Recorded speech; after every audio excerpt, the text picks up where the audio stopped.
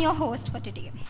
Today we will hear from global thought leaders, industry experts, and innovators who are shaping the future of manufacturing,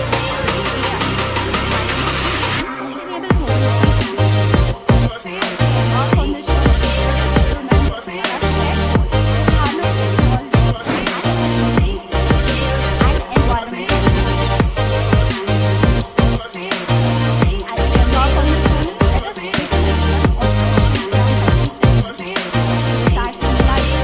begin with and welcoming of knowledge, wisdom, and prosperity.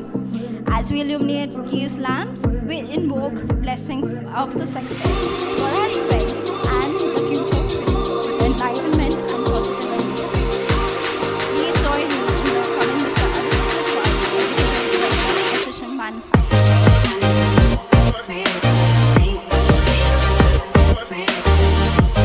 Shailendra, Goswami, Chairman and Managing Director, Pushkaraj. Sunil, Mehta, Assistant Vice President,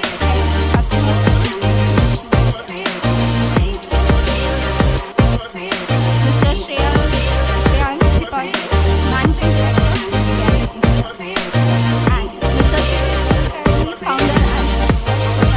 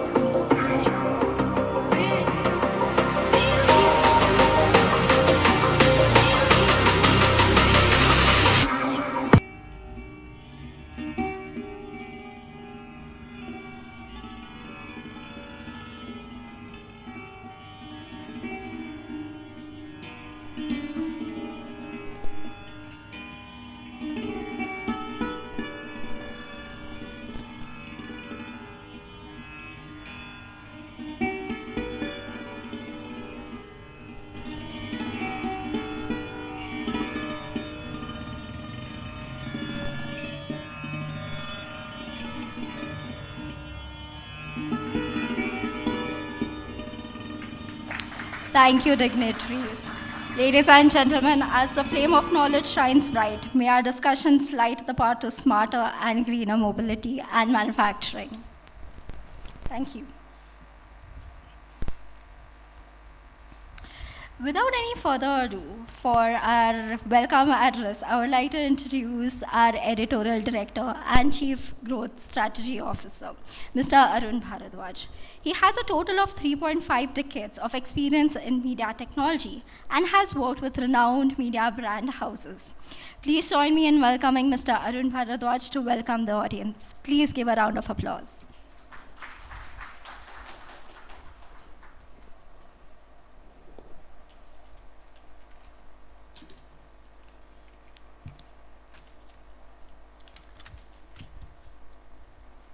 Thank you, Anushka. Good morning, ladies and gentlemen. It gives me a great pleasure to welcome you all, eminent speakers, sponsors, and delegates.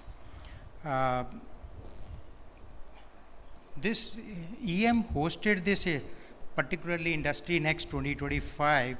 Thank you for being here with us today. As the saying is, knowledge shared is knowledge squared. So this is what for we are here.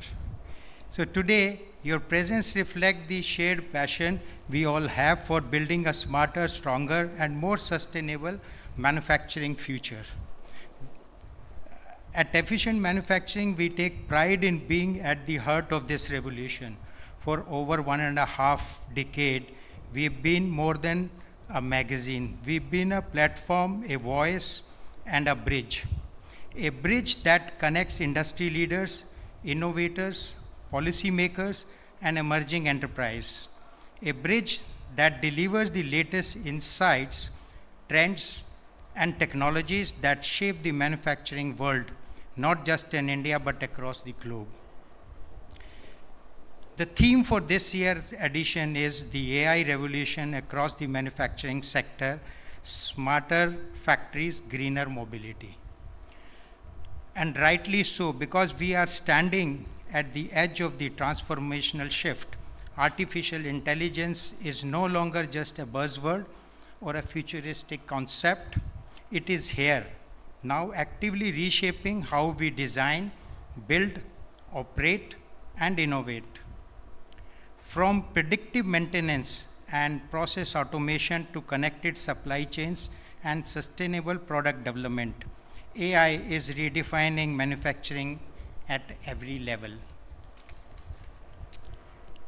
The transformation is not just about efficiency or productivity. It's about reinvention.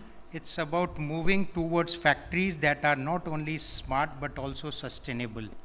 Mobility solutions that are not only fast but also clean.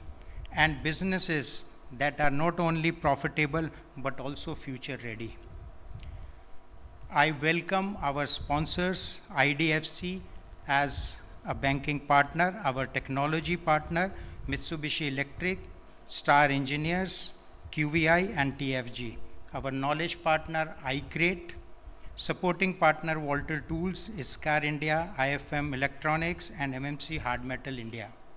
As we go through today's session, from global perspective and cutting-edge technology, showcase, etc., I encourage all of you to engage, ask questions, connect, and share your experiences.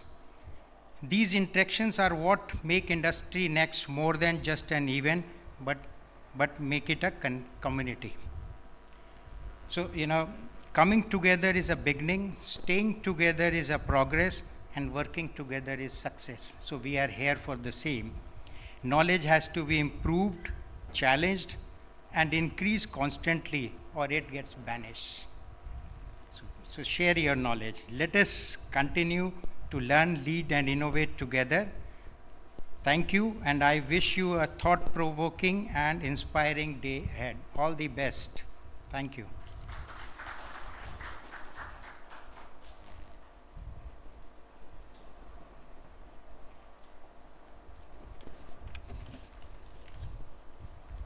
Thank you so much, sir, for your insightful words and for addressing the audience. So now, it is my privilege to introduce our keynote speaker and the summit chairperson, a true trailblazer in the Indian manufacturing landscape. Under his leadership, the Pushkaraj Group has not only scaled domestic production capabilities, but also forged strategic partnership across the globe, setting new benchmarks in quality, efficiency, and sustainability. Today, Mr. Goswami will share his insight on global perspectives and opportunities for Indian manufacturers. Please join me in giving a warm welcome to Mr. Shailendra Goswami, Chairman and Managing Director, Pushkaraj Group.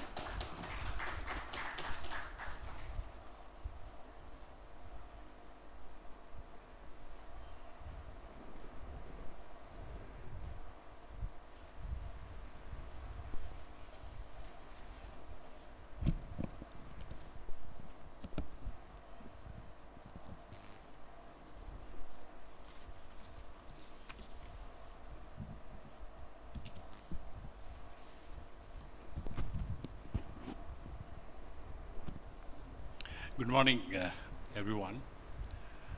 Thank you, the management and the organizing committee of Efficient Manufacturing, Arun, Dheeraj, and Anushka, for giving me this opportunity once again to come and address the audience. And like you said, that this is a platform where you always encourage sharing of knowledge. And I personally feel that at this age, after 5 decades of my experience, I can only do that. And the very fact I'm standing here, maybe I have done some relevant work and I'm going to share some relevant knowledge based on the global perspective and the opportunities for Indian manufacturers. By nature, I'm a very, very strong optimist, a very, very positive person. So I see opportunities in everything. I see opportunities in even problems. Now, as I always have been saying that when a door closes, 10 doors open. Now it is totally left to us to see which door is important to us rather than cribbing on the door which has been closed on us. So ladies and gentlemen, let me get into the meat of this particular topic of global business perspective and opportunities for Indian manufacturers. Why are we discussing global perspective? There's so many things which are available, but then today being a manufacturing conclave, I thought that manufacturing in isolation cannot survive unless we understand what exactly is happening in the entire ecosystem. Initially, we were totally restricted ourselves to a domestic sort of a perspective, but today we all practically in major industries have become global players. We are attempting to become global players. If not, we are already in that global scenario. Now, when we are discussing all these things, when we are drafting strategies, our visions, our mission statements, everything, if we do not take cognizance of the global perspective, then we are going to be misplaced as far as the race is concerned, as far as the competition is concerned, or as far as the contribution to the industry is concerned. Therefore, I chose this particular topic. I have been speaking on this for last couple of months because this is becoming very, very relevant. And when we say global perspective, what happened to global scenario? It happened in 2020, actually. COVID. Prior to that, we were normally living. So a new normal got introduced. After COVID, things changed. We started drafting policies because the people who we think, because of whom we suffered, were a country which is our neighbor and a very, very strong competitor, who was not letting us get into the international games because of their cost efficiency, because of their smart manufacturing, because of their productivity, because of their quality of products, or because of their low-tech, high-volume provinces. In India, we always took pride in our intellectual capital, and we always focused on high-tech, low-volume business. We never ventured into capacities where scaling up could demand 1 million pieces per day. But I have visited those factories in China, Korea, or Taiwan, where people are talking of 1 million pieces per day. And they can cater to that, and then only they can become global players. Now, COVID did something differently, and which is where all these countries, they really started struggling, because China plus one strategy was drafted in which China was isolated. The moment China got isolated, who were controlling major market share as far as global business was concerned was thrown open to the entire world except China. Nobody wanted to do business with China. Supply chains got disrupted. People wanted to relocate from China to some place, and which is where I have been writing on LinkedIn also, where I had offered during the time, roughly around 2020, 2021, that if somebody is looking for a replacement of their supply chains from China, we are here in India to cope up with that kind of a replacement, although it was an overstatement, because replacing China is not that very easy. We will take at least 10 to 15 years to become what China is. One has to really get into this system of Chinese manufacturing to understand how they manufacture, what they manufacture, and how they have succeeded globally in promoting their products as far as manufacturing was concerned. But then I made that bold statement, that if you want to replace those or relocate those supply chains, you must look at India.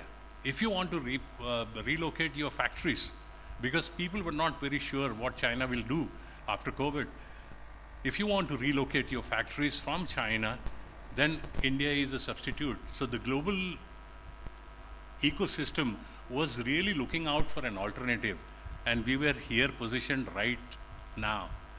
And this is where the opportunity struck to us, and that is where that global perspective really came into being. The second most important thing which happened was a complete geopolitical situation. The world order changed after 2020 or 2022, where everyone started thinking independently. We started 2014 Make in India, where the concept was that we will do everything in India, followed by Atmanirbhar policy, which was introduced in 2017, where we said that initially when we said Make in India, we could borrow designs from somewhere and then start making in India and serve the world. But when we started the policy of Atmanirbhar, at that time even the designs were taken as an inclusion into making in India. And that is when everyone started thinking about their own self, that tomorrow, if anything happens geopolitically, we should not suffer. And today, rare earth is an example where China is holding as a trade sort of an embargo, and which is where the automotive industry is suffering. And these kind of a situation, semiconductor, was something which really held us on as far as manufacturing was concerned. And this is where Make in India or Atmanirbhar policies really came about, and then we started becoming self-dependent. And when this situation started developing, there's so many things happened. Now we know that Russia, Ukraine is there, Iran, Israel is there, China, Taiwan is there, China, Hong Kong was there, Korea, North, South was there. All these are manufacturing bases. And all these manufacturing bases really suffered very, very heavily because of all these disruptions. And nobody wanted to really take any risk, because ultimately the economies have to survive.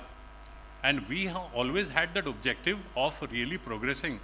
We always called ourselves as the fastest developing economy as far as the global chart was concerned. And thank God we have already reached that place, fourth place today, when we are working on 4 trillion. We want to get into the third place, where we may have 5 trillion or 10 trillion. The number doesn't matter, but then the place certainly does matter. Now, if geopolitical situations are playing that kind of a role, we had to take cognizance of that. That is where the global perspective really comes into being as to which country we should be working on. I'll give you a simple example. When Russians and Ukrainians were fighting with each other, Russians opened their offices in Bombay, and they started using this Indian supply chain. I personally got several inquiries from Russia, and I did not entertain those inquiries, because I understood the moment I supply to Russia, I will have to forego my passport or visa for America. Whatever I do for Russia, immediately it gets reflected on US. And which is what we never wanted to sacrifice, because that was an established market. Russian business was an opportunistic business. We didn't know what was the longevity of that particular business. So these kind of decisions, strategic decisions, because ultimately we never thought an inquiry comes, we start working on that. But today when an inquiry comes, we really get into the roots of that what is the origin of that inquiry, why this inquiry has come to us, from which country it has come to us. That country has alignment with what all. That country is not friends with so many countries, whether we are already having existing businesses or not. That really creates a lot of problem. Let me tell you, I had come on a very, very final negotiation table in America for an auto component manufacturing from a company in Gujarat. A business was very, very large, almost 100 crore worth of business. The last stage, the government issued a fatwa in which they said that people who have indulged into supplies of Russia, they will not consider. And unfortunately, the company which I was trying to promote had done some supplies to Russia. They were just taken it out. So 1.5 years of work totally gone west, only because of that. Now just imagine if the impact is going to be like that, today that global perspective becomes very, very important. You will have to draw all the lines, global map worthy. That which country I should be doing business with on supplies, on purchases, or on services, or on collaborations. So tomorrow I may buy a collaboration from X country and it may not get sold in Y country. What is the good use of that?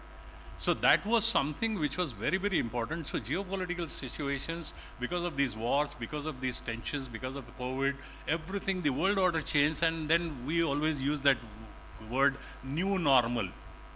In that new normal, all these things have got to be examined. So today when you receive something, as Indian manufacturers, you will have to evaluate to its depth.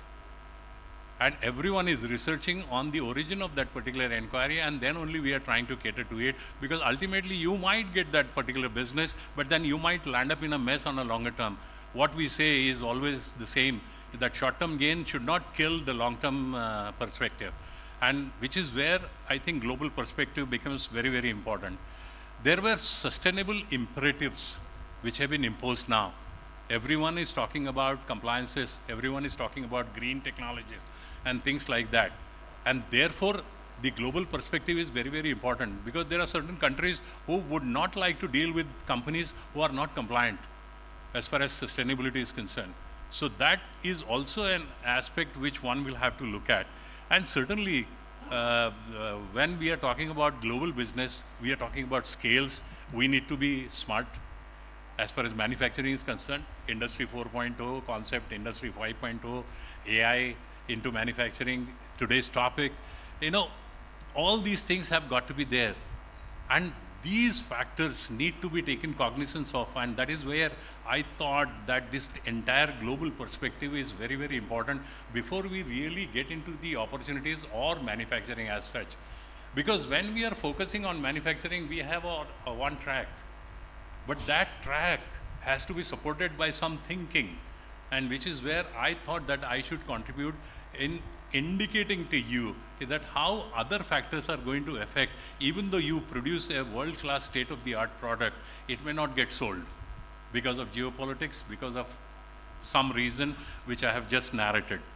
Now, therefore, countries are really seeking trusted, diversified manufacturing partners. So if somebody is really going to offload, because till yesterday everyone was importing. If I say China, if I say Taiwan, if I say Thailand, if I say Korea, if I say Japan, they were net exporters. Their trade balance is negative as far as they buying and they selling. Now, when these people were surviving, their economy is based on net exporting, and there were countries, the major country which was importing was America. Almost $19 trillion worth of imports. Now, when they were importing so much, overnight somebody cannot manufacture all that 19 trillion. So they had to look for trusted partner. Who else could have been more trusted than India? India has been totally non-aligned.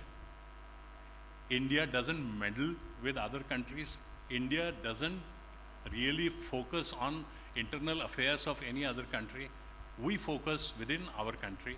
We focus on developments within our country, and which is where our thinking really mattered.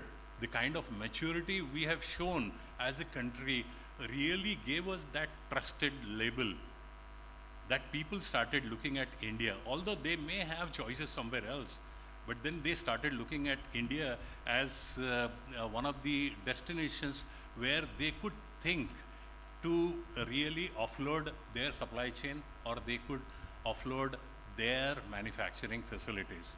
Now, if we are trying to become this trusted partner, India was earlier only looked at as a market, because we have that 1.4 billion population which has a consumption. So naturally this was the market. If we say China, between India and China, third of the population stays, China goes out, the market which remains is only India. Now, India had that kind of a population, India had that kind of a consumption. After America, of course, America consumes a lot, but the India is much less. So, this consumption was something which everyone was looking at. But then ultimately, they also started looking at us as global manufacturing, because we became, they thought could be the trusted partners. Then there could be some value addition which Indians can make because of our intellectual capital. Everyone knows what exactly do we do that.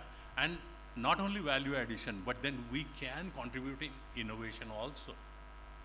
Because India is one of the largest supplier of manpower. Intellectual capital around the globe is spread out from India in many sectors. Whatever field you choose, whether it is medical, whether it is engineering, whether it is services, whether it is whatever, all these things are going out of India. So India was looked at as a trusted partner. India was looked at as a value addition partner. India was also looked at as an innovative hub. Today in India, how many R&D centers of the global players are there? There are more than a couple of hundred, I think, R&D centers which are based in India, and they are using our manpower to do all the innovation, creative jobs or design, development, whatever that comes into this. Now when we have concluded that fine, India became the trusted partner as far as manufacturing was concerned, why India should be looked at as a manufacturing partner? Politically or administratively, government-wise, everything is fine. But what is there in India? We have skilled labor. Whether it is semi-skilled, whether it is unskilled, skilled labor, manpower and skilled labor is there. We have a robust domestic market, which I just spoke and then we have a very, very proactive government today.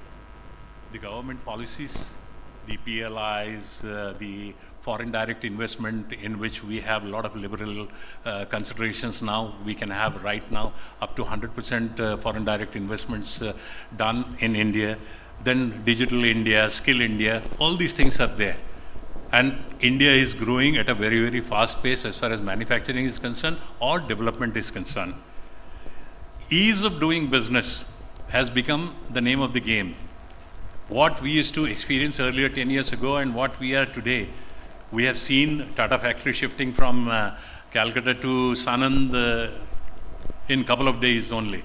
And this became possible only because of the proactive support from the government. And unless the government supports, nothing happens. Today, the growth of Vietnam has happened only because the government has taken that on themselves to support the manufacturing industry. Although they are doing that, being that country is so small, they cannot cope up with the kind of a demand which the global ecosystem is requiring. But the point here is that the government's proactive support is necessary for an industry to run. And government certainly supports us because the agenda is very, very clearly defined. That we want to reach that particular position, we want to attain that particular GDP, and in that GDP, the contribution of manufacturing, which was earlier roughly around 15%, has to go up to 25%. And that 25% GDP contribution has to come from the manufacturing industry, and of which 55% of the contribution comes from MSMEs. Please understand where we all really come into picture. So virtually, if you see, our shoulders are very, very pretty heavy.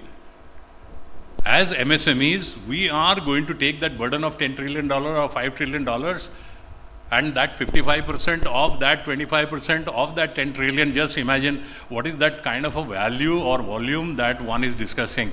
And not only within India, but we are discussing global platform. So today, when we are talking about manufacturing, about global perspective, please understand there is going to be a tremendous amount of responsibility which is going to be thrown on you as manufacturers. And when the responsibility is thrown, naturally there has to be an opportunity. Then only that responsibility comes. And moment that responsibility comes, accountability also follows suit. And if we have to be accountable for the kind of an opportunity that is working out, we have to do the homework. And what is that homework is what we are trying to do. The best part of it is, as I said, that we are friends of all. मराठीत बोलायचं झालं तर आपण पंगे कोणाशी घेत नाही. काय घेणं आहे आपल्याला? आपल्या देशाचंच प्रॉब्लेम इतके आहेत की आपण आपलं बघूयात, बाहेरच्या देशाचं करायचं काय. So we just focus on ourselves. We are trying to resolve our own problems, which is taking time, but then certainly we are progressing. Because in many conferences, people ask me several questions, that India has this problem, India has that problem, India has that problem. I said, look here, gentlemen, despite all those problems, we are growing at 7% or 8%. Show me one country which is growing at that. And if we didn't have those problems, just imagine we would have been number one. So take a positive stance on that despite all these problems, we are growing. And today world is acknowledging that. We are not tom-tomming ourselves about that we are getting into that growth path. But today the world is acknowledging, and that is where the thing is working out. And today most of the manufacturers have adopted to smart manufacturing, which is where I think we should be looked at as a manufacturing hub.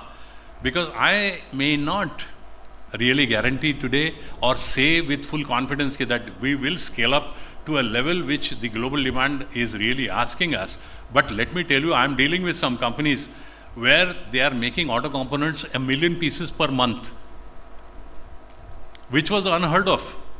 Today all the factories have become automated. 1 million pieces per month is quite a lot in auto component industry in tier 1.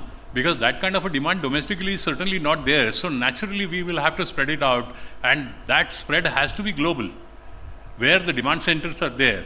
And which are those demand centers, we have to identify and then work it out.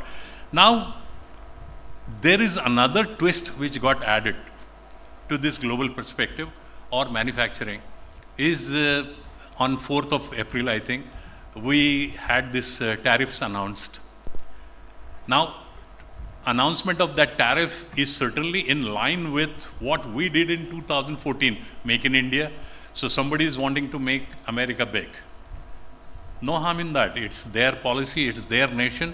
So we have to take it in stride and understand the meaning of that. If you really look at it, America never charged any import duty on the goods they were importing. It was less than 2-digit. To tell you frankly, no, some places it was 3%, 4%, 5%.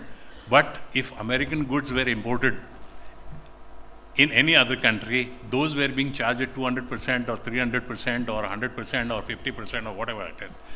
America really took it in stride so long. But then in the last 5 years, America took a hit where their inflation went up, their growth rate came down, prices went up, internal problems, which is where the new government got selected. And they had that manifesto or a mandate in which they promised that we will bring back manufacturing, we will bring back growth, we will lower down the inflation, we will bring down the prices. So naturally some decisions had to be taken. So the decision for tariff was taken. I'm not advocating their policy, I'm only analyzing that policy. I'm putting the facts in place. There is a big debate, or this is a very, very big topic which can be discussed on a complete day-long sessions. But long and short of it, the net exporting countries suffered the maximum, which China, Taiwan, Vietnam, Korea, Japan. And therefore, the supply chain got disrupted, manufacturing got disrupted, prices went up again. The moment prices go up, inflation goes up, growth rate comes down, all those things started happening. But this was done with clear-cut knowledge, with an understanding that there could be certain arrangements which will work out. That is where we got that 90 days breather time in which now the trade deals are being signed. Depending on the countries, depending on the trade balances, the trade deals are getting signed. And I'm 100% 100% sure that India is certainly going to get a very, very favorable sort of a tariff structure, which is not going to be different than what we were earlier working out. Because in circles, it is being said that we might be considered as one of the favored nations as far as Indo-American relations are concerned. And at least on the trade part of it, because of the relationship between the governments. And therefore, all the roads now today are leading to India. Because these net exporting countries, they are trying to find a conduit to go back to their demand center, which is US. They cannot go directly, because in China, it started with 170, it went to 240, it has come down to now 50, I heard. Or it may settle at some place like that, but then nevertheless, that is going to be something which is going to get added. Japanese are suffering in the same manner, Koreans are suffering in the same manner, Vietnamese are suffering in the same manner, because the Chinese found a conduit through Vietnam to US. But then Americans are equally wise. So the goods which are coming via Vietnam from China, they are levied additional 40% duty. So effect is same. We are the only country, we are very well strategically placed, where we do not depend on exports. And we have a very good relationship with countries, and naturally, therefore, everyone is looking at India as a sort of a partner. Again, you will not believe the number of you can say leads for collaborations which have started coming from Hong Kong, from Vietnam, from Korea, from Japan. I have a list actually, I can read it out, which I have worked it out for today's session. There are more than 20 companies who have approached me to find Indian partners. So that two objectives. One is to capitalize on the Indian demand, and secondly, to take the products overseas globally on an Indian joint venture or whatever that Indian name it could be. So it is a win-win for them. It could be win-win for us, because we are getting technology, we are getting manufacturers, we are getting global market, and we are also getting training, upliftment, upgradation of our manpower and whatnot. Already such things have started happening. Now, I am a very small business person sitting in Pune. When I have a list of 20 companies, just imagine people sitting in Mumbai, Delhi, or Calcutta, or major Chennai, Bangalore. How many companies must be approaching through their contacts for collaborations in India? Don't you see that as an opportunity? Not only that, you will not believe Europe is not different now. Europe is also passing through several problems. I have roughly around 8 to 9 companies on the block available for buying in Europe. The progressive part of Indian manufacturing or Indian manufacturers is that today we are collaborating and we are also in the acquisition mode. We have become so confident that we can make very good product, we can manufacture it smartly, we can cater to global market, and we can acquire companies overseas to capitalize that market as well.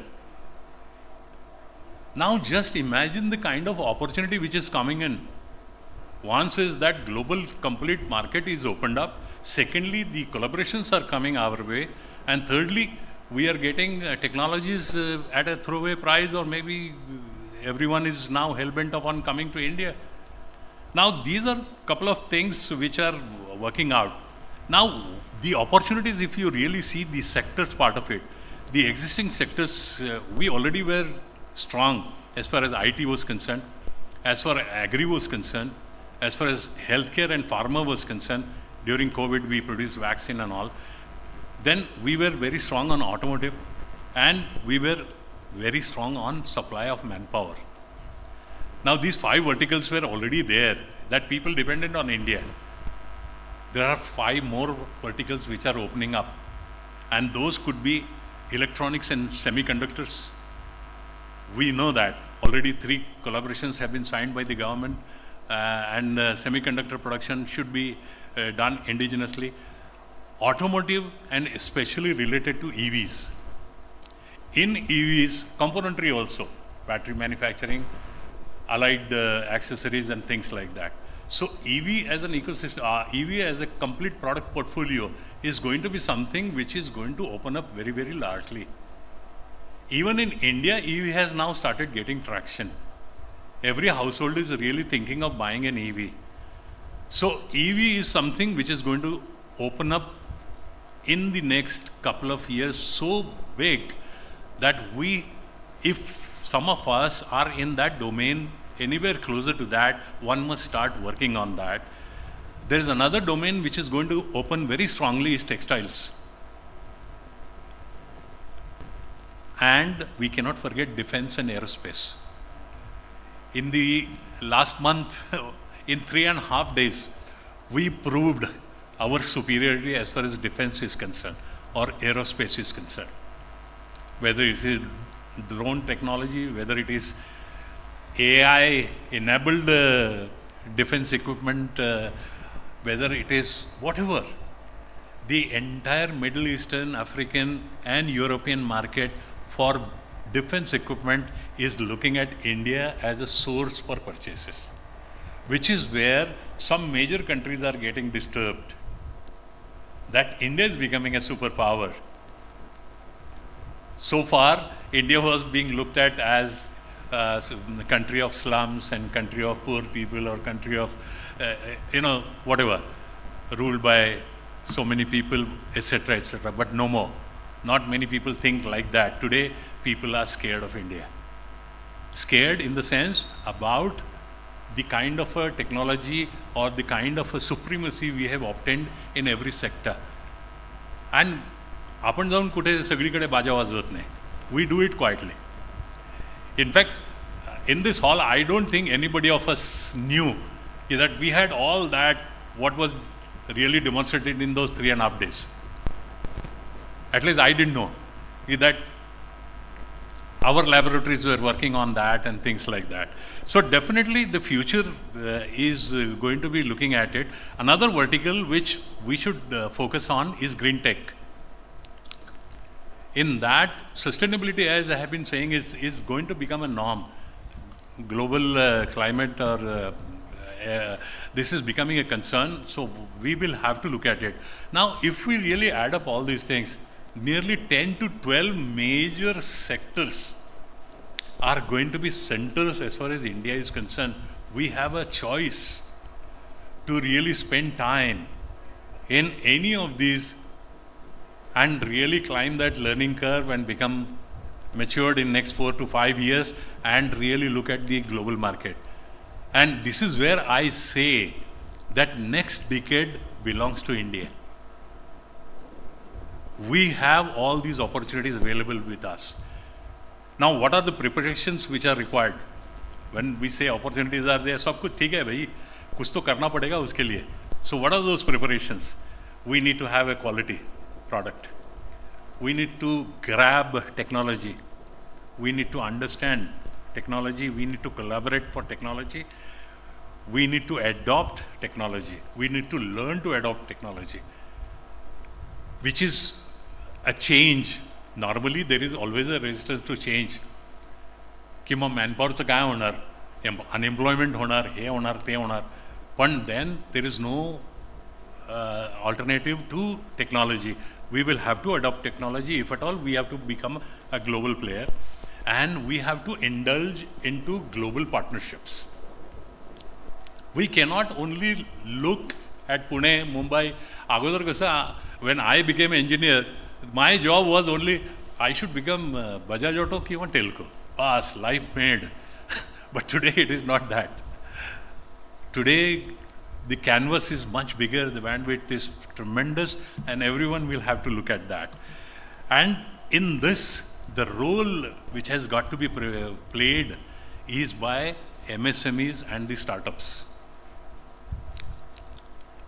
The large companies definitely have their strategic plans, they have their long-term vision, but we have to ensure whoever is really getting into this domain or working with this domain, please get this message across that MSMEs and startups are the ones who are going to be the backbone of this particular development. Because that 55% is there. In that, as many MSMEs, as many startups they come in, we should be working out, which is where we are in our own business. We are trying to help startups on investment, on funding, to let them come up if they have certain deep tech or domain expert this thing. In conclusion, what would I say? That we want to reach that third position globally, whatever that $5 or $10 trillion. The number is not going to matter because it totally depends on the kind of demand that is going to be out. And under the circumstances, next decade belongs to us. There will be ample opportunities for growth, innovation, and collaborations. I am always insisting on innovation because obsolescence is a game which we need to really keep very close to our heart.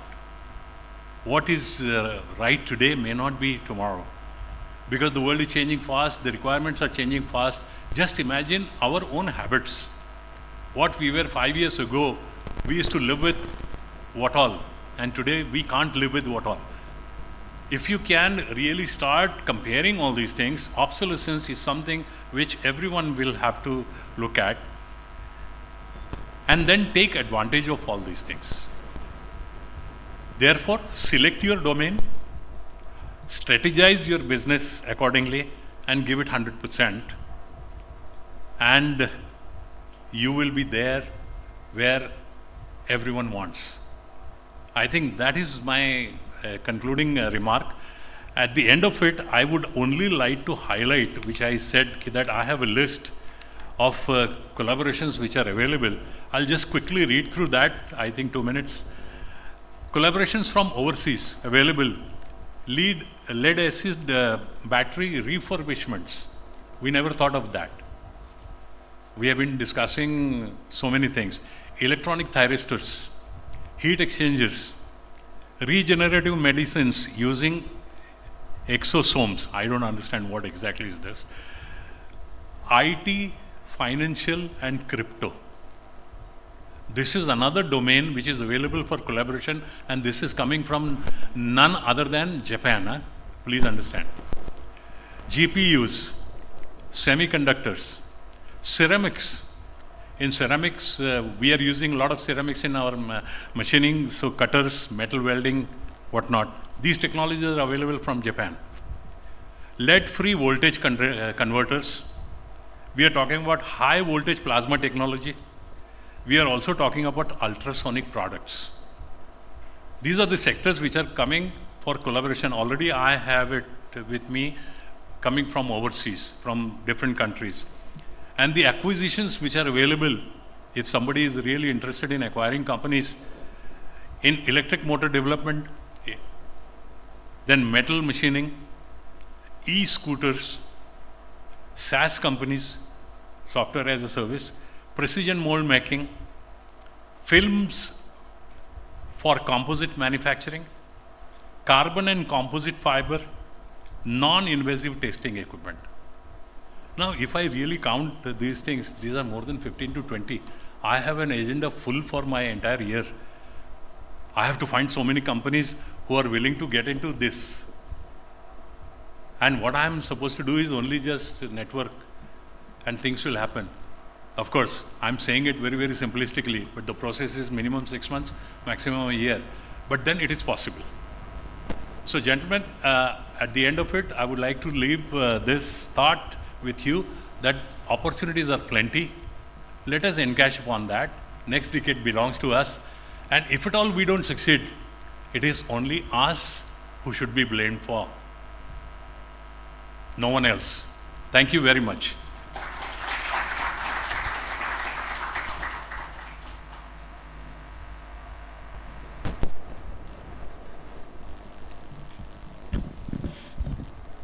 Thank you so much, sir. That was truly an interesting and an insightful session. I would now like to request Mr. Arun Bharadwaj to please come up on the stage and felicitate Mr. Shailendra Goswami.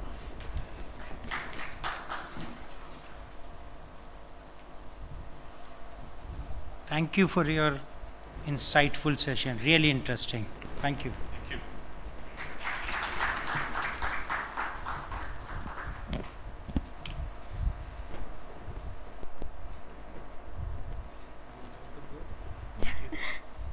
Thank you so much, sir.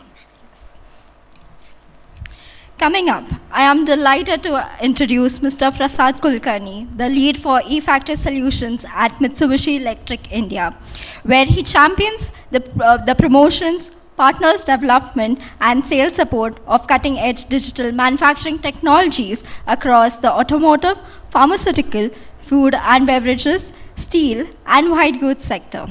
He has nearly 12 years of deep expertise in the automation industry. Mr. Kulkarni will talk on the topic of reimagining the digitalization landscape through smart and sustainable manufacturing. Ladies and gentlemen, please give him a round of applause.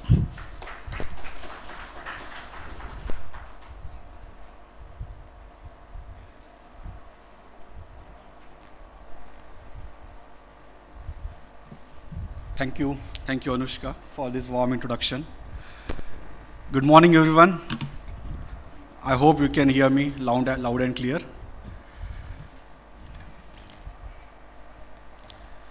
I would like to thank Efficient Manufacturing for this opportunity, my organization for this opportunity again, and thanks everyone for being here.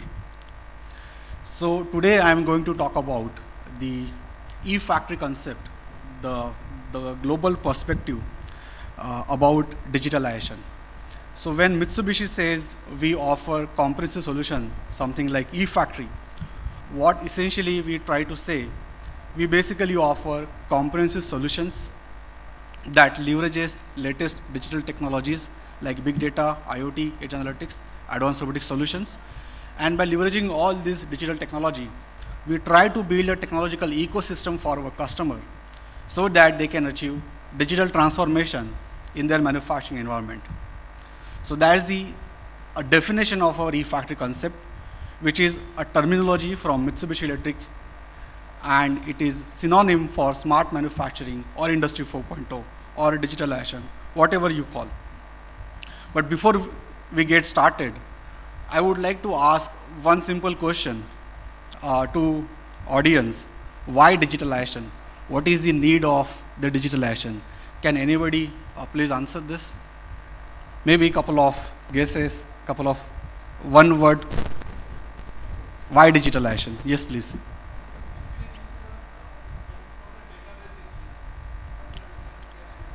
Correct. So database decision is one of the key parameter that leverages something, right? It will enable your decision making, but for what? Any other answer? Maybe one more answer and then we can probably start. Yes, please. Sorry? Correct. Analytics and insights that we are going to deliver, to get, but to do something, right? But what is, yeah, maybe.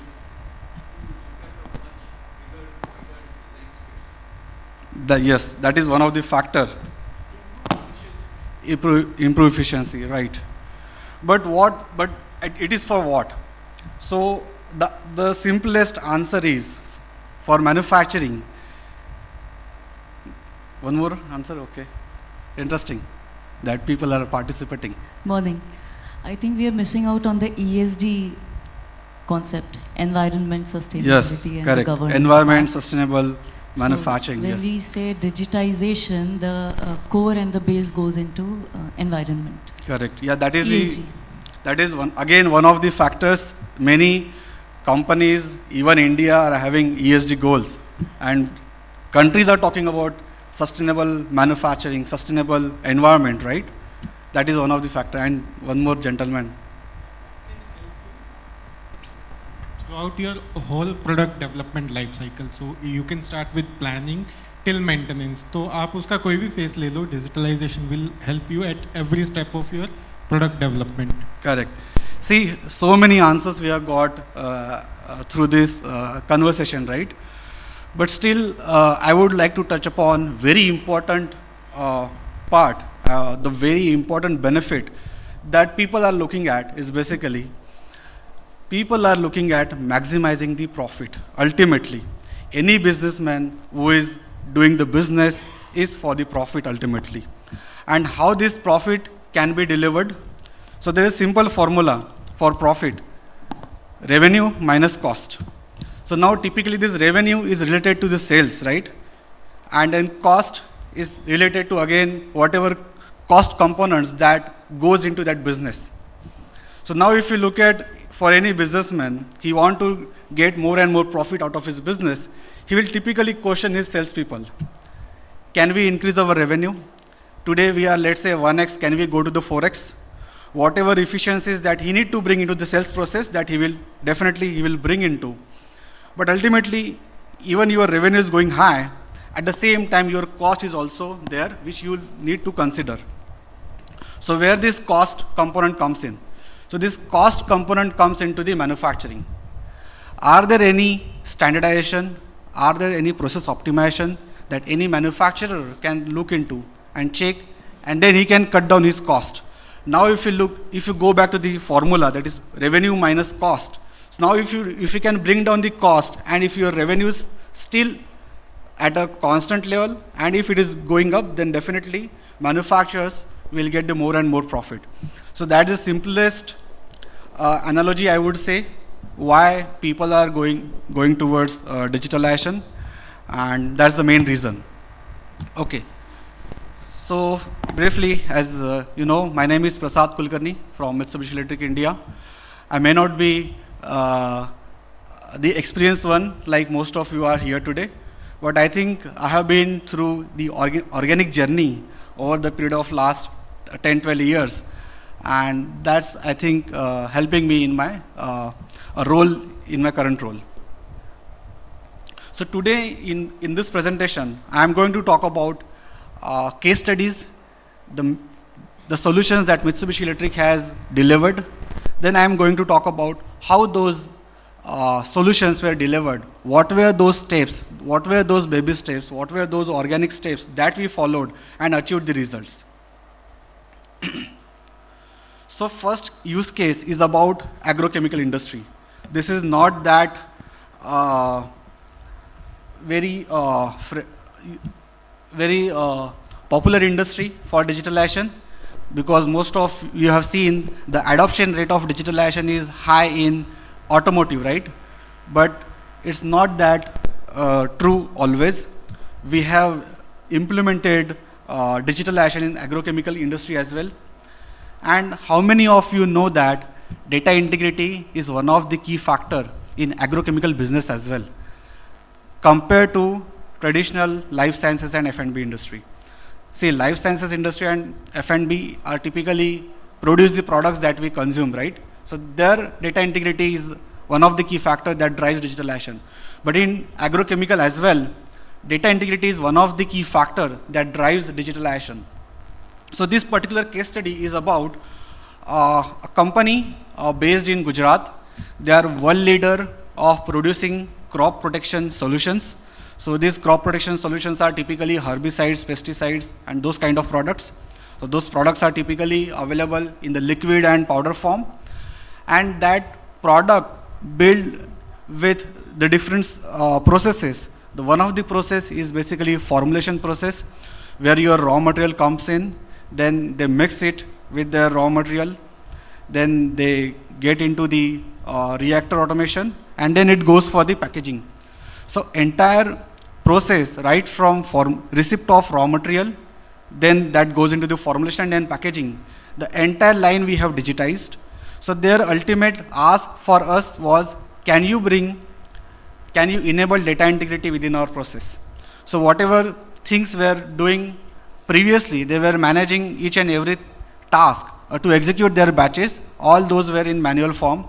They were generating manual records. They were writing each and every parameters manually, which they wanted to digitize. Another important enabler for them was they wanted to avoid the safety part of it.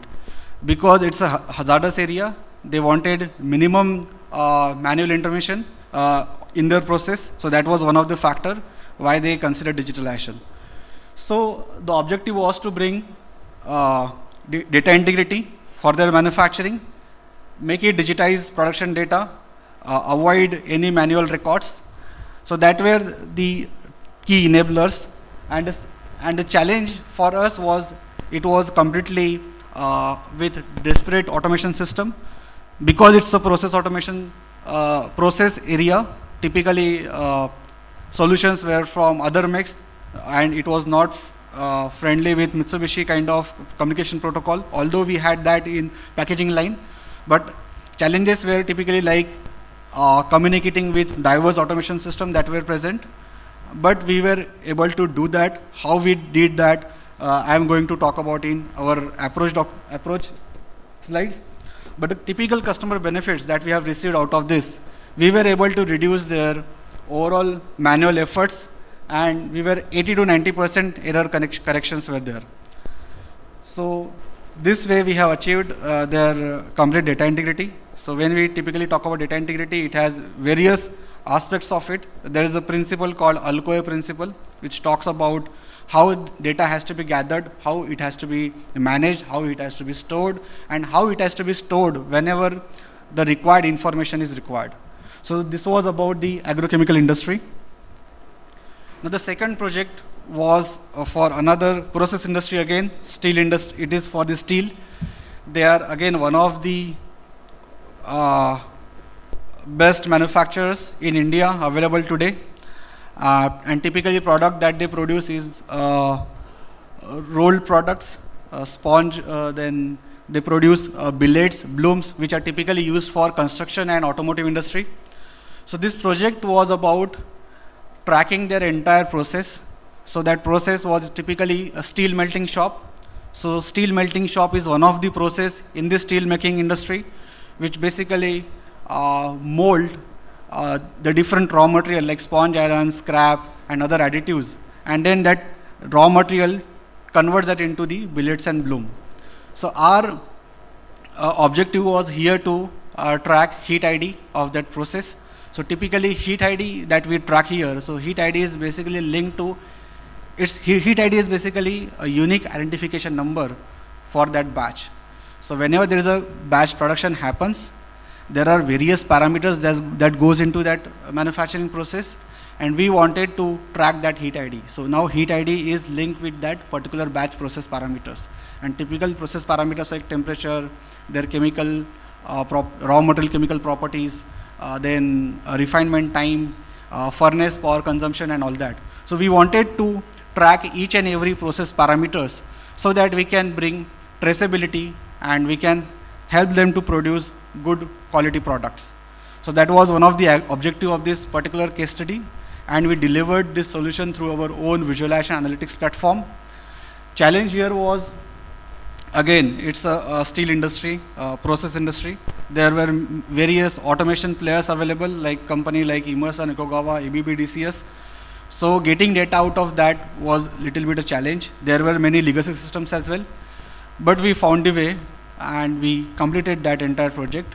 And it was for their tracking, bringing complete visibility about their operations, about giving them understanding about different process parameters then available in their each batch. So that was one of the project. And another case study is about the automotive industry.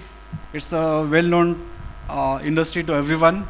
So here they wanted to have a complete guided digitized approach for their production execution. So they were having multiple machines, multiple lines in their plant, but most of the individual machines were automated, but they did not have any particular system which will enable a person to have a guided steps, guided SOPs in digital form. So that was one of the project that we did for one of the automotive industry. So now talking about the overall landscape about the manufacturing digitalization, right? So any manufacturing, if you look at, it's typically converting raw material to finished good. And if you look at all the highlighted areas are typically showing you different areas of any manufacturing. But if you look at this particular thing, that is manufacturing assembly line, is typically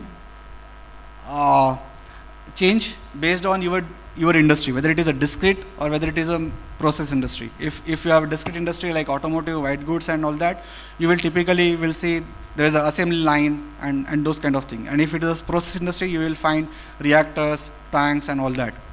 But other parts remain the same, like receipt of raw material, storing that collected raw material to the parts warehouse, then it goes for the consumption of that raw material, and then it gets into the final finished stage. And then there are supporting areas like quality, quality, maintenance and utility, right? And there are various areas where we can offer solution. So these are the various areas where we offer typical digitalization solutions. But how we do that?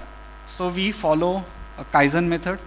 I'm sure most of you are aware about the Kaizen terminology. It's continuous improvement.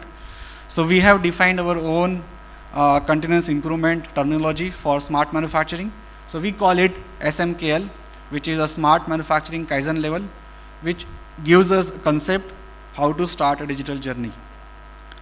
So this particular thing is mainly for the digitalization leader who are present here today, who are representing manufacturing industry. The one thing should be very clear before you implement any digitalization project in your plant, it has to follow PPT framework. Being a Japanese organization, we always talk about this PPT framework. What is this PPT framework? It is basically about people, process and technology. If you want to implement any digitalization project, the message has to be very clear from your CEO, CTOs and those kind of people. And then only the people who are working in the system, they will help you to carry out your message and help you to implement that. Another thing is about the process. You need to have a proper process in place. Your process has to be stabilized, it has to be standardized. And then another part is about your existing infrastructure. Whether your existing machines are capable enough to push data for that digitalization. So you need to take care of your existing infrastructure as well. So people, process. Now, if these things too are standardized, then you can think about the technology, bringing the technology in place to achieve that digitalization. So I think that's very much important while you implement any digitalization project. But at the same time, we should, and the next step is you should also understand where you stand today. As an organization, as a manufacturing organization, where you stand today in that digitalization journey. And that digitalization journey starts with computerization or automation, and it has 6 different stages. Imagine you have complete manual plant. First thing you will have to do is automation, typically using PLCs and DCS kind of systems, where you do automation and have your industry 3.0, right? Typical industry 3.0, what we talk about.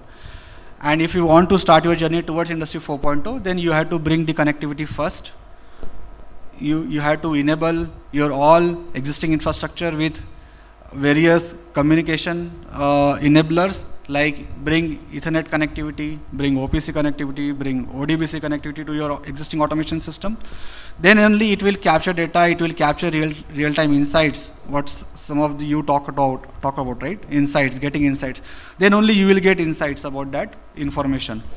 Third stage is about the visibility. Bring that visibility about your shop floor. Unless you have visibility about your shop floor, you won't be able to take any corrective action. So visibility is most important thing. Rather, I would say it's a first step towards industry 4.0. You have complete connected factory, you have complete visibility, you know now what is happening on your shop floor, and then you take corrective actions if some KPIs and if some deliverables are not being achieved.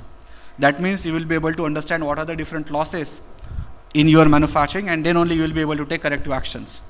That's about your bringing the transparency.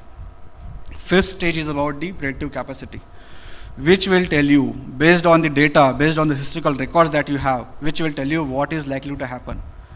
And that thing will come only when you will spend good amount of time with your industry, with your visibility, when you will have, you will have a data of 6 months, 1 year, then only you will be understand different data patterns, whatever data you have gathered. And that will help you what is going to happen, what is likely to happen with your manufacturing process. Are there any equipments which are at risk? Are there any failures that can be expected? So this predictive capacity, there are systems in place which can be implemented, and you will be able to know what is likely to happen. And sixth stage, a long way to go, but about the adaptability. You are going to have a systems which will tell you what next course of action you need to take to avoid those failures. I'm sure many people are aware about the ChatGPT, right? It is about the LLM. LLM understand based on the historical data which is available with them. So similarly, LLMs and AI agents are going to tell you what next course of action you need to take. Maybe tomorrow day will come where AI agents will take only action. Maybe there will be human in the loop which will say go, no go, but rest of the things will be taken care by the AI agents. Now what Mitsubishi has to offer here. So step number 1 is about the computerization automation. So we have got automation systems in place like PLCs and DCS. It has got various connectivity options. Ethernet is standard protocol, which is common for most of the manufacturers available here. Second thing is about bringing the connectivity. There are various ways we can bring the connectivity in the manufacturing landscape. One of the method is using a software gateway. Being an automation player, we have two methods. One is we use a hardware gateway, which is robust, which is a secured one, which is a powerful one. And second method is about the software gateway, where we can use standard OPC servers available. Some of you might be aware about the product like Kepware. So this is a similar product. You can very well compare this product with Kepware. There are many advantages over Kepware as well. I can bring those advantages. I can tell you about those advantages in one-on-one discussions. But this is the product that we use for bringing the connectivity. And this also helps us to connect your legacy systems. It also supports getting data from CSV files, which is typically not available in standard OPC servers available. Step 3 is about bringing the visibility, giving visibility through our software platform called Genesis.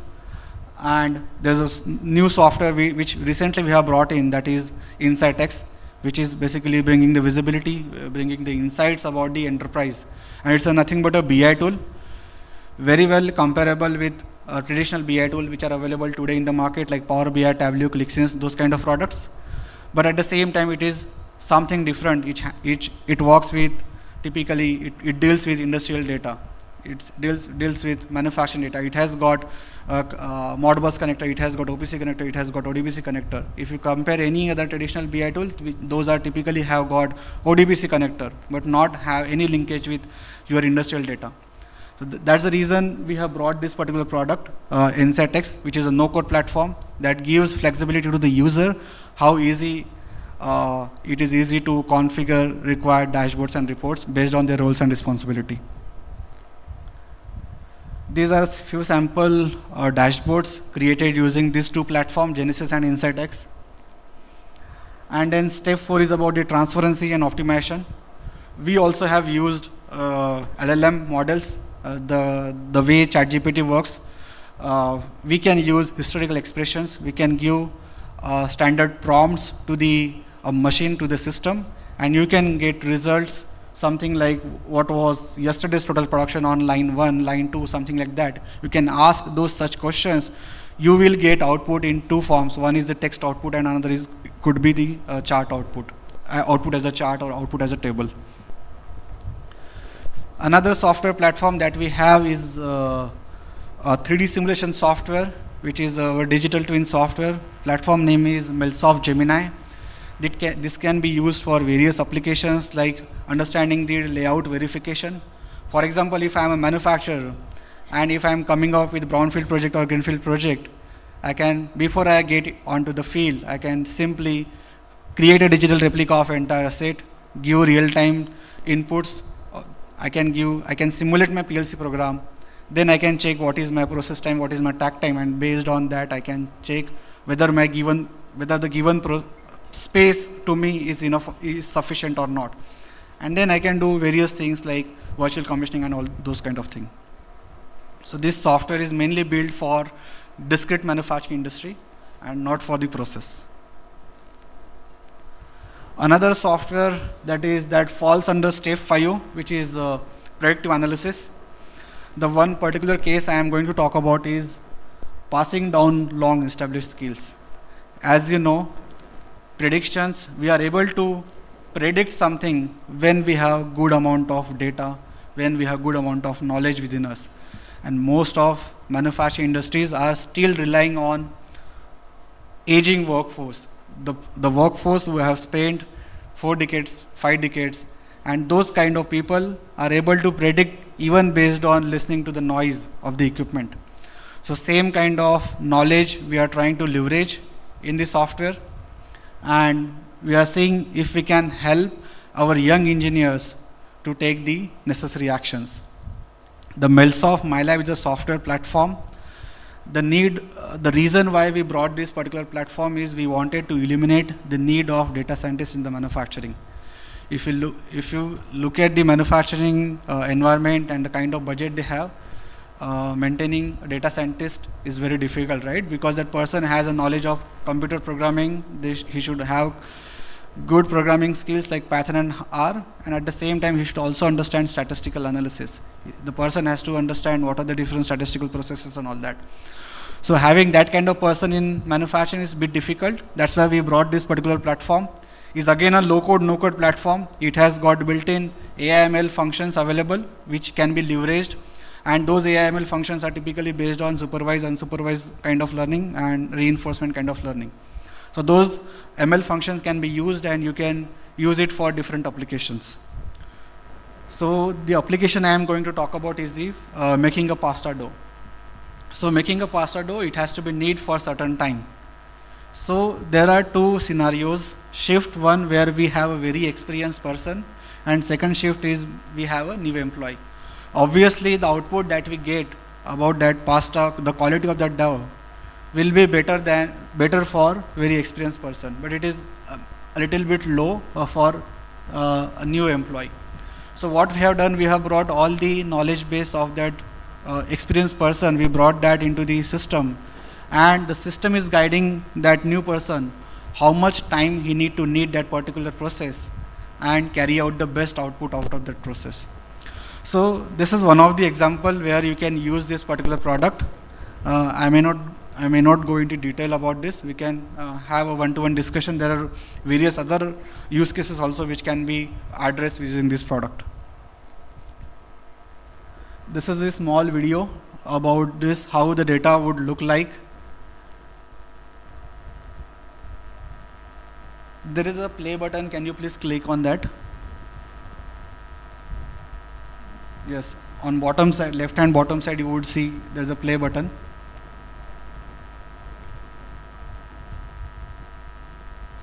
Could you click that?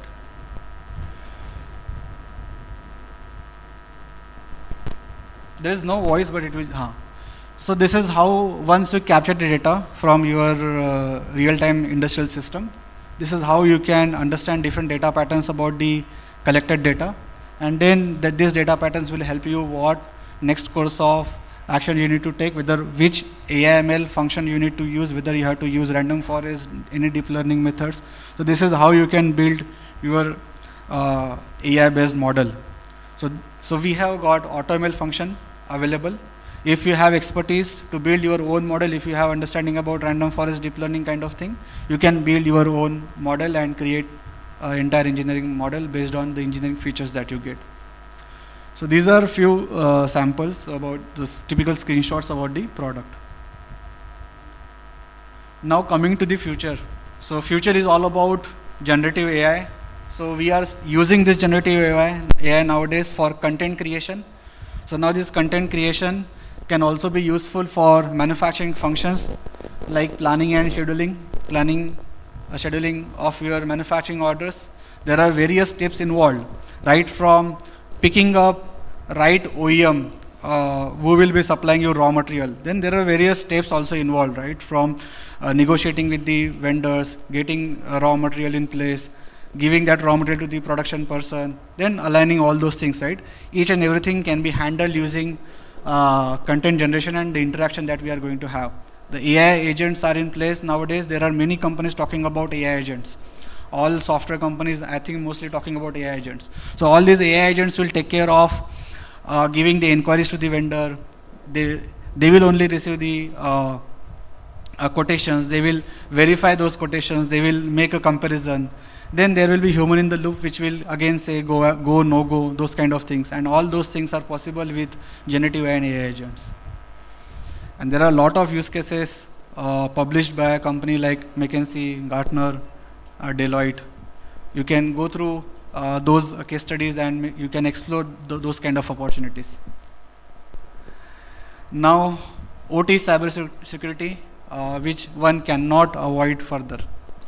We cannot wait for one more COVID for the manufacturing. It could be next epidemic as far as OT cybersecurity is concerned.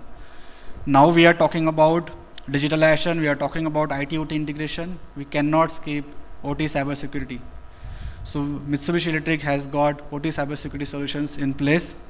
We have got built-in IDS sensors. IDS sensors means intrusion detection sensors built in our PLC. We have acquired few companies as well. We are deeply investing in software companies available across the globe, and we are making our system more strong and robust in nature, so that it can detect any anomalies, any malware, right, and there itself. So we have got IDS in place. We have got IPS in place, intrusion prevention system, and we are also having secure remote access. So secure remote access is one of the solutions that many manufacturing companies are always looking for, because many manufacturing companies are having equipment which are supplied by global companies, and if they want to do any modification, if they have any troubleshooting, then they have to call the person who is sitting across the countries. And then giving them remote support is always a difficult task. And then these are the vulnerabilities, these are the and there could be compromission can happen while you offer any remote access to your third party player. So we offer secure remote access solutions which will help you to enable that secure conduit through which remote connection can be established. And we are also gearing ourselves to become solutions like Security Operations Center and those kind of cybersecurity solutions. So that's all from my end. So are you ready for your next step towards Industry 4.0? That is a standard question that I would like to ask you. And with this, I would like to conclude my today's presentation. Thank you very much.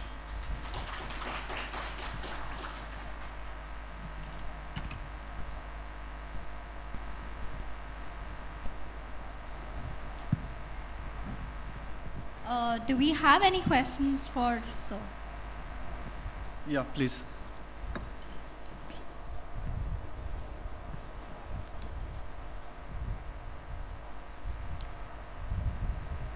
Hello, myself Ravindra Deshpande. So actually, when we implement the solutions, we gather the data from different system integrations.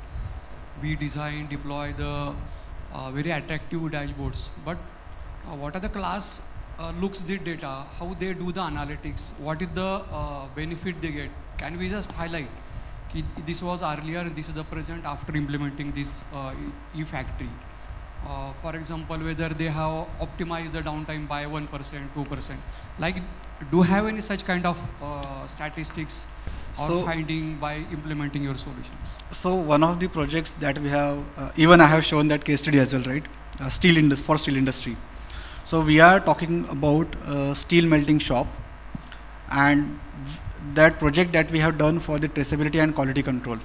So now in a stage that we have captured enough data, and now we are talking about bringing that visibility to the shop floor person, and based on that historical data, now they are planning to do any process optimization, and definitely it will help them to improve the quality of the product they are producing.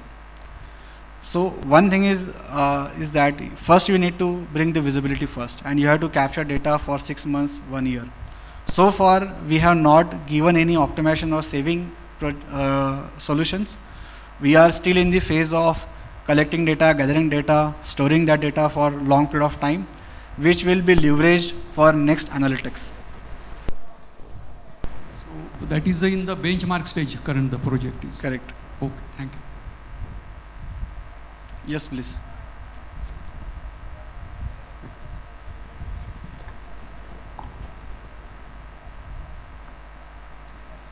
Hi. Yeah. So you talked about collecting data. So how deep should the data be collected? So like if you have 100 sensors, should the data from all the sensors, actuators should be collected, or only the final amount and the parameters should be collected? So the standard question is, the more the data, the good your output would be.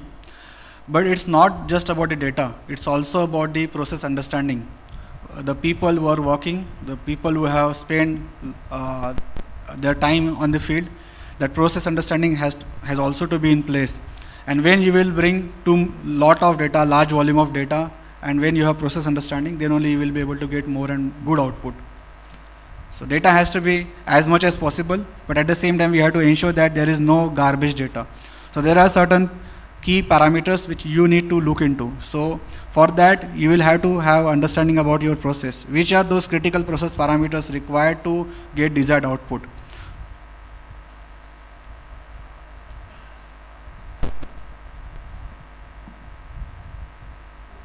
Hello. I have a question about the standardization and the framework that you have. Standardization of? Standardization and the framework. So the framework that you deploy for the different industries, it is like common one, or you first understand the industry and then deploy it? It's not standard, because there is no one standard rule that fits for all industry. But typical method that we follow is basically we first do their plant assessment. We understand what are the different infrastructure available, what is their current readiness, what is their stage. We do complete deep study of their plant.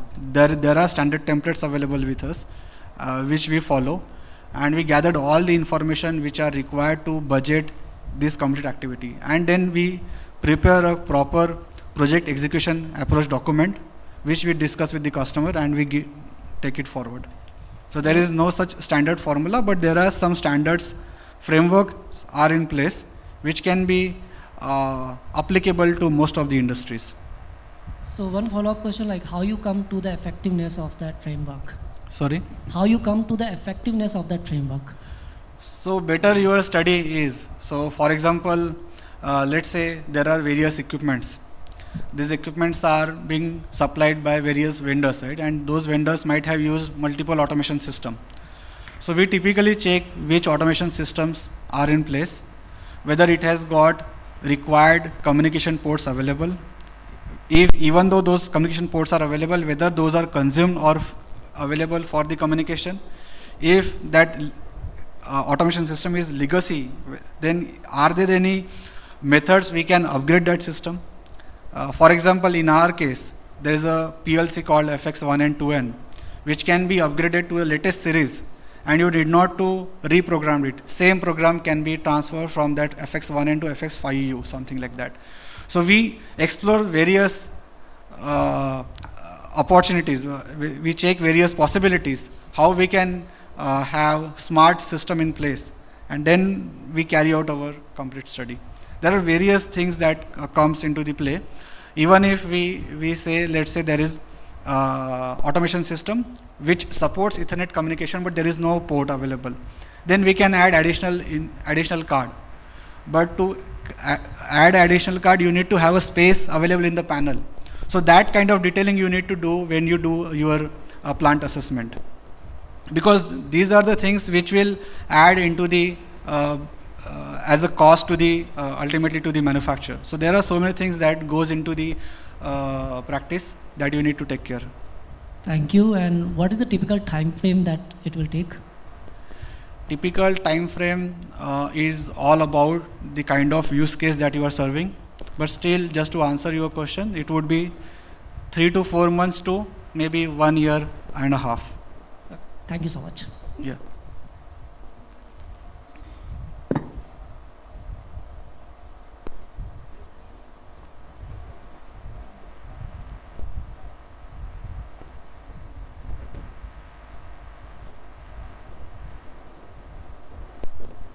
Am I audible? Yeah. So I think most of the people might want to know, which they might not be able to ask you in person eventually. It is how do you tackle with the accuracy level of any product that you finally deliver to the end customer? Accuracy is one. Because there are many factors, like for example, you showed a slide on the wine quality. So wine quality, there Correct, was a wine slide quality, on the correct, wine correct, quality. correct, So it's correct. not just wine, even if we are to talk about milk, Yes, right? correct. And if we want to design some software which can assess and give us an output related to the quality of the milk, because milk contamination is a huge concern in today's Correct, day. correct. So what we would like to understand is how do you combine the hardware data and then you teach the software, and with what accuracy levels? Till date, what is the accuracy level? Because if we talk about data analysis, there is no end to it. Correct. So you must be having some benchmarking for Yes, that. correct. So typically that benchmark is decided by the quality team of that particular manufacturing industry. For example, if I'm a milk producer or a wine producer, they have to tell me this is my benchmark. Maybe I am not near to that benchmark. These are the important parameters that we always look into whenever we do any quality testing in our lab. These are the key process parameters that we always look into. Understood. Understood, I no? think, And then that process I think understanding the has to be customer there. will define the Yeah. And then we when said, the product is ready to be delivered, that will be defined by the end customer. see, understanding the process parameter is one thing, capturing that process parameters, and then they run a statistical process analytics. There are various control charts available which will tell you how your process is performing with respect to the time. There are concepts like golden batch, which will tell you what were your, for example, there is a golden batch. We will You discuss, understood, I right? think. We will discuss. Thank you. Yeah, I yeah. think I got it. Prasadji? Yes. Yeah, this is about the industry trend, not about capability. So you spoke about the digital twin, which is again a real-time mirror, correct? Is there anything happening on cognitive twin, that is a real-time intelligence, or we are too far away from that? A lot of use cases has been coming in about the AI agents, agentic AI, right? Those may not give you digital replica of your physical asset, but there are a lot of cognitive AI intelligence that is happening with the standardization of the process and taking corrective actions on behalf of human. There are a lot of repetitive tasks that we typically do in our day-to-day work that has been taking over. It will take over by those AI agents, and those AI agents will take call on our behalf. Now we have to decide whether we want to put that human in loop, in which process I want to keep that human interaction. Otherwise you can simply take it to the AI agent. Thank you. Any more questions?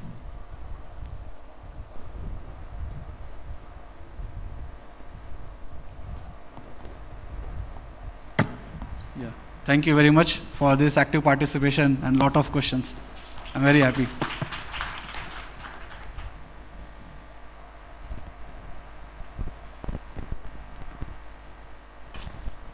Thank you so much. So that was truly an interesting session, and I must say it was quite in depth, the information that you gave us. Thank you so much. I would now request Mr. Dheeraj Bhalerao to please come to the stage and felicitate Mr. Kulkarni.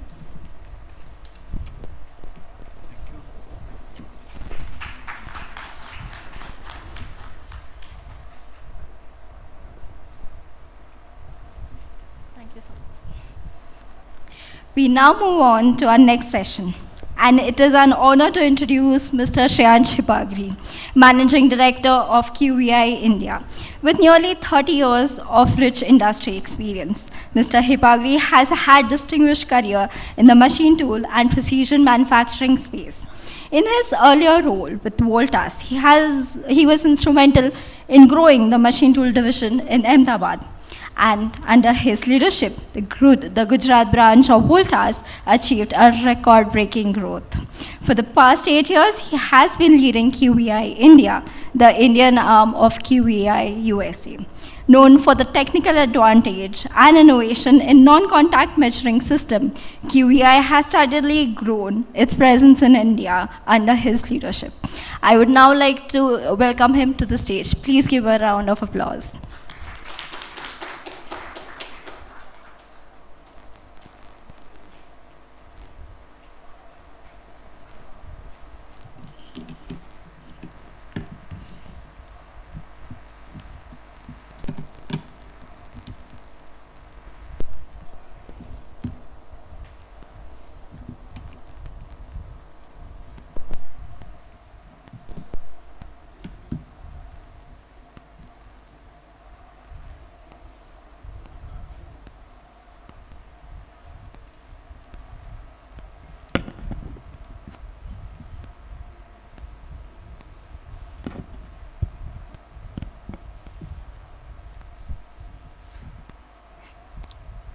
Good morning all, hope I'm audible.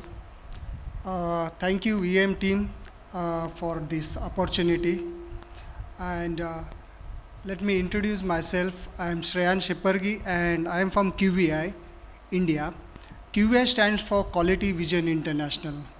So we are a US based company and I'm heading the Indian operations at Pune and Bangalore. So I will talk today about non-contact vision measuring applications.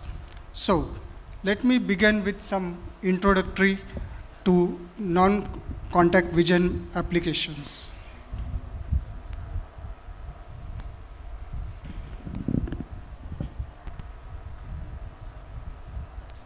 So I'll start with the introduction and then I'll talk about applications.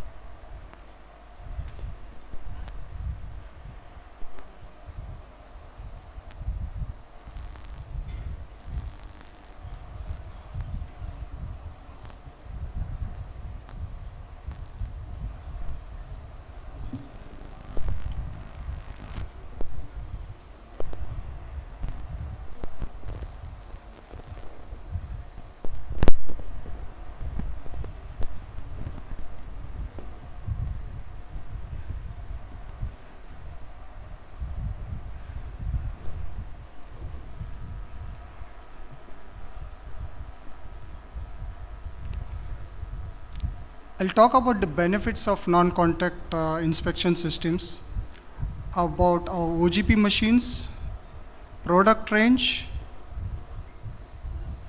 manufacturing capabilities,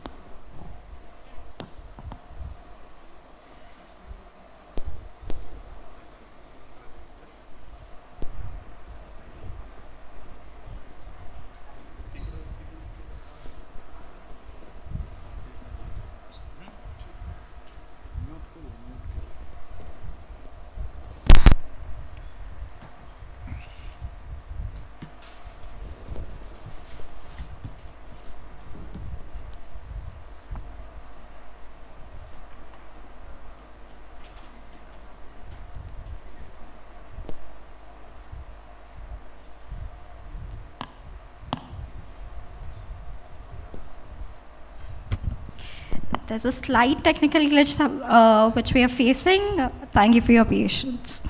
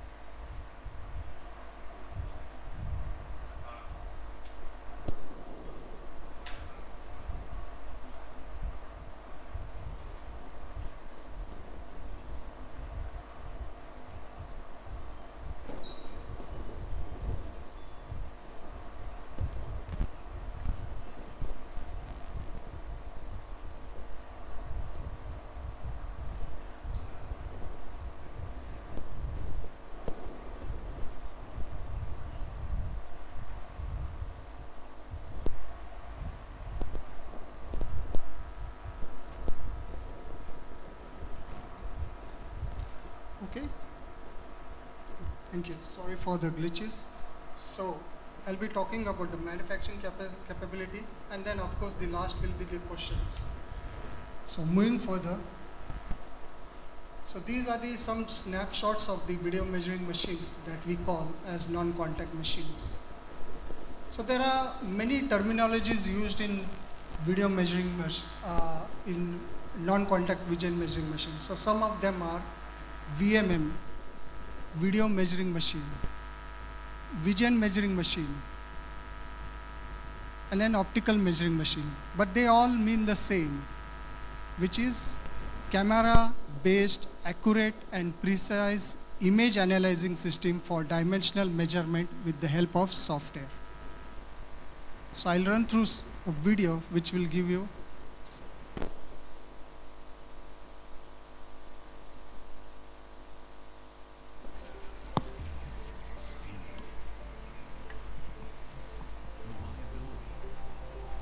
Introducing OGP SmartScope M Series multi-sensor metrology systems powered by Zone 3 metrology software.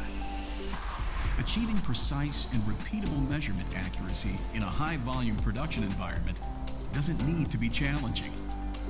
Trust SmartScope M Series to achieve accurate and repeatable results with full 3D capabilities that measure even the most nuanced details, all in one intuitive, easy-to-use system. Enhance your throughput instantly by quickly pivoting from the fully telecentric IntelliCentric optical system to tactile, non-contact, and laser sensors on just one machine. Measure faster and more at once, and simplify complex routines by centralizing your programming and rapidly measuring with automatic magnification, consistent lighting, and simultaneous validation. Get scalable technology that adds flexibility to meet today and tomorrow's needs with SmartScope M Series. The convenience of a CAD-based multi-sensor system featuring the latest in optical technologies empowers you to run inspections rapidly, address multiple application requirements, fast-track measurement routines, and quickly adapt your system to future business needs. Free your operators to accomplish more through faster evaluation, analysis, and collaboration. With intuitive Zone 3 software, your teams get the ease and flexibility they need and the repeatability they require to measure every component quickly and with greater precision. Lower your operational costs by having one machine do the work of multiple. With one multi-sensor system, you'll not only save on training, but you'll also decrease downtime, simplify maintenance, address multiple use cases, and so much more. Are you ready to measure fast and manufacture faster? Contact us to see what SmartScope M Series can do for you today.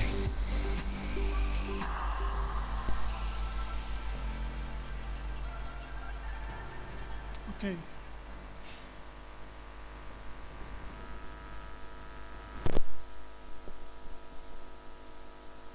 So as I said, vision measuring machines are advanced inspection tools used for precise dimensional measurement and quality control. They utilize high resolution cameras laser scanners, and sophisticated software to analyze complex geometries. VMMs are essential in ensuring that manufactured parts meet strict industry tolerances and specifications. So what is the basic principle? So the machine employs optical sensors like high resolution cameras and laser scanners. The machine captures detailed 2D and 3D images of the component under inspection with the help of specially designed optics. And then it analyzes the image data through software to measure dimensions, geometries, and features accurately. And then compare results against CAD models or predefined specifications for quality verification as per the drawings.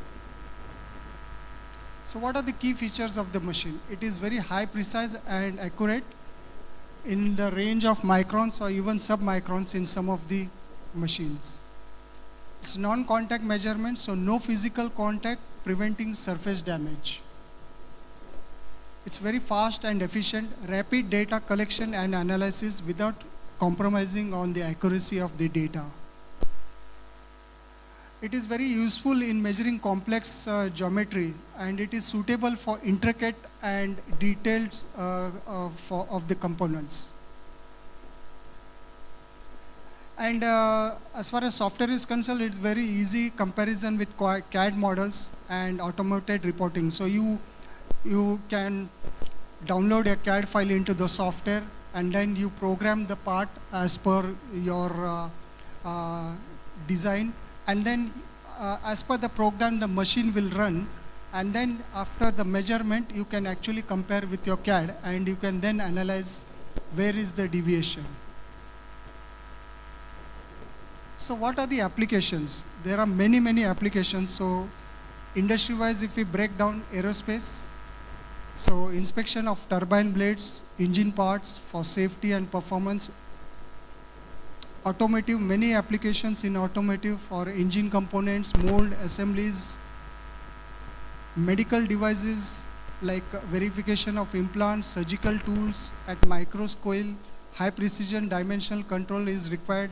Like even for example, eye and air drop nozzle, because these nozzle diameters play a very important role in the drops. Electronic and semiconductor applications. So as Mr. Goswami mentioned in the earlier session, now in India we see a lot of semiconductor and electronic manufacturing happening.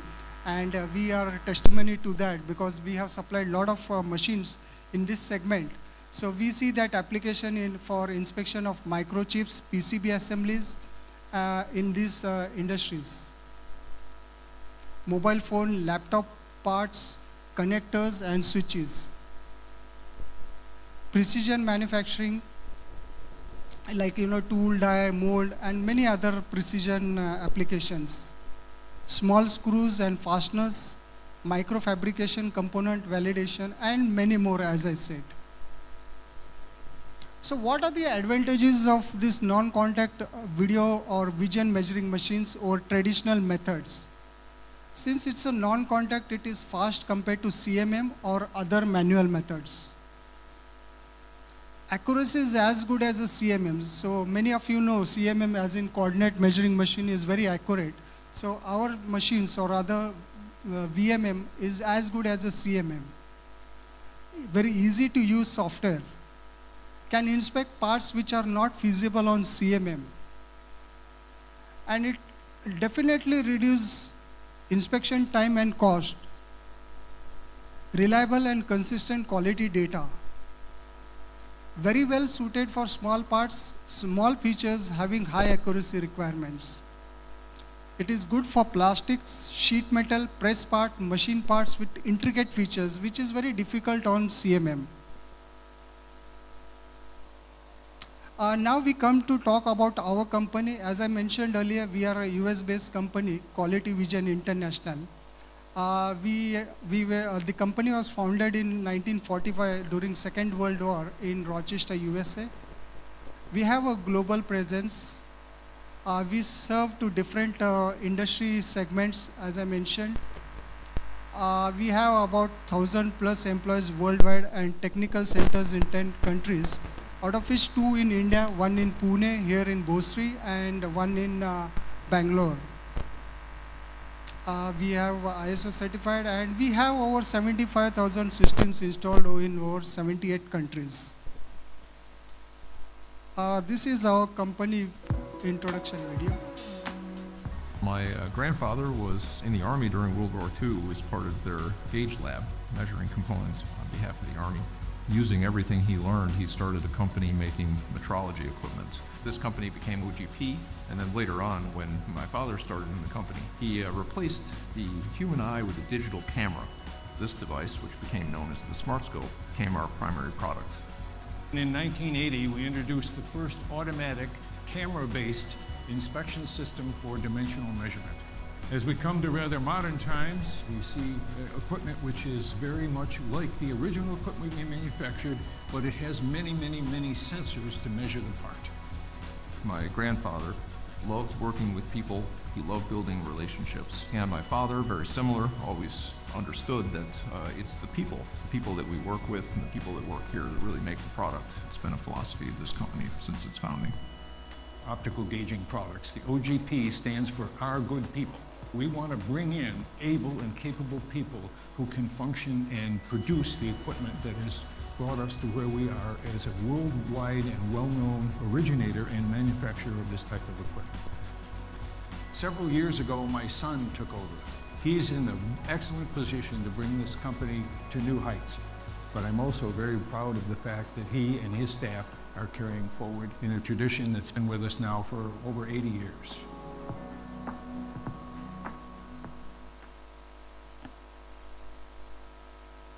So this is a journey from 1945 till date. So if you look, the turning point came around 1980 when we started the first camera-based inspection machine. And to just give you information that we were the pioneers in that time when we started this. And today it is an industry norm that is being used as a most recognized form of inspection, especially for small particles and small features. I will quickly run through, I don't want to get too much into the specs of each machine, but I will just quickly run through what are the machines available. These are the benchtop machines. This is our basic range of machine, and it has different variants, so E7 and E45. And then the next level of machine is M series machine. This is a bit advanced machine with a multi-sensor capability. Apart from camera, you have a laser and you also have a probe. So it has basically 3D functionality. It is available with our best-in-class Zone 3 software. Again, multiple variants depending upon the size of the part and the application. We can select any one of this. And then we come to our high-end machines, which is the most advanced machine with very high accuracy. And when I say high accuracy, it is like to the tune of 1 micron or even less. And you can see the resolution is 0.05 micron, which is very, very high resolution. And we can have a dual x-axis scale for high accuracy. Again, multiple variants there depending upon this size application. This is the high field of view snap machine, meaning it can see more in one setup. You can see this machine here during a break. We have shown their machine, so it is very fast because you put the part and instantly can give you the measurement data. You can see it for yourself. It is very flexible and simple in operation. Yeah, this is a video here, but you can actually see the machine also. Snap video measurement systems from OGP are compact, powerful metrology systems designed to measure parts quickly, accurately, and in any manufacturing setting. Designed to suit a wide variety of applications, Snap systems combine a fully telecentric large field of view optical system with easy-to-use yet very powerful software to make 2D measurements simple and fast. Snap systems are powerful metrology systems that are simple to use. Any user can walk up, place a part or parts on the stage, and hit the Go button. Snap scans the stage and identifies all visible parts. Previously programmed parts are measured and results reported as required. Unknown parts are analyzed and the identified features and dimensions are measured. The results are useful for quick reference or as the basis for a new program. Rugged construction and an open work envelope make Snap systems easy to implement at the shop, the lab, integrated into an automated manufacturing cell, or anywhere that quick, accurate measurements are needed. Operator-friendly motion and lighting controls are located at the base of each machine for easy access. Snap 100 is a cost-effective benchtop system ideal for applications where stage movement is not required. Snap 200 and 300 benchtop systems feature motorized stages and provide the flexibility of dual magnification. Snap 350 is a large area system providing a maximum measuring range of up to 610 by 450 millimeters, useful for measuring larger or multiple parts and providing space for fixtures, rotaries, or automation tooling. All Snap systems feature collimated LED profile light, coaxial surface light, and a programmable 8-sector ring light, highlighting part details from every angle. Snap systems feature large field of view optics, high-resolution cameras, and lighting custom designed to optimize the image, creating a complete optical system. Dual magnification optical systems allow operators to view entire parts or multiple parts using the 100mm field of view. By switching to high magnification, optical precision is increased for accurate measurement of smaller features. Both magnifications feature the same working distance for each lens, resulting in a fully telecentric parfocal image. The exclusive acucentric calibration reticle is part of the overall optical system and provides a master to which each lens compensates when changing. Snap systems are offered with a choice of software options. MeasureX is inherently fast and easy to use, welcoming operators with a clear and logical interface and a full range of feature measurements, with or without a pre-programmed routine. Live video images can be compared directly with a CAD overlay, like an optical comparator, but with much greater resolution. MeasureX gives operators the ability to analyze basic GD&T requirements such as profile or true position. Zone 3 is the world's most comprehensive video metrology software, the ideal solution for parts with even more complex GD&T and feature requirements. Full field parallel processing combined with intelligent routine optimization measures all features in view simultaneously. Results can be output graphically to truly visualize the result. Snap large field of view video measurement systems from OGP. Fast, easy-to-use metrology systems that are powerful enough to handle the toughest 2D applications. Visit ogpnet.com/snap to learn more. Now we come to 3D laser scanning machine called Shape Grabber. This is basically used for complete 3D scanning and analysis of the part, giving you the complete 3D dimensional aspects. And this machine can go as good as 6 micron in terms of accuracy.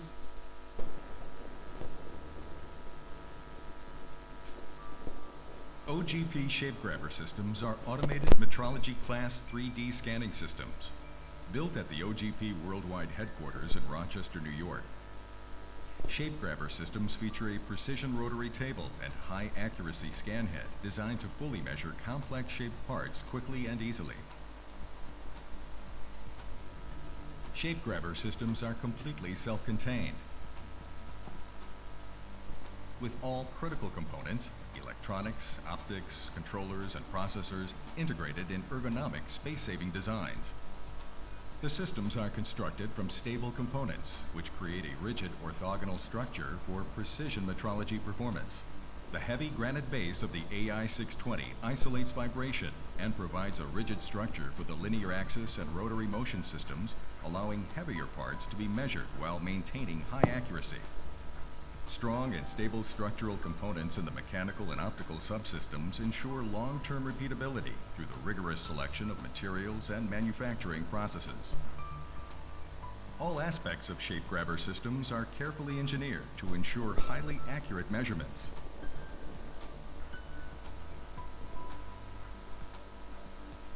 So I'll just move on to the At next heart of slide. shape grabbers. You can get the more details from our team here. So what are the features of the Shape Grabber 3D scanning system? So these systems come with multiple options of software to give you accurate data and results.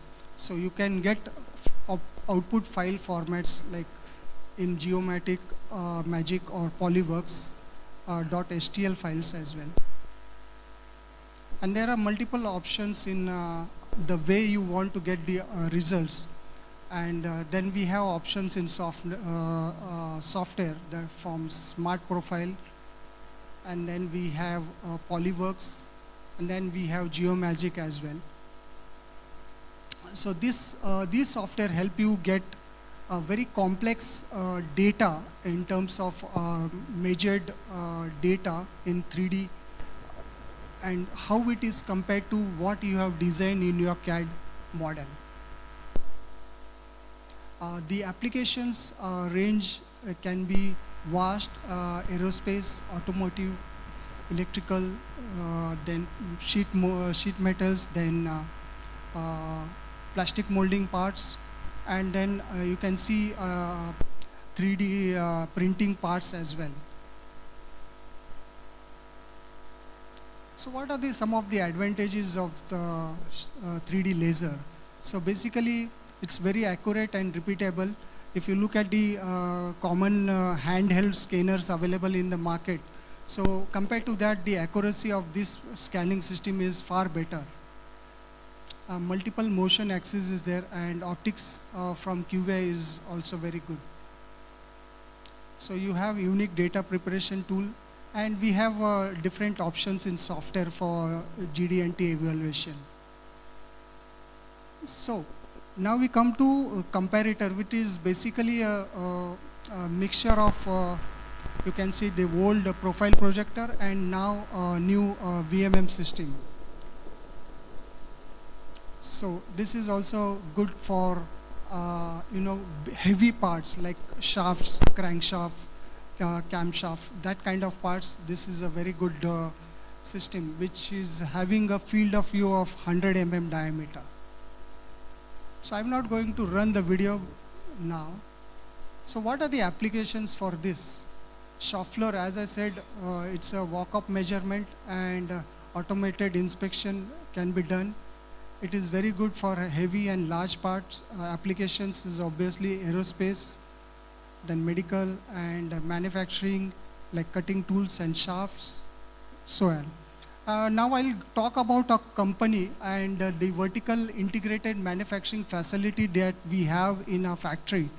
So we build our own optics, we build our own lens assemblies, we do the assemblies in-house, the machining is also done in-house, and the final assembly and testing.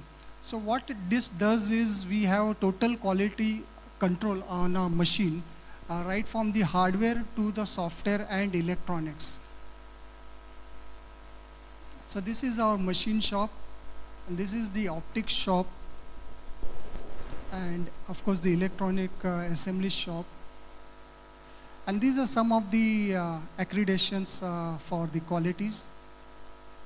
Our company has a large patent portfolio, and because of that we have been leaders in these non-contact video measuring machines.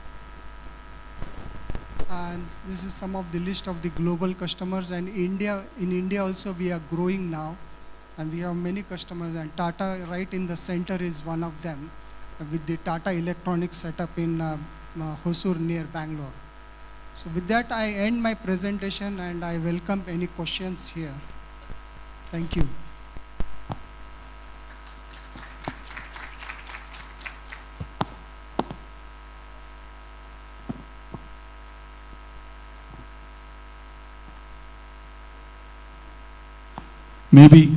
Maybe we can call it academic or eventually going towards that.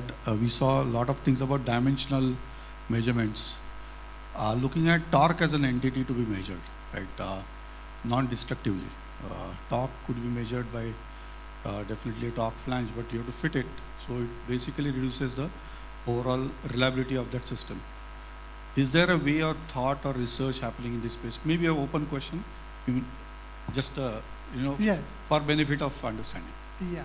So the machine basically for GD&T, geometrical dimension tolerances. So the factors that you mentioned, like the torque or whether it is a speed in terms of RPM. So I would not say the machine would be an ideal for this kind of application. So that the idea here is to only take care of the geometrical dimension and tolerances as per the design. Thank you. Yeah, there's one.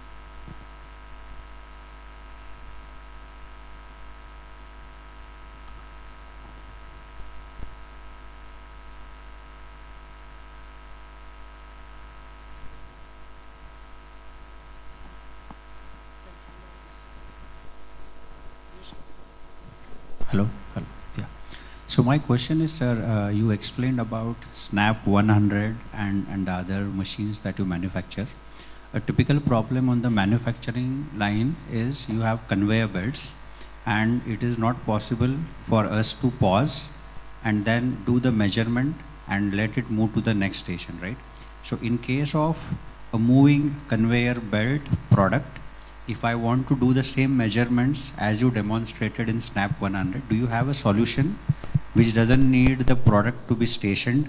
For 1 second you image and capture it and then move it to the next station. Anything happening around a moving conveyor belt and then doing the measurements? Well, that's a very interesting question.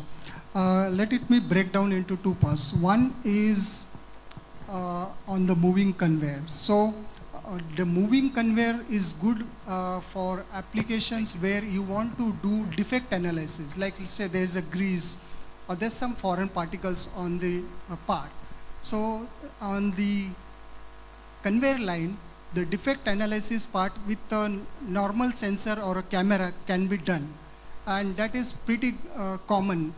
However, when it comes to dimension measurement, that is going to be not possible on a moving conveyor. But to compensate for the loss of time, there are applications where we have done with the help of robots or cobots, where you make a pallet and you do multiple parts in the pallet, and the robot and do the loading and unloading part, and the machine does the inspection part, thereby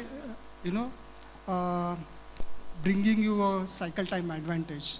Of course, it cannot be as compared to the conveyor, but then with the conveyor, the problem is the camera can capture the image, but as you saw in my slides, when the image is captured, it's half work done.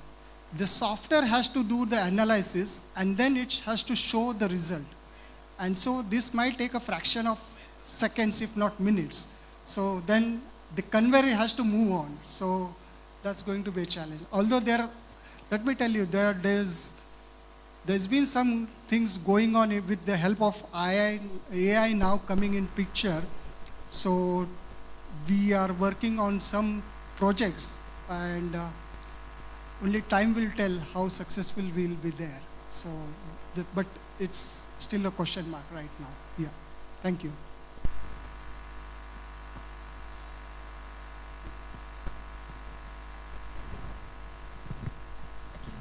Just a small one. Have you implemented any of these machines in the electronics industry? Of course, we have done a lot of installations in electronic industry, and as you know, in India, in last couple of years, there are a lot of electronic industries coming in manufacturing here in India, and Bangalore and Hosur area is one of the ecosystem. Then we have in North Noida, where there is an ecosystem for electronic industries. And we have supplied machines to all these segments. So when it comes to applications in electronic industry, your mobile phone, your laptop, and then there are PCBs and semiconductors. So those are So the what I would like to know about is the PCB assemblies. Correct. So can you also make machines that are similar to automatic optical inspections machines, AOIs? Yes. So again, something related to his question, when it comes to PCB automatic inspections. So in PCB, there are different categories of inspection. One where you know the basic dimension of the PCB, and second is where the PCB holes are to be drilled. That is very critical. So some part of it can be done online, like on a conveyor. That means we are not into that.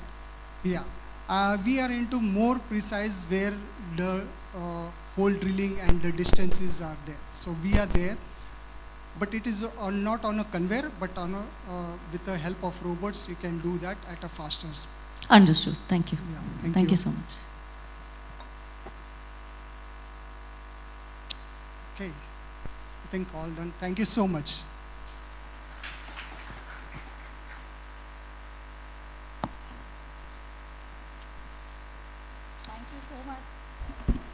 Thank you so much, sir. That was an interesting session. I would like to request Kaushal Digaukar to please come on the stage and felicitate Mr. Hippargi. Ladies and gentlemen, please give a round of applause.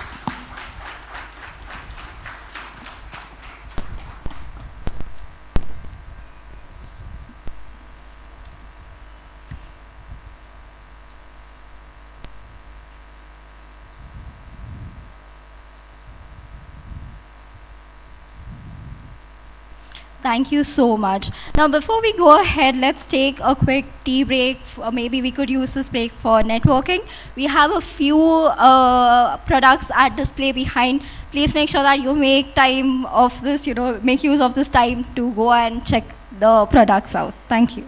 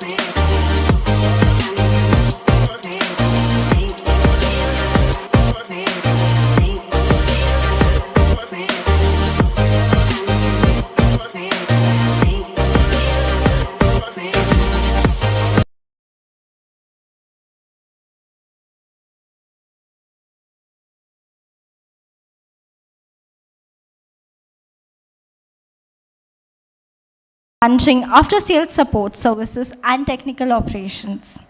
Moving on to our next panelist, Mr. Vishwesh Shete. He's the Global Head of Consumer Business Group, IoT DE, at Tata Consultancy Services. He has a total of 33 years of experience, starting his career with Tata Motors. He is currently working on fostering deeper customer intimacy for TCS clients in the CPG, retail, transport, travel, hospitality sectors through IIoT and digital engineering solutions. Our next panelist for this session is Mr. Sunil Mehta, who is the Assistant Vice President at Mitsubishi Electric India. His expertise in the field of factory automation and solution provider for smart manufacturing. Please join me in welcoming the panelists, and over to you now, Dr. Utgikar.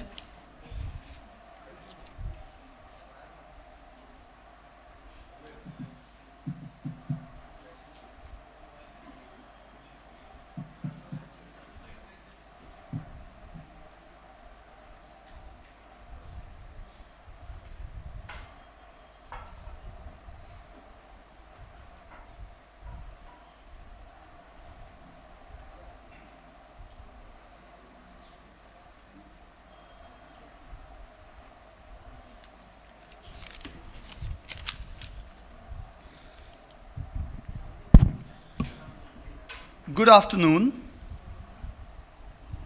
Good afternoon. Well, I mean, less decibels, low energy. Anushka, you did not treat them for a nice breakfast or a cup of tea? You will please make sure. All right. So at the outset, I want to thank EM team, Dheeraj, Arunji, Anushka, Sandeep, and the entire back-end team for putting this spectacular next event to bring to the fore the topics very contemporary to our nation and to our future as a whole. I also noted amongst the agenda, we've been a very exclusive and fortunate club to have the only panel discussion, so I must thank you on behalf of all of us, right? All right, so the topic is very contemporary. We are going to discuss AI-powered manufacturing, balancing innovation, intelligence, and information security. We have, as you heard, we have very accomplished panelists. But let's set a context to it. And if you look at where India is today, we are around $3.9 trillion economy, around fourth largest economy in the world, en route to become third largest. We have ambition to become the $5 trillion economy by 2030. The target is drawn back to 2028. If you look at the manufacturing sector as a whole, today it contributes around 17% to the GDP. So if you just reflect, we were an agrarian economy to start with. And then thanks to all this industrialization boom, we became manufacturing dominant economy. But again, towards the millennium, thanks to the computer boom, globalization, advent of internet, smartphone, deeper penetration of internet connectivity, cheap data, we soon became a service economy.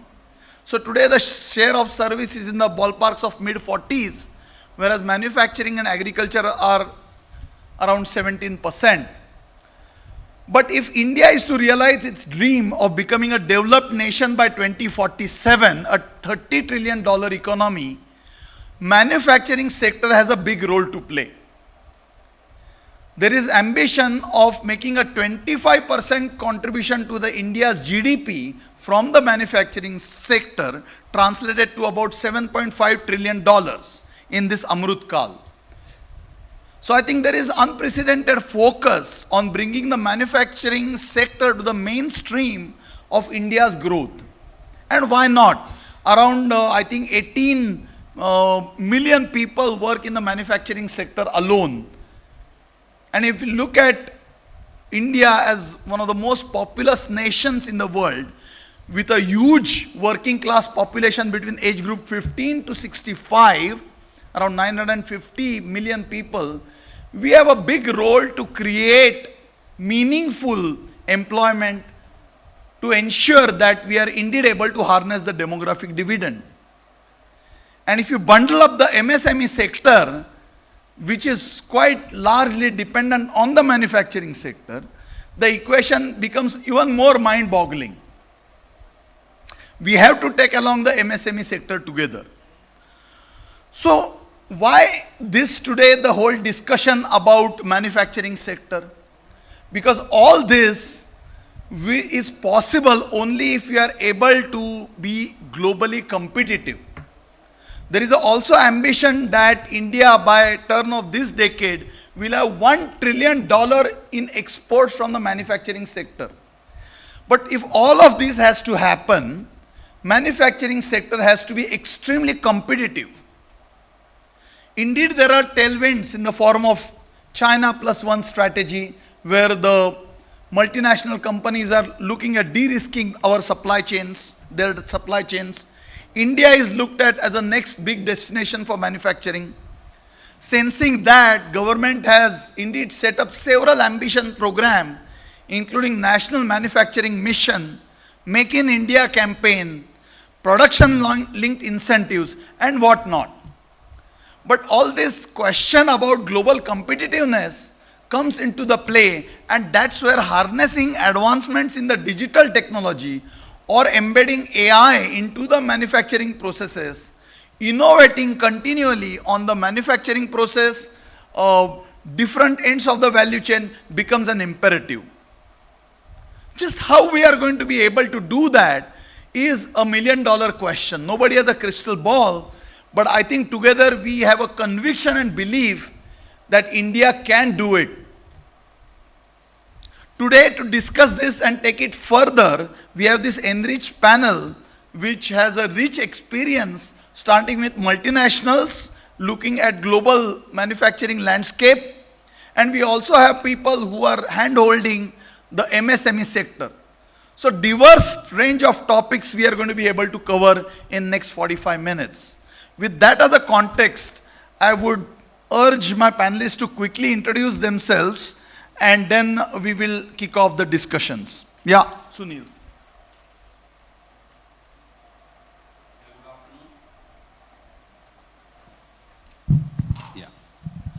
Good afternoon. My name is Sunil Mehta. First of all, thank you, EM, and thank you for this panel discussion today. I am in this automation industry for almost more than 35 years now. I was a part of Messing System, which was a PLC manufacturers, and eventually we became Mitsubishi Electric India since 2012. So we have all the factory automation product range. My colleague already, Prasad, has covered during his presentation today morning that what are the products which are available for the smart manufacturing. And I believe that we are in a right time, or maybe in things where big companies are adopting a lot of smart manufacturing. You call it the Industry 4.0 or e-factory. SMEs and MSMEs are on the journey, and they need to adopt these technologies in a big way to be in competitive in the market. So with this, I would like to just pass it on to my next. Thanks, Sunil. Thanks, Ravi. I head consumer business group, and specifically for IoT and digital engineering. The objective is to bring in digital engineering, which is modern, AI, Gen AI driven, and also IoT based applications to our customers. And it's a global role, and we will talk some of the things, what's happening in the industry, very interesting topics. So I'll hand it over to Anirudh. Yeah. Okay, so as Anushka introduced, my name is Dr. Ravindra Utgikar. I'm the Chief Sales Officer of Wilo, Mehta and Platt, German multinational, which is into sustainable water transportation solutions using pump and pumping systems. If there is no water, there is no life. Water is central to every aspect of life, including society and industry, and we provide automation solutions for water transportation during these systems. Good afternoon. My name is Aniruddha Pendse. I am founder of Wireless Data and Technologies. In wireless data and technologies, we do long distance wireless turnkey jobs, connectivity through RF and microwave. And in addition to that, we do a lot of cyber security jobs like network auditing, securing data of the manufacturing MSME companies, and we also assist crime branch cyber cell for their computer forensics and related issues. Thank you. Thank you. Good afternoon. My name is Akshay Kulkarni. I represent Adverb Technologies. I've been into the IT industry managing technical operations team for 17 years. I lead their global technical support operations. Adverb Technologies is one of those Make in India brands that today makes, designs their robots, manufacture their robots in India, and eventually deploy it all across the globe. Thank you.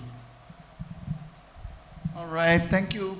So Vishwesh, I want to start with you. You've been closely connected with the manufacturing world, not just in India, but around in different segments, in different sectors. You have been witnessing the beginning of automation from mechanization all the way to the world of PLCs, DCS, then subsequently going to remote controlled automation solutions. And now, of course, we are talking about the whole AI embedded manufacturing solutions. The question that comes to my mind is, what is this whole buzz about smart manufacturing? Is this completely new? Is this repackaged? Do we really need it? And how it's going to create a competitive advantage to the sector? Sure. Thanks, Ravi. Good question. I think all of us would agree smart manufacturing is required. So there's no question whether it's required or not. Sure. However, has it really brought in new things in life? Is it different than traditional manufacturing? And in what sense it's different is a big question. Sure. And to be frank, starting 92, I've been into this, and a lot of it has been a very seamless transition as technology got adopted across industry verticals. But what has happened in last 4 or 5 years is absolute transformation in adoption of technology. Yeah. And when it comes to smart manufacturing, I actually imagine as an orchestra, you have a guitarist, drummist, so on and so forth, and it's an orchestra of technology, whether it's 5G, cloud computing, data science, AI, ML, robotics and automation. Brilliant, yeah. And many times I also link it to the physical activities, the way we do as a group when we are in, in meetings, for example. If I get stuck, I talk to my colleague and look at him, and he tracks my eyeball, and he starts taking over. So the transition is smooth, and it's like that in smart manufacturing. 5G would have its play as a foundation, but then there is computer vision, there is robotics, and all of these technologies have to work together to bring in transformation. And that's the crux. It is not working in isolation. None of these technologies would work in isolation. And when we start imagining the world with these technologies, it gives extreme imperatives and extreme potentials, which transforms the way we work. Right from, for example, capturing the demand right at the retail stores, that there is some gap.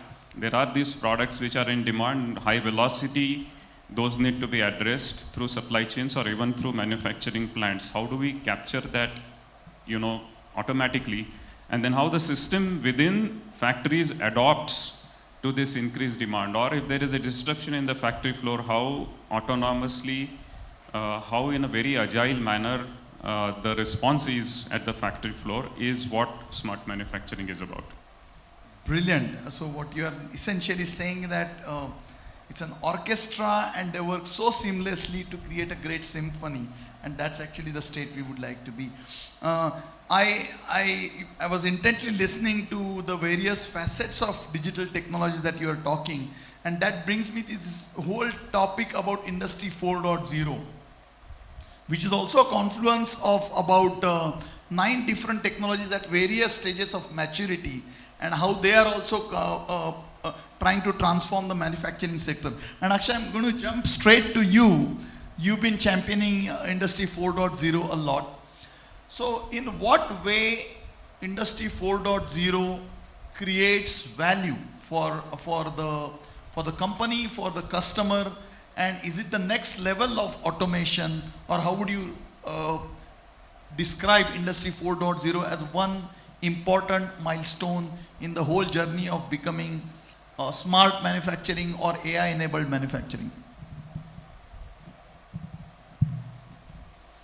So I think so.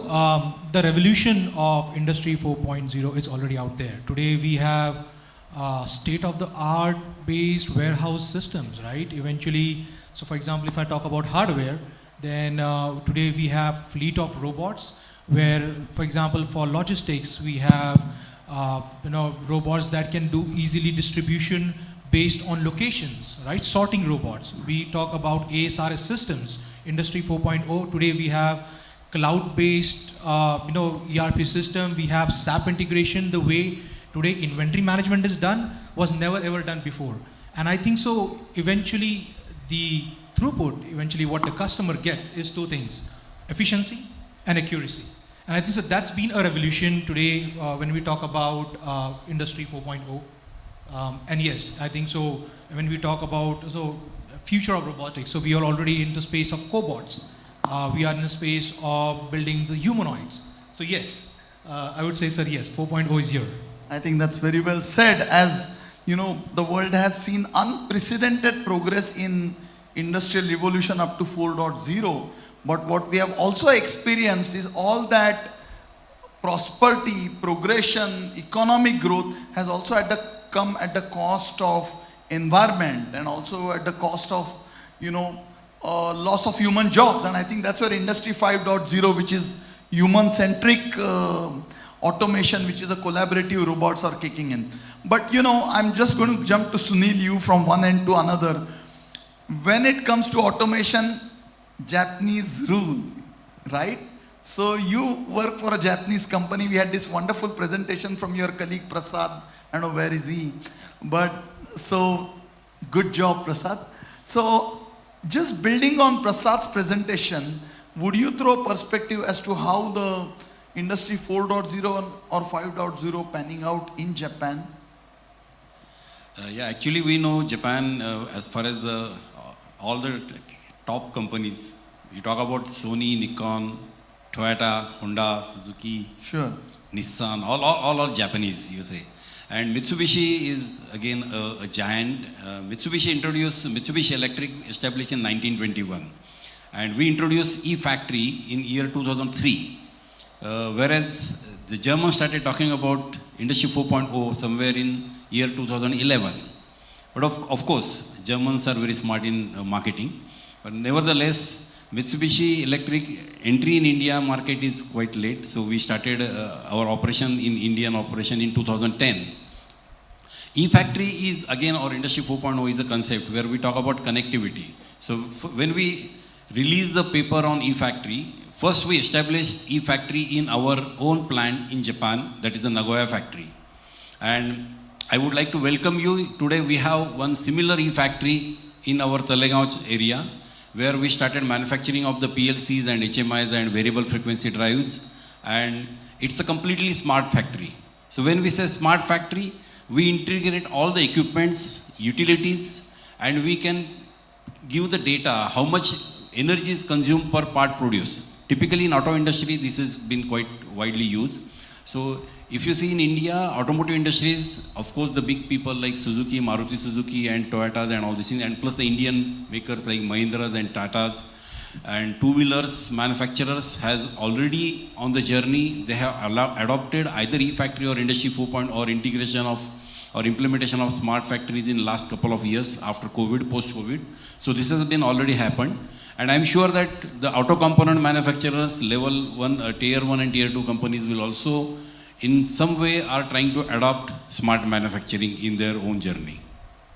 Yeah, I mean, I can't agree with you more. I mean, just about, I think last month I wrote an article on lights out factories or the dark factories, and the first name that rang bell was Fuji. I mean, they have been running lights out factories, which is actually the factories where from the raw material intake at one end to the finished goods out at the other end, there is minimal or no involvement of people, so therefore no need of lights 24/7 they function. But anyway, some other time more on that.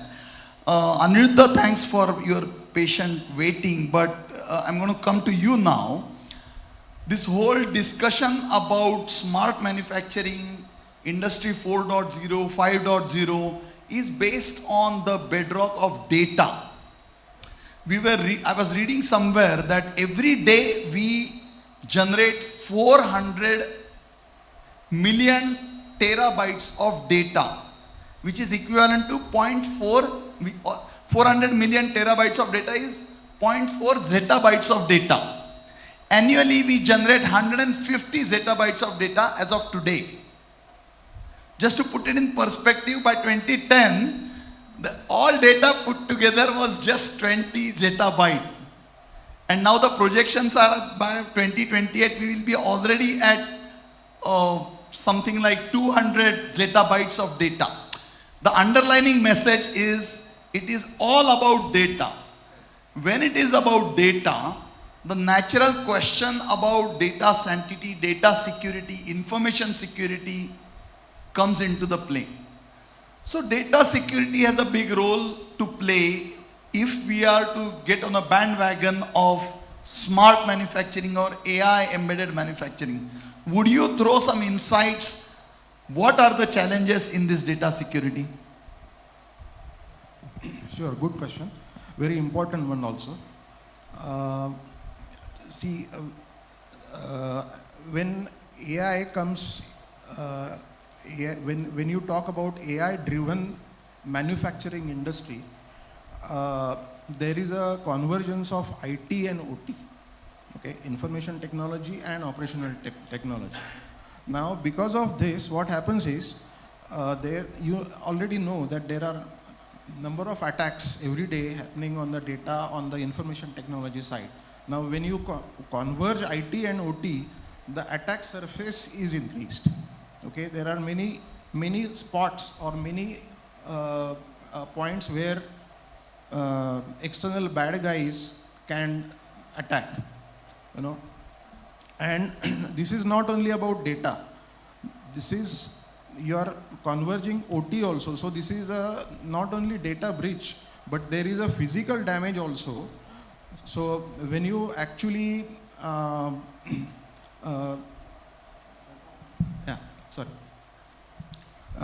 because of this convergence, what happens is, if the data is manipulated, for example, it is called as data poisoning. So if because of data poisoning, if the training module itself is, it has gone wrong, then the naturally the AI output is also, you know, degraded, okay. So that becomes a challenge.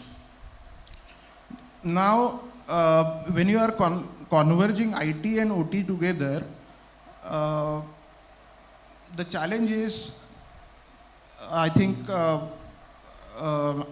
have written down, at every stages of the process in the manufacturing, there are some problems, you know, right from, say, maintenance department, predictive maintenance, quality checks, and supply chain management also. So I think, you know, before we are going, we have become so enthusiastic about AI, and we are going very strong. But as a cybersecurity expert, I feel that we are little bit ignoring the security point of view. From security point of view, we're ignoring the security of data. As you are asking, what about data? So because AI is all about data, and if the data itself is not protected, then your company documents, company process itself is at stake.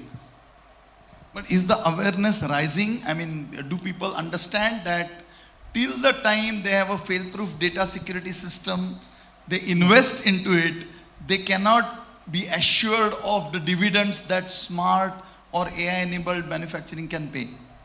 No, awareness is there, I think, but see what happens is people are putting profit before security. And right now, my experience is people forget about AI, but people have not gathered enough data with them which can be used to train the large language models.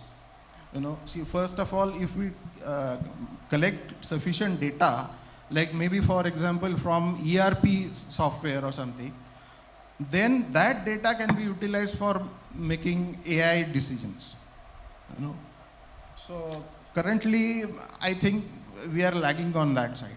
Yeah, this is like a life insurance you buy and then people say, what returns will it give? Anyway, nevertheless, thank you. But you know, Akshay, I'm going to come to you. You are a Indian company and you are a strong, solid supporter of Make in India for driving the modern age manufacturing. So how do you see the whole entire ecosystem from the raw material all the way to the processes and to the finished goods and their distribution shaping up to be able to fulfill this dream of India becoming a powerhouse for manufacturing? So I think so, in terms of how is India building the ecosystem around AI and having smart factories or talking about the revolution of Industry 4.0, I'll answer that in three parts. I think so the first thing is the initiatives by the government itself. So for example, today, the organization that I work with was very well supported by the the government of Uttar Pradesh when we set up our robot factory, right? And then similarly, there are initiatives for industry leaders as well. So for example, Reliance today is heavily investing in NVIDIA in terms of building the new age chipsets. So I think so there is, the ecosystem is not only, it's coming from the industry leaders, it's coming from the government of India. Importantly, it's also coming from the academics. So I'll give you an example, sir. Today when we talk about robots, when I hire a team to support mobile robots for a project based in Australia over here, generally when we talk about robotics, it's a niche technology, we think that we need experienced techs. But the reality is that we get very good college grads as well as GETs, because today, let's example, universities like Savitribai Phule have, AI, ML based graduation on BE. So eventually, the engineering in AI was not a trend back, 10 years back or maybe 5 years back, but today it is. And that change in academics, that has also helped where today we are started integrating the importance of AI, we have started integrating of, smart technology from the academic itself. So when it comes from the grassroots level, that's where it helps the ecosystem the most. Okay, brilliant. I just want to add one important element to the ecosystem, and that is the thought leadership forums people like EM are providing by assimilating and disseminating knowledge, sharing of best practices, inspiring people to take up that leap of faith in adopting this new technology. So really big hand to you guys, EM, for doing this for the industry. All right, so I'm again going from this end to that end, Sunil, and I want to ask you that if there is one word or one artificial intelligence is a term that is most liberally used. Open any newspaper, any trade magazine, it is all AI, AI, AI. Do really people understand that what AI is, how it is different than just vanilla robots and automation and software? I have always heard that the AI journey starts with digitization, which is converting all the analog data in the digital form. Then it moves on to digitalization, which is this initiatives about industry 4.0, 5.0 and so on. And then you graduate to digital transformation, which is where really AI kicks in. So I would like to tap your brains whether people differentiate between robotic software and AI-enabled smart manufacturing. What's your take on that? Yeah, it's a really difficult question. I really doubt that the people will really understand. Because whenever people say AI, people will say that, oh, job jaane wali hai, IT ke logon ka kya hone wala hai. So whenever people, any news in the AI, people always give the comment that this is going to affect mainly the jobs and all these things. But I think reality is not like that. And second point I would like to touch upon is that Japan is, the way people are talking about, Japan is talking about society 5.0, where we'll be talking about integration of the human beings. That is an important factor, and automation and integration of all these solutions, what we are talking about. So AI in manufacturing will definitely progress, and our products, we are implementing AI in our own products, our PLCs, our variable frequency drives, then H-Cross and the softwares, whatever Prasad has presented. So AI will come definitely, but I don't know how much it will be affect the jobs and everything. But then yes, the people are slowly understanding AI. But again, people talk about ChatGPT and having the mail form, the contents of the mail and all these things. But AI is really much bigger than what we talk about. You know, I was listening to Yuval Noah Harari's lecture the other day, and he says that AI, which is essentially a culmination of deep learning, machine learning, followed by deep learning and natural language processing. But AI is just an agent. It is not a tool per se. So people tend to mistake AI as a tool, which it is not. It's an agent. That's what he says. And brilliantly so, how you are able to deploy that agent is actually decides how it can create value. But I think that's a separate discussion. But I think, Sunil, you touched upon a very sensitive topic, and I'm going to go to you, Vishwesh, which is about jobs. Someone like TCS employs thousands of people. Clearly the talent powerhouse. On the other hand, we say that when you get on a ride of smart manufacturing, AI-enabled manufacturing, there is an apprehension that the jobs will go away. We also know that some jobs indeed will go away, but we don't talk about the fresh jobs that will get created because of this need. So clearly there is a knowledge gap there also. That's one aspect I would like you to address. And second aspect, this whole dream about $7.5 trillion manufacturing economy in the centenary year, in the Amrut Kal, can be real only if we handhold MSMEs, which are so important. I mean, they are contributing like 25% to India's GDP.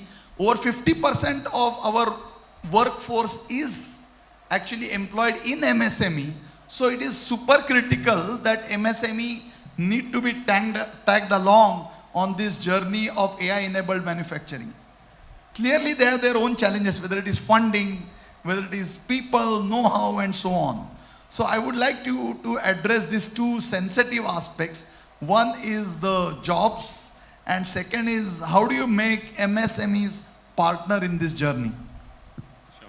Again, it's a very important question.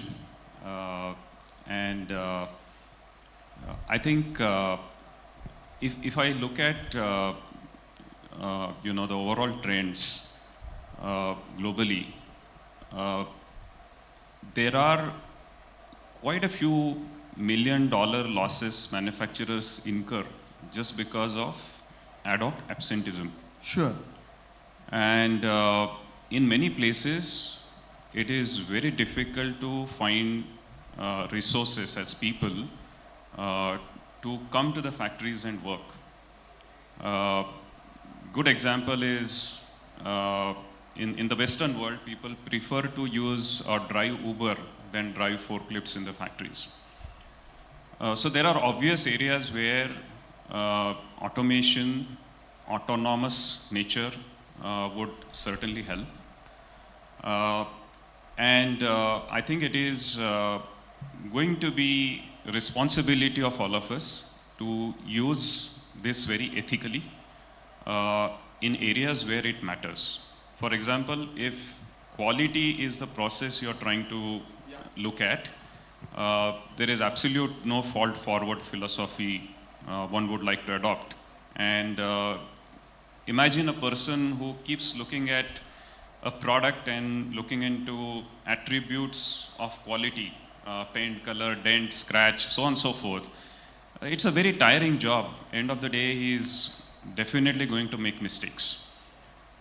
So these are areas where I think, more robotics, more autonomous nature of things, where a robo or a vision system finds a fault and the product is then, contaminated so that it doesn't go to the customer.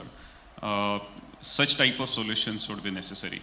On the other hand, there are tasks which we have to do in the industry and even outside, which are, not really suitable for human beings. For example, you would have seen videos where robots go and clean toilets, right? Even today in India, if you look at it, this is very hard to find people now in, and the maids. As technology would evolve, I think those jobs would be taken away, and those would be replaced by, more automation, more, and I think it's for good, because these are inhuman conditions in a way. So those jobs should be fine. I was also looking at, the whole value chain from engineering to manufacturing perspective. And what I feel is the use of technology, the Gen AI, for example, allows you to come out with very disruptive engineering designs. And we could probably give a concept, and that concept then gets multifold, improvised using this technology, which is good for overall industry in my view, because you bring in products which are extremely attractive, and they would serve much better purpose. So use of such technology in that area actually frees up time of people to think better on think into better ideas and better use of technology, which delivers much bigger value, right? And a good example, right? So I was writing an article, and I just submitted it to Copilot, and it improvised it multifold using various data sources in probably 3 minutes, less than 3 minutes, and traversed through 100 sort papers, etc., etc. And such, if I had to do it manually, it would have taken quite a few months. Yeah. So augmenting my capabilities using technology is delivering exponential value. Now when we come to industry, right, particularly India and MSMEs and even larger organizations, today if we look at it at the labor cost at which we are operating, bringing in robotics, automation in to replace a human being does not really work out or gives an ROI, for sure. Sure. So those definitely won't even make investment, good business case. On the other side, when we look at MSMEs, I do believe that there is extreme talent available. There are many platforms which have come up, and to be frank, the competition in India is intense in implementation of AI and Gen AI and availability of platforms which offers this as a service. Sure. And that makes a lot of sense for MSMEs, because these are SaaS platforms which gives, with very less capital investment, it offers a lot of technical advantages and differentiation in terms of reducing manufacturing costs. Cost of technology would also come down as we would move forward. For example, using computer vision is now a commodity. Inspection for product using camera-based systems is practically a commodity today. Everybody offers it. I mean, even small firms are able to offer it today. So I do see those areas can be easily adopted by MSMEs and bring in that level of differentiation. Wonderful, great insights. I mean, what you're essentially saying that no one shirt fit all, but you got to pick and choose where should ethically, what sounds right, what necessarily right in the Western world may not be the case here. Just for the sake of it, you don't, because there is a huge capital investment involved and MSMEs can seldom afford it. So I think we got to have some kind of a financial engineering framework or large corporates handholding MSMEs to take them along on this journey. Yeah? Okay, perfect. Sounds good. Aniruddha, I saved this last question for you, and that is, I think Vishwesh talked about ethical use, unethical use, and which clearly calls for some kind of brainstorming and churning about developing frameworks, boundary conditions, and legislation that suit our nation, our conditions. Same is the case with cyber security and data security. Starting with awareness, we have a long journey in terms of setting that framework right. I think there is a AI legislation that is also being mulled over. There is something which is rolled down in Europe, still work in progress in India. So coming back to you, Aniruddha, what kind of frameworks data security need to have to ensure that the interest of individual companies, society, and nation as a whole are maintained, are secured? Okay, I'll tell you one thing. Recently, I read about ChatGPT version 4.0 has started learning lying. It lied actually when it was asked question that chatbot lied. So it has started learning that also. So you can know the extent to which this is going. Now, as far as the governance and frameworks are concerned, what we need to do is, I think, we call it as a zero trust architecture. Zero trust architecture is you trust nothing.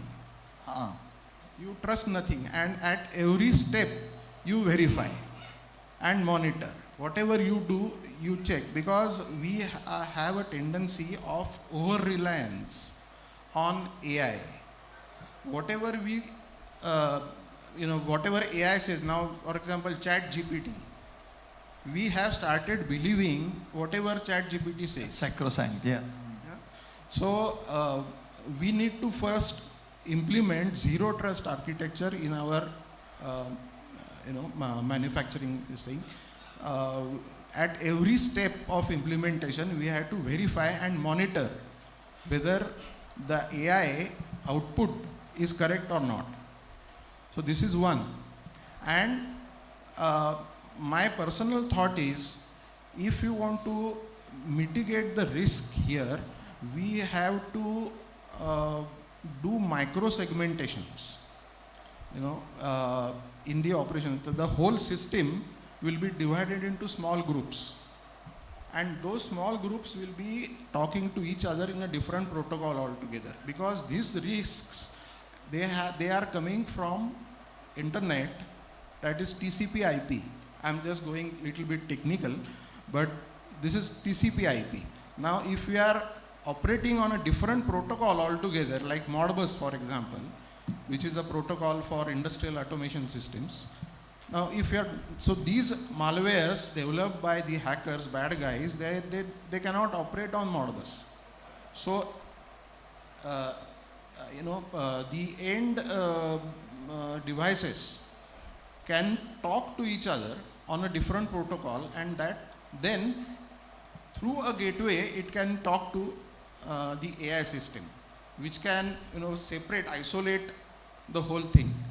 In addition to that, of course, there are a lot of things, we cannot cover everything here, but there should be collaborative efforts, I think, with between government, industries, vendors, customers, and government and everybody should share the vulnerability lists, attack vectors, the information about these new attacks, etc. with everybody. Okay, so it's a collaborative. You Yeah, need all and hands in on the addition- deck. Yeah, and in addition to that, there are of course security standards available like NIST, National Institute of Standards and Technology. There are frameworks available. So if you stick to the basics of networking, I think we'll be able to reduce the risk here. In short, you are saying it has to be a collaborative effort. Yeah, definitely. Learning from each other and actually Definitely. making something which is Yes, of course. robust. Yes, of course. Okay, good. We have just run out of time, I guess, but with Dheeraj and Arun's permission, I want to ask one question to Vishwesh. You don't get opportunity to get people like Vishwesh on the forums every now and then, a wealth of experience. Vishwesh, I read that a simple Google search takes 0.03 watts of energy.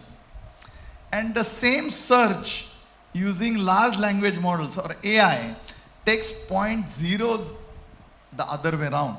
So a simple Google search takes 0.003 watts of energy. The same AI enabled search takes 0.03 watts, which means tenfold. Now, here is a nation which is energy scarce. We are dependent on the foreign imported oil. 80% of our oil is imported. Many of our coal is also imported. We are a fossil fuel economy. Still 70% of kilowatt hours generated come from fossil fuel. Although we are making good progress on renewable energy. So while we want to go the AI way, we also want to strike a fine balance on sustainability. Because we know that the evils of climate change and global warming have dire consequences on humanity as a whole. So the question to you is, how would you see AI-enabled manufacturing actually being a driver for net zero and not a detrimental effect for sustainability initiatives? Sure. Great question again, Ravi. And I know you are master of sustainability, so I'll still, try to answer your question, and you can always update or enhance it further. But very interesting, right? So there was a guideline given by OpenAI not to say thank you, please, etc. And I was talking to my daughter, when you do chat GPT, don't say please give me this, because that please actually leads to more energy consumption. So be direct. And that's to answer your first part. But second part is, how does AI enable sustainability goals? In my view, in an extremely profound way. Because whatever we are doing through AI and Gen AI as well is to reduce the cost of manufacturing by making manufacturing more efficient, by increasing yield, reducing wastages in every aspect of manufacturing, whether it is use of energy, whether it is use of material, resources, everything will get optimized. Rework will get reduced significantly. So all of it would definitely, add to our sustainability goals. Not only that, if we go much beyond within plants, from where you are sourcing, you source from the right deforestation areas or areas where use of fertilizers is minimum, to an extent to when you get inbound material, what level of test you should be doing based on your suppliers' credentials and past history. You can optimize that as well, which would further reduce, as I said, right? So everywhere, if you look this value stream analysis of where am I spending more and how AI could help, and there are tremendous profound use cases, as I said, which would bring the costs down and at the same time make organizations and manufacturing and enterprise very sustainable. I think that's brilliant. This is exactly the answer I was looking for. Not sure all the niceties you said I deserve, but I would like to add a couple of my 2 cents. Basically, AI will help you identify the inefficiencies in the system, energy guzzlers, and get rid of them. AI will help you schedule your maintenance, predictive or otherwise, well in time when the demand supply cycles are absolutely lopsided. AI will help you synchronize the entire value chain right from the vendors all the way to the market demand cycles in so nice way, like a nice analogy that used like a symphony, like a well-defined organ. So there are many use cases. The reality is that that's an ideal state to be in. The journey, as always, continues to be treacherous, one that of a patience, one that requires investments, one that requires belief, and one that requires continuous upgradation. Because as we speak about Industry 4.0 stabilizing, we are already talking about Industry 5.0. As we talk about 5.0, there are already talks about quantum computing, digital twinning, AI modules trying to override in the system. So I think overall we are looking at being on a treadmill of moving continuously. So the only way we can ride this tide is by staying up to date, contemporary with our knowledge, skill sets, learning, unlearning, skilling, reskilling, and that's the only way we can remain assured that we will be able to actually realize the dream of India as a developed nation in next 25 years on the back of the strong manufacturing sector, which actually propels growth of service sector also, which actually takes along MSMEs also. So I think manufacturing sector indeed has to do some heavy lifting if this vision has to be realized. I can't thank Dheeraj, Arunji, Anushka, Sandeep and the entire team enough for providing us opportunity to share our thoughts. You've been a wonderful audience. I don't know whether there is any opportunity for 1 or 2 questions, but if there are any, we'd be more than happy to take. Actually, it's a great synergy. I have a session on AI, artificial intelligence and manufacturing, how it enables to make it more smart, intelligent, and predictive. So thanks for setting this whole ground with the audience. So I have questions for everybody, all 5 of you, but I will just take one and take rest. I will have a question for Vishwesh for the portfolio that you have in consumer goods.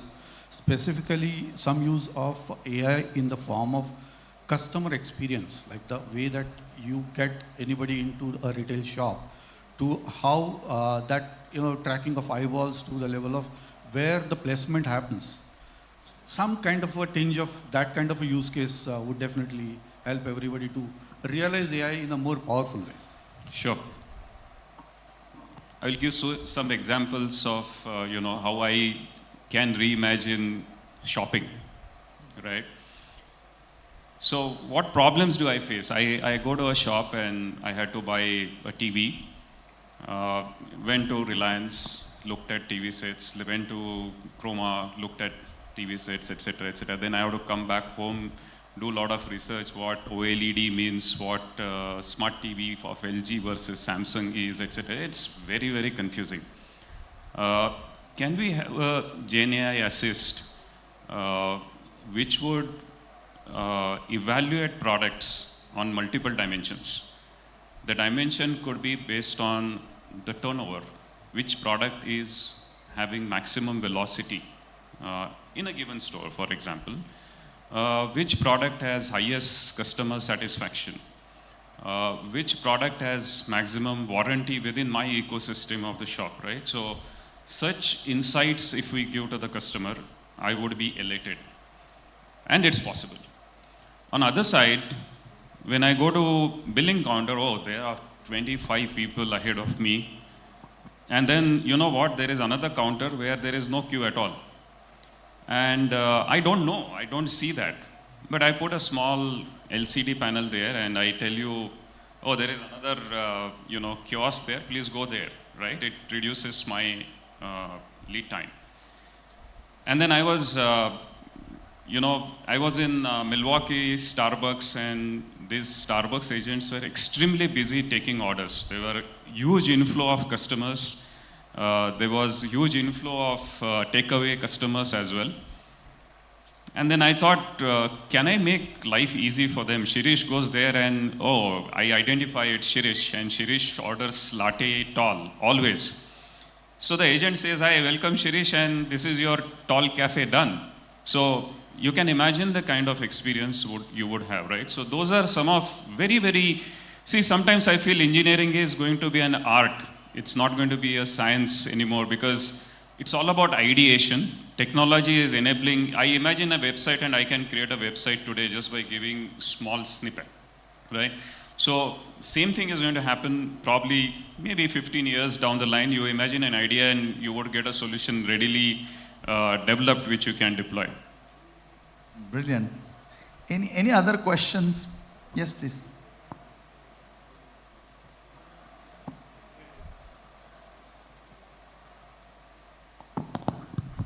Thanks for this wonderful discussion. My question is, one topic you have slightly touched related to ethics in AI. Everyone talking about AI, but hardly people talking about ethics.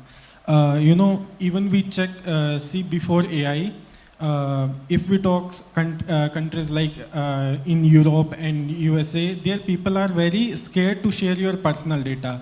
But if you talk about Indian context, people come on national TV like Shark Tank and they say like 1500 रुपए दो, lakh phone number और email तो ऐसे मिल जाएंगे. And now we are coming into AI. Even like before AI, there are a lot of scam. I don't know people where they found your personal detail, they call you. And with AI, definitely people वहाँ पे भी they will try, to scam आम जनता. They don't have much technical knowledge. So do you think how we can prevent this thing? Because I see everyone talking about AI, but very less people talk about ethics. So I see this is a big challenge with respect to AI. Ethics in AI is a PhD topic by itself, okay? Because, depending on which part of the world, which cultural heritage you belong to, where you are going, things could change. But I think the only answer can come in the form of AI regulations, which will remove cognitive biases, which will remove preconceived notions, which will remove the possibility of algorithms programmed in a particular way to benefit a particular section of the society, particular strata of the society. They call whitewashing, right? I mean, they wouldn't actually. So you need a strong governance framework. You need a small legislation. This debate is ongoing. And the problem is there cannot be one universal global regulation.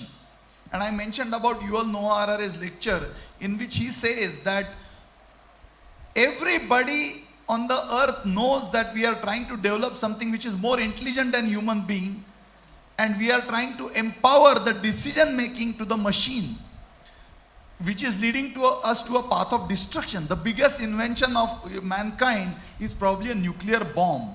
But the ability to actually discharge the bomb rested with still human beings.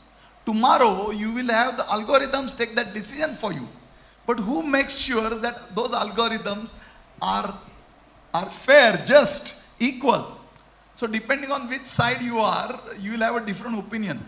And then he says, the question was asked, then if you know it is dangerous, why aren't you stopping the development? And the answer across the board comes that if I stop, someone else who is going ahead will have an early bird advantage. And so there is path of destruction, they call it. But this is a huge topic, AI in ethics in AI, and probably we'll request them to keep another session for this. But ma'am, you had a question. First of all, hearty congratulations to the EM team and the panelists there. Thank you so much for being here. I'm Sanju Tiwari from Bellrise Industries, earlier known as Badwe Engineering. We just, changed our name, rebranded ourselves. So first of all, I think I might take some time, but not long enough. My first question is to Mr. Aniruddha.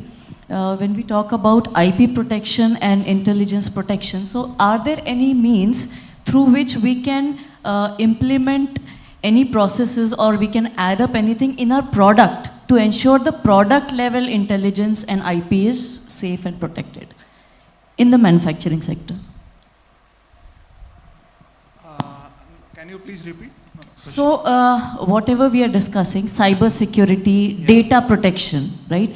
Now, if I am manufacturing a product, there are certain processes which are done by me, and that is what is making this product unique.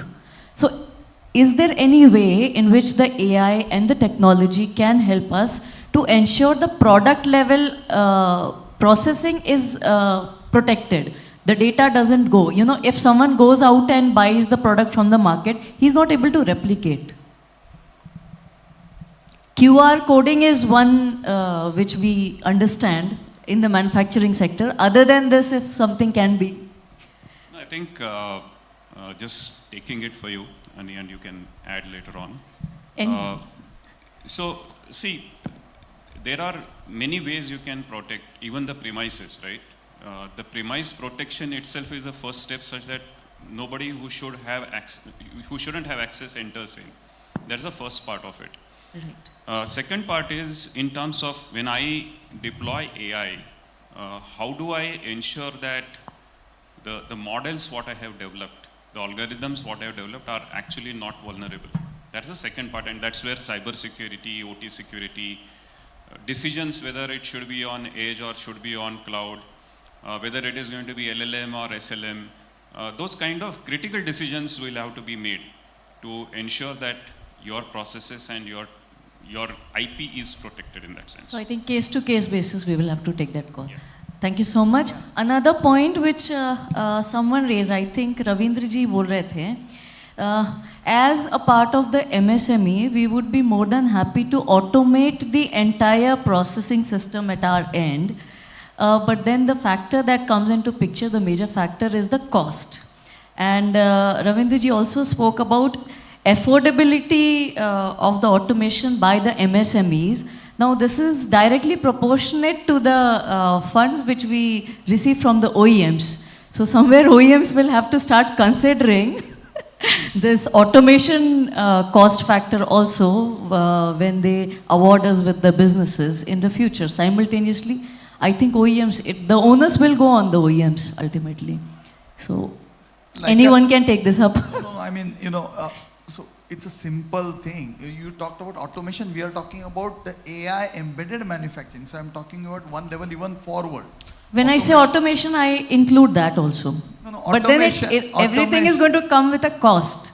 So again, I draw back on that. You all know how automation and AI are very different. Automation is like you go to a coffee machine, press the button and it will automatically give you something. AI enabled manufacturing means you go to a coffee machine, like he said, he will tell you that there is, this is a kind of new I would be more than happy to have a process system where I manufacture a PCB assembly with the entire turnkey box build project for a Tata Motor or for Volkswagen, which is AI enabled. Now it is going to come with a cost factor. So now somewhere the OEMs will have to consider this down the line in their costing. Is my just a suggestion. I mean, if someone automation costs are coming down. See, don't literally. I don't think that PLCs and robotics the way they are costly. People feel that, but I'm sure that automation costs as well as the integrators who are deploying these solutions on the shop floor, the costs are coming very well down.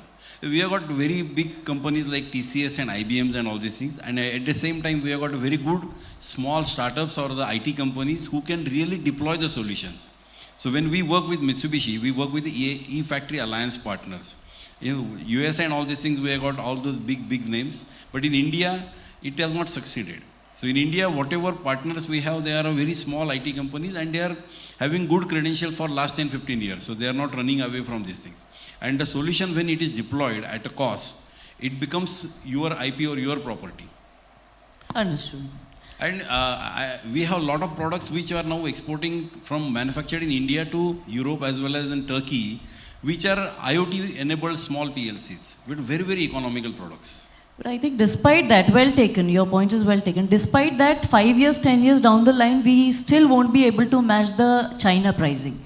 So that is where we are lacking in India. We can take this perhaps offline. If there are any other questions. Sure. Thank you so much. Thank you. Any other questions? Yes, please, at the back. Hi, cost consumer.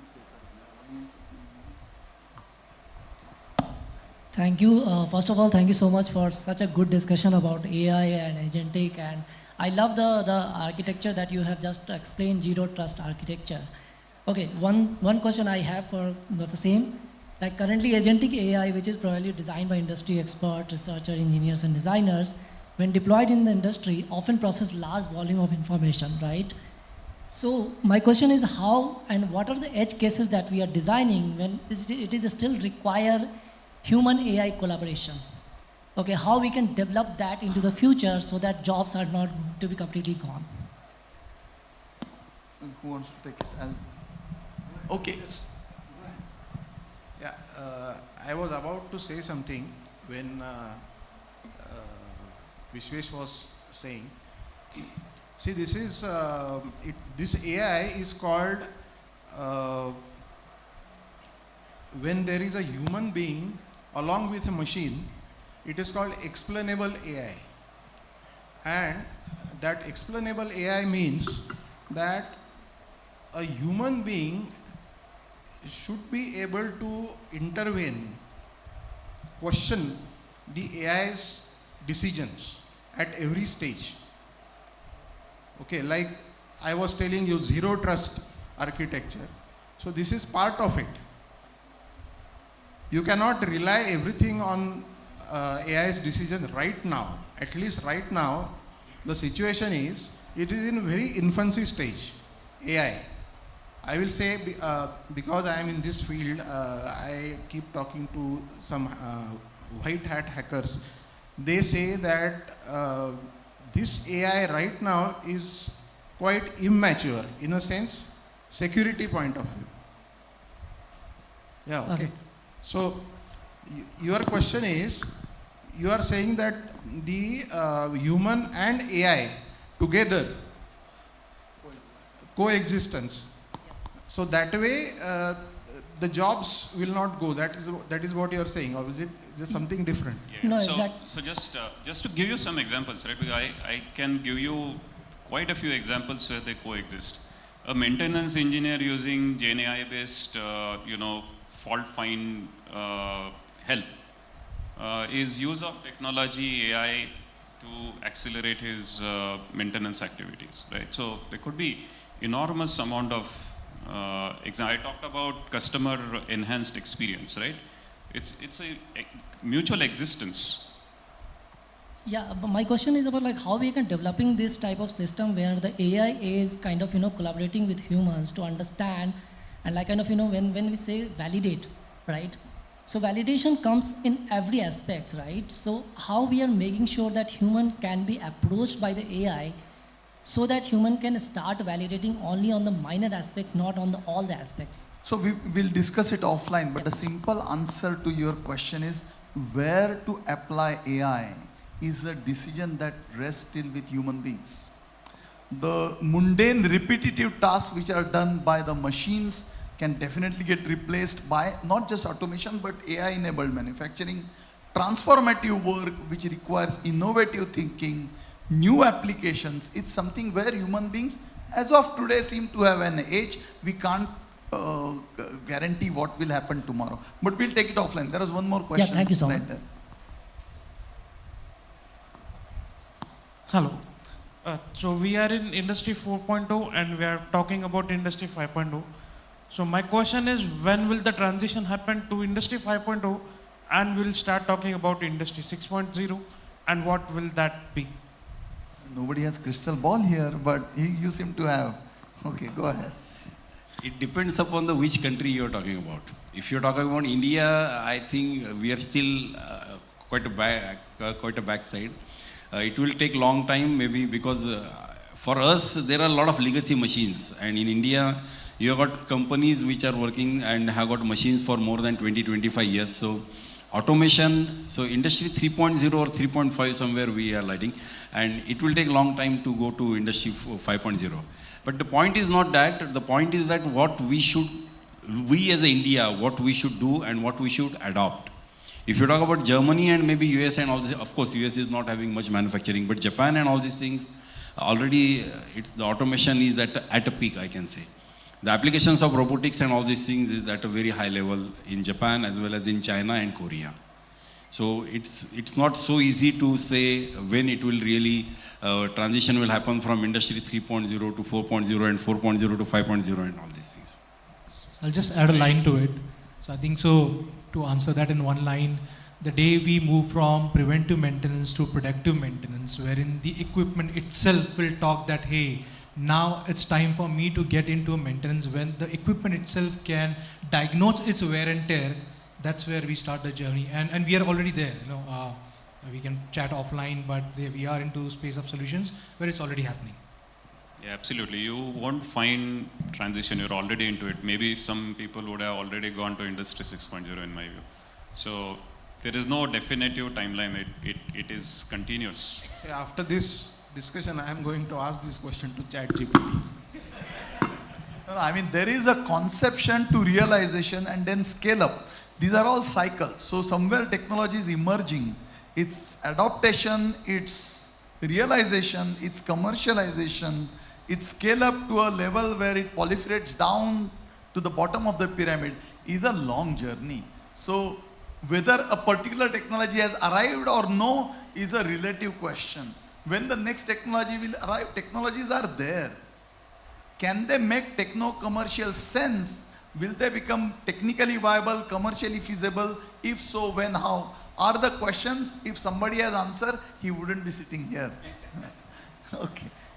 That's about the time we had. Thank you once again for such a lovely participation. Really appreciate it. Thank you so much, sir, and the panelists. I mean, I'm sure on behalf of everyone in the audience, I can say it was truly an insightful and an engaging session. I would like to call upon Mr. Arun Bharadwaj and Mr. Dheeraj Bhalerao to please felicitate our panelists and Dr. Utgikar.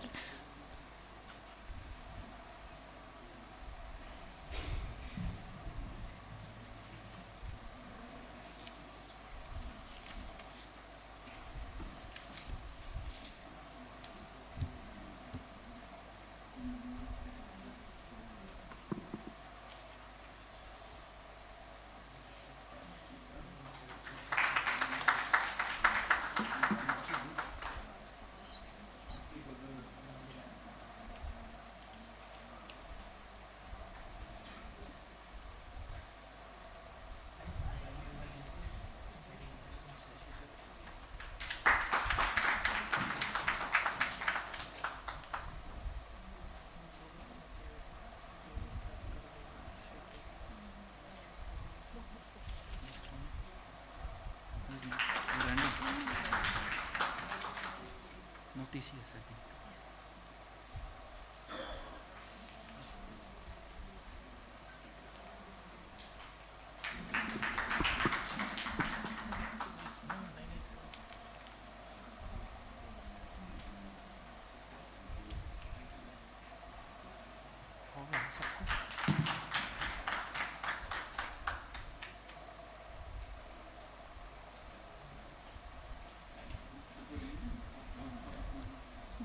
Once again, thank you so much.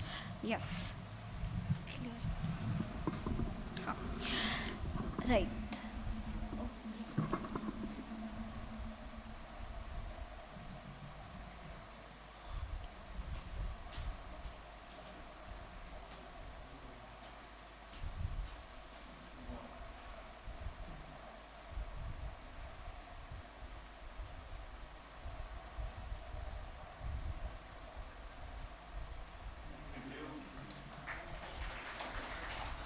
Once again, thank you so much, Dr. Utgikar and the panelists.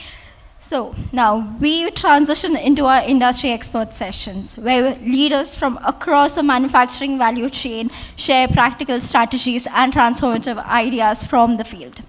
To begin this session, we have a speaker with rich background in leading technology and innovation initiatives at renowned global automotive companies like Robert Bosch, Mercedes-Benz, and Electrobit. He's the Chief Technology Officer and Senior Vice President at the Lumax Group, one of India's leading Tier 1 automotive component manufacturers. Please join me in welcoming Mr. Satish Sundaresan. Today, he will share his perspective on lean manufacturing.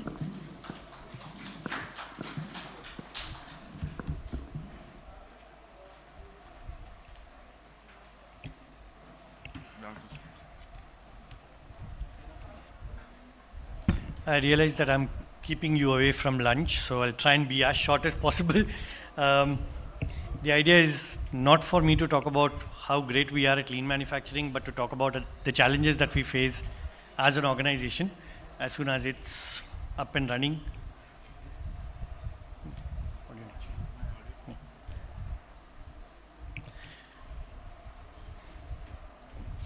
So I'll take you through our experience. I'll try and keep it as quick as possible. I actually wanted to do a quick poll, but it's not necessary in the interest of time. All I want to tell you is whomever I speak to about lean manufacturing, the answer I always get is, we do it, we know how to do it. However, the reality turns out to be quite different. And I come from a tech background. I joined Lumax about 4 months ago. At least what I had heard about what Lumax was doing was also everything is great.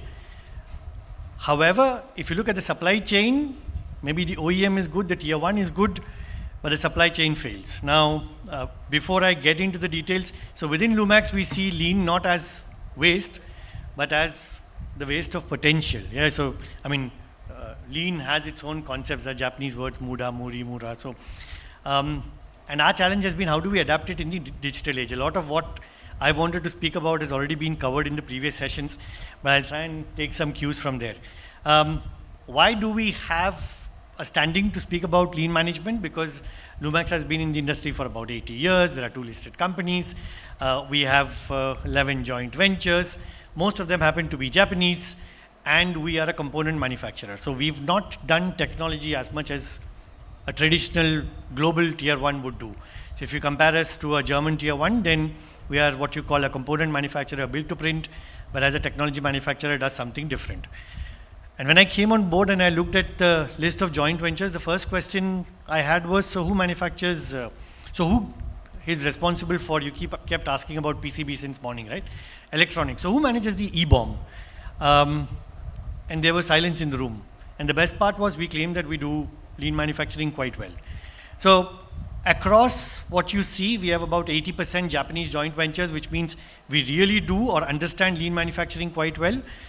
Reality sometimes has been different. And what was originally meant with lean, you talk about defining value, you talk about reducing waste, you talk about the pull factor. Pull means it's the customer's responsibility to pull whatever is the output that the component manufacturer must produce, right? And I somehow believe a lot of what was told then is unfortunately not applicable, at least in the transformation that the organization is going through. So I don't want to use language which says that lean is not something that you should be focusing on. It still is great from a theoretical perspective, but I think the reality has changed quite a bit. And we heard a lot about digital and cybersecurity and all of that. And I can talk to you at length about the challenges of implementing it. And I say this because from the tech world, we always had an answer to say, we can solve this immediately. But you come to the manufacturing world and you realize, not as easy. And no OEM will pay for your shift. this I can guarantee you. So, okay, so what do we do at Lumax? So we do a lot of what you had already spoken about in the previous session. Anything that can be repetitive is, we call it, let's do it lean. So much so that we apply lean even to corporate functions. So HR, finance, why do I need a certain, if it's not adding value, outsource it, get rid of it. So that is a continuous improvement journey. That Kaizen happens, yeah. The challenge for us in the automotive industry is our product timelines are shrinking dramatically, in fact drastically. Yeah? So earlier, what used to take 6 years, 5 years is now getting done in less than 18 months, unheard of. Yeah? And the complexity is in software, but software not because we are a software player. Yeah? But if you're doing any form of electronics which has an MCU, a microcontroller, and somebody gives you software, one thing has to be understood, that the R&D is never over. Lean was under the impression that R&D is complete and you're only focusing on manufacturing or production. In today's world with electronics, R&D is never over. We talk about over the air. It's all fantastic concepts to sell. I mean, when I was a tier 2, I sold it to my tier 1s and OEMs. But as a tier 1, I find it extremely difficult to figure out what's the value, at what point in time do I continue updates to happen so that my production is then reliable. And I think there is no definitive answer for that. And the last point that I wanted to indicate here is value is no longer delivered. It's not just a black box. We were supposed to be in the brick and mortar industry, but now value is co-created. And I have an example that I'll talk about. And just in time was a fantastic concept till Russia invaded Ukraine, till China said, I will not deliver you rare earth materials. Today, I'm in discussions with Tata Motors, incidentally, since you asked about the question again. So they use a certain amount of magnetic sensor, and we're saying we don't want Hall effect sensors, let's move to inductive because the magnets come from China. You can never be prepared for lean manufacturing in such a scenario because China +1 or China without China, whatever, you simply don't have an alternate. The alternate is to go back in technology. So the stakes that you play with here as an OEM are far greater. And if you go and tell the end consumer, I'm going to give you an inductive sensor, so now can you give me maybe 50 rupees more for the car model that I'm going to sell? Nobody will buy. You and me don't buy the car because of the sensors being used, the rare earth material that is being used. Unfortunately, the value in the eyes of the end customer is very different. And this is one of the biggest challenges, at least in the automotive supply chain. The other one is, I as a tier one can say, look, I have the wherewithal, I have the technology power, I have maybe my promoter has enough cash in their pockets to make investments on lean or whatever you want to call industry 4.0, 5.0. If you go through the supply chain, as you come to the MSME sectors, that is not the same. So their intent is there, but their financial wherewithal is simply not enough. Yeah? So what should a tier one do then to bring these people up? Because for me to say I do lean greatly is not enough anymore, because if I have to co-create with my customer, my supplier has to do that with me. And I want to take this example. So this is built out of our Chakan plant. So you know the model from the picture. So everything that you see from the door panels, the Class A surfaces here, to the center console, the body in white, the haptics, all of that is produced by Lumax IAC. Now, we thought we were very lean with this customer. We are in fact co-located. So we don't call ourselves tier 1. We started calling ourselves tier 0.5 because we are sitting inside Mahindra's production manufacturing facility here in Chakan. Yeah? And then Mahindra dropped the bomb to say, great, now you integrate this digital cluster, which by the way comes from a different tier 1. It's a global tier 1. We said, why not? We are lean experts, we'll do it. And then came the problem, because this tier 1 delivers the infotainment system, sometimes with cables that fit, sometimes with cables that doesn't fit, sometimes some power adapter isn't working, software hasn't been flashed. My technicians on the production line have no clue how to flash software for an IVI system. They were hired for something else, yeah? And this now has changed the game quite a bit for us. Even without AI, we are forcing people to upskill, reskill, or get out, as bad as it sounds, because that's the only way it works, because that's what the end consumer wants. And I'd love to say, I'd love to request our OEM and tell them, can you give me a certain amount of time because I can do this better? There is no time. There is absolutely no time. So the market dynamics, the end consumer requests, the OEM desires, borderlining to demands, push you into a corner. And this is one example where lean manufacturing, as great as it is theoretically, brings us to a problem to indicate how do I now make sure that I have enough infotainment systems available.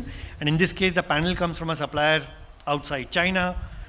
The intelligence comes from an American tier 1. To put it all together in this concept and say that we are doing something lean is basically saying that we reached the stars. Yeah? So that's also the reality of the situation. So what does it mean for us? Yeah? So that's not the reason why I've been brought on board. We have a CIO who tries to figure this out. We are now setting up a production plant in Manesar. Now, traditionally, what would happen is you first spend months looking at the land. You negotiate a deal that's hopefully good enough for you financially. And then you start thinking, this is the area where I'm going to put a plant. This is where I'm going to have my loading bay. That's where my SMT will come, so on and so forth. Yeah? That was in the past. Now we have a digital mock-up. We do everything virtually, so we call it a digital twin. And we try and say, what can I virtualize at that point in time itself? Now, I know that most tech tech companies, B2B companies here will say, this is already available. In India, that's not available yet. So I cannot buy it at a cost point that I can afford from a player already today. So a lot of it is also custom built. We want to do predictive maintenance, but we are already struggling just with image sensing mechanism. So we have a production line as well where we have a lot of vision-based testing that happens. We bring out logs on it, logs out of it onto a cloud. All that is great, but if something does go wrong, we have no idea where to go and fix it. So this is also the reality in terms of the tech world and the, let's say the labor world that you have in the manufacturing setup. Then comes the bigger problem. A lot of the cases we supply control units to our customers and the customers flash it on their production line, flash the software. Yeah? I'll take an example of telematics control unit that we do for a truck manufacturer. So the first time the eSIM starts, it is at the production line in my commercial vehicle customer. Now they have again little to no idea of what should happen. And a lot of times this is a piece of software that doesn't even come from Lumax, it comes from our supplier. So how do we get lean in terms of software deliveries? So we're talking about DevOps. So, I mean, that's continuous integration, continuous development, continuous testing. So Lumax as a build-to-print company is now forced into the technological world. As much as a lot of the organization wouldn't want to do it, we have to reskill, we have to upskill, otherwise we will be obsolete in this industry. So that's the reason why this step has to be taken. And we are working now with IIT Delhi's FSM, the Foundation of Smart Manufacturing, and they've introduced us to the concept of dark factory. So we have a certain portion of one of our transmission setups which will become dark factory by April 2026. And the problem in such a setup is how do you do Gamba walks? Yeah? So it's simply not possible. You don't know now what's going in, what's going out.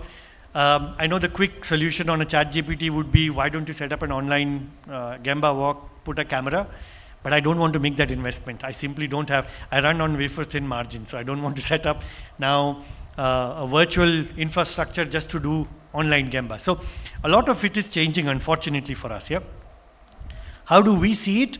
I think the biggest transformation for the organization and for the industry is we don't now talk about outputs, we talk about outcomes. And I think that's the biggest shift that we have, which means that the component or the automotive industry, the traditional automotive industry, and I'm assuming the engineering industry, is also beginning to speak the tech language. Yeah? So, and outcomes need to be very clearly defined. Outputs can be touched and felt and all that. Outcomes need not be. So you have to be very clear on how you define it. So there's a lot of design activities, what we call shift left now that happens. Yeah? So when you talk about cybersecurity in terms of manufacturing setups, everything is by design. So it has to be secure by design. I'm not just talking about a piece of software or an ECU or a part of the vehicle. I'm talking about manufacturing setups, because in the previous example that you saw for our let's say cockpit deliveries, we were never cyber secure as a manufacturing entity.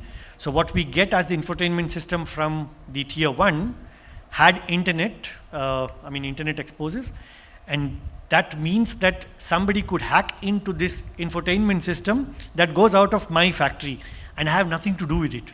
It is just that I have not set up jammers in my manufacturing plant. So the risks that you carry as a tier 1 today are far greater than what somebody spoke about profits before security. So I have this personal saying that until we have the first attack, I think nobody will understand where to put the money in. But I hope I'm wrong. Yeah? It's not just about mindsets with lean anymore, it is about tools. Lean was easy, you just needed a board, piece of paper, smart people. That's not the way anymore. You have to invest in tools. A lot of it is also applications that you don't really know. And one of the biggest challenges in the Indian engineering space is how do you extract value of the tools that I'm going to invest in? Yeah? So this is a big challenge. So a lot of learning needs to happen. My last slide, I think classic lean is done and dusted. I don't know if it is industry 4.0, 5.0, 6.0. In my view, we are somewhere between 2 and 3 as an organization. And one of our biggest challenges is how do we even get to the next step? how do I get to data-driven decision making? So digitization is the process of, I mean, we heard Ravi speak about analog to digital. Do we want to go digital? Am I allowed to go digital? I have a joint venture, I have 12,000 crores on the table. There are so many fundamental questions that we are not able to answer. So we are looking at automation and lean in very, very small aspects of our business. Digital twins is something we've started at least for our new plants. Advanced scheduling and planning, this is necessary because just in time was fine. But now with the advent of especially electronics bomb, if I have to buy, let's say, a MOSFET from China, I need to test. I heard somebody speak in the morning about, I think I heard the TCS gentleman speak about, based on my supplier, I can decide what kind of validation I need to do or not. Unfortunately, in the electronics world, everything has to be validated multiple times, because in my series production, I suddenly have a part that has changed from automotive grade to industrial grade. And then there is a failure that happens in the market, and I cannot go around explaining why my validation system failed. So again, the stakes are different. I have to plan in advance, because that's the only way I can test in advance. So we are trying to bring in as much machine-related collaboration as possible. I'd love to have a dark factory of our own some point in time in the near future where I don't need any kind of human intervention, but that's not true, because the reality is, for every concept of dark factory we are talking about, there will be labor union challenges, because jobs will be lost. And I'm not just talking about blue collar, there will also be white collar jobs. So I can tell you, data analytics today within Lumax is no longer done with human beings.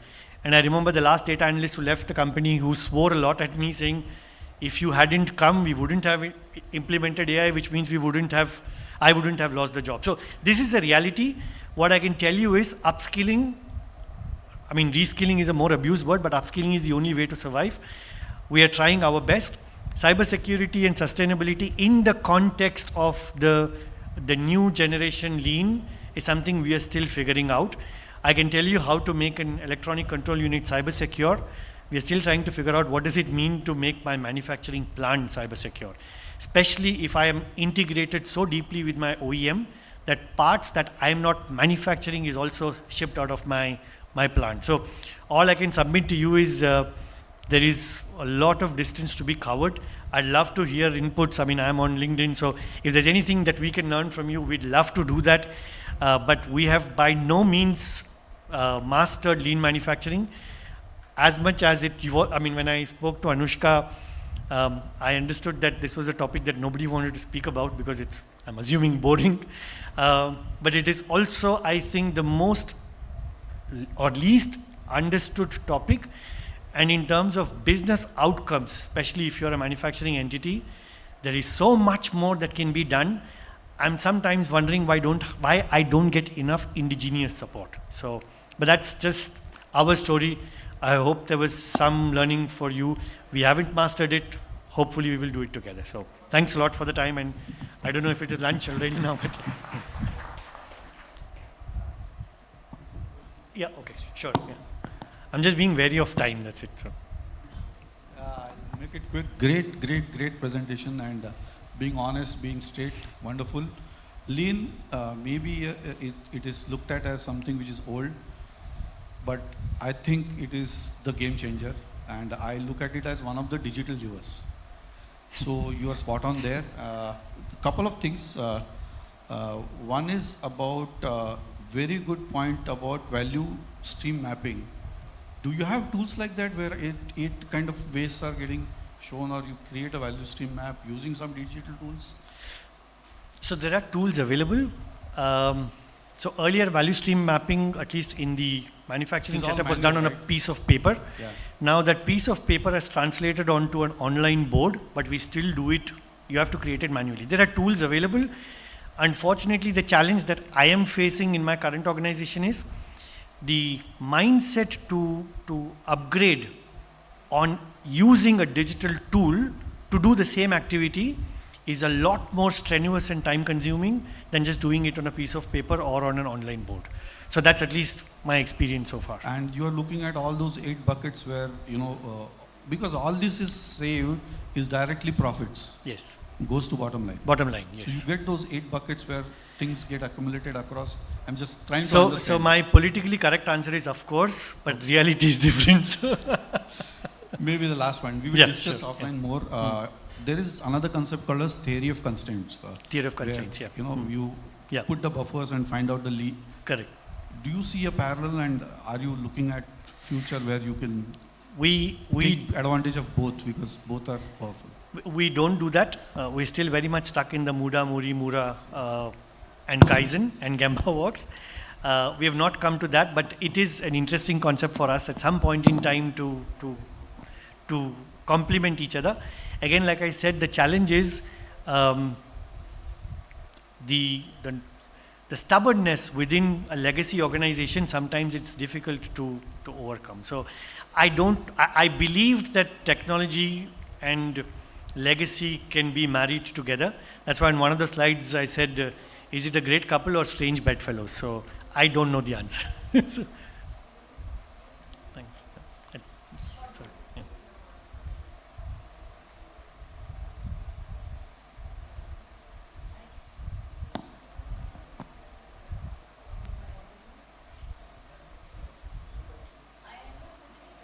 Time, yeah, better. I couldn't stop myself from taking the mic and commending you. It is really refreshing to have this perspective and the way you have explained, and that to a topic like lean. So really commendable. Congratulations. I mean, wonderful. We've really enjoyed that. I don't have a question. I think I would like to chat off the line. But yes, on the common platform, I would like to say, you said you faced a constraint on integrating all the different products together. Yes. Maybe we can help you out on that. Sure. So I look forward to exploring this. Thanks. And wonderful. Thank you so much. Thank you. Thank you. Thanks.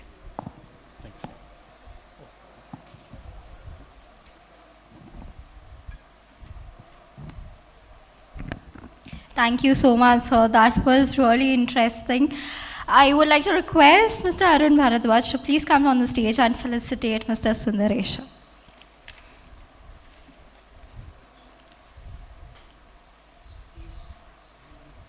Thank you, sir. To talk offline.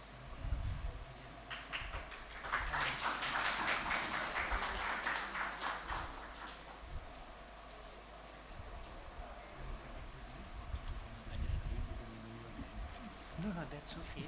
But the topic was very interesting. Thank you so much, sir. Now, before we go ahead, I'd like to actually announce a slight change in the agenda. So before we move ahead to our next session, let's take a quick lunch break and then come back in soon for our next sessions.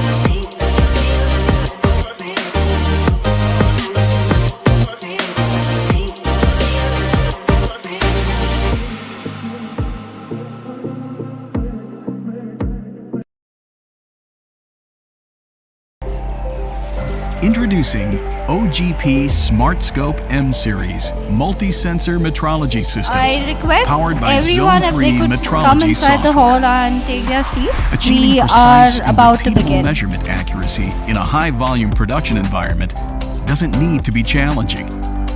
Trust SmartScope M Series to achieve accurate and repeatable results with full 3D capabilities that measure even the most nuanced details, all in one intuitive, easy-to-use system. Enhance your throughput instantly by quickly pivoting from the fully telecentric optical system to tactile, non-contact, and laser sensors on just one machine.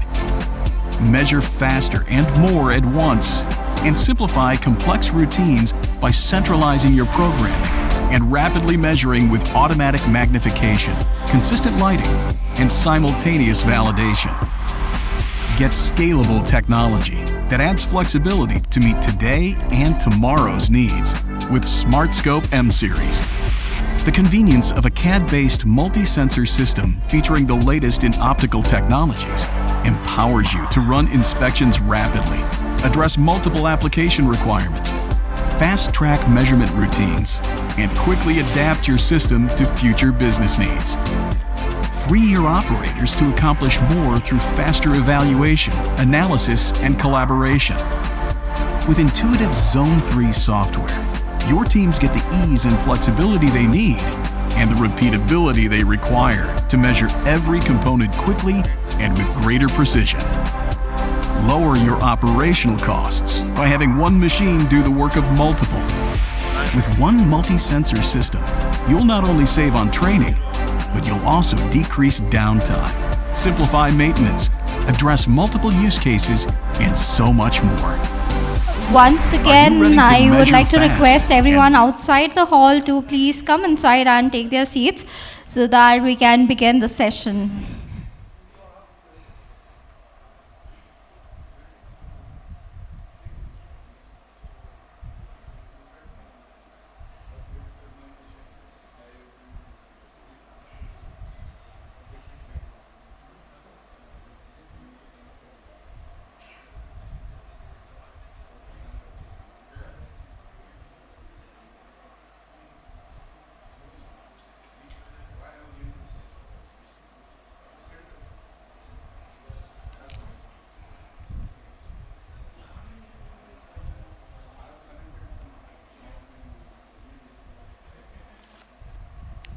No.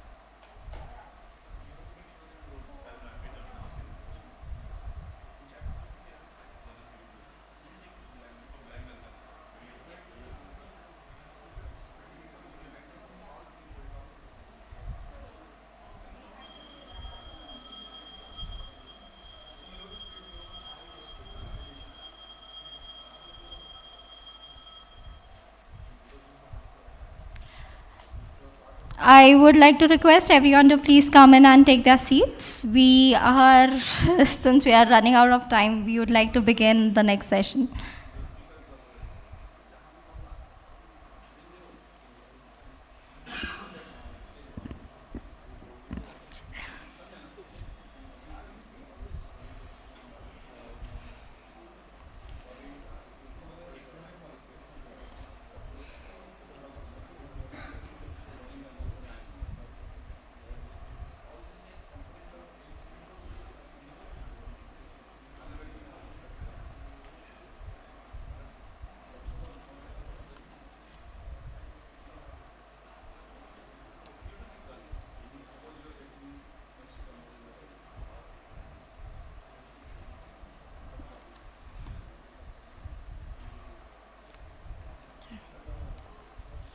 Okay, I would now like to request everyone to take their seats as we begin with the next session today.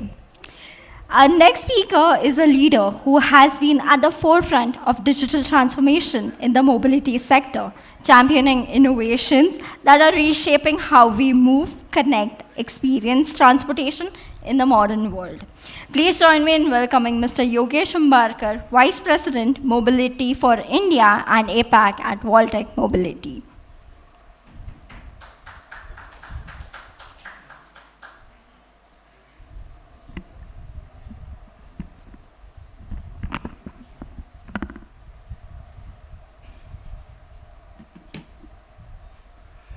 Yeah, good afternoon or good morning. I hope it's not a good morning time again. So first of all, thank you, EM, Arun, for inviting and being part of this really nice, well-organized session from the perspective how the new technologies, including the data, AI, are shaping not just manufacturing. I'll be talking more on the how the data AI are shaping and it's becoming a need of an hour for the OEM and how it's shaping the future of the mobility. And particularly I'll take the more day-to-day examples which you would come across as a more relevance for you as you go by. So in the interest of the time, because I also have another meeting at 3:30, so I'll have to leave. So I'll probably rush through some of the slides, but if there is somebody who is interested in the presentation, I'll be happy to share that later on with the request overall. So today's road trip, as we are a mobility guys, we obviously talk about today's road trip where we will meet Voltec Mobility. I'll share very briefly what are the key mobility trends that are shaping the future of the connected consumer. The connected consumer is nothing but you and me who is connected to your mobile and now you who is connected to your car as well through the SIM card. And then what is the business motivation? So we'll talk about you are getting a lot of feature, but who is paying for this and how do you kind of sustain this connectivity or connected mobility experience as well. And then that's where we see that how the certain unleashing of the value is getting created to the data and AI topics overall.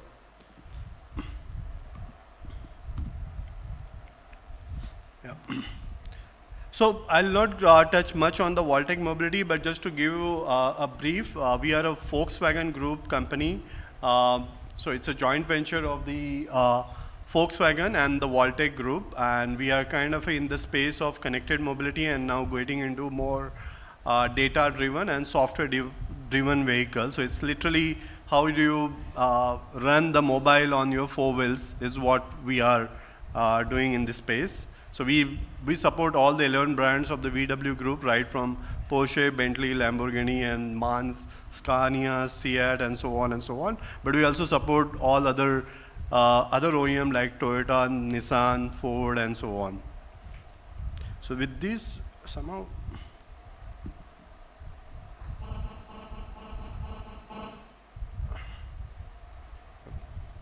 yeah. Excuse me, yeah. So there is something it getting pressed here.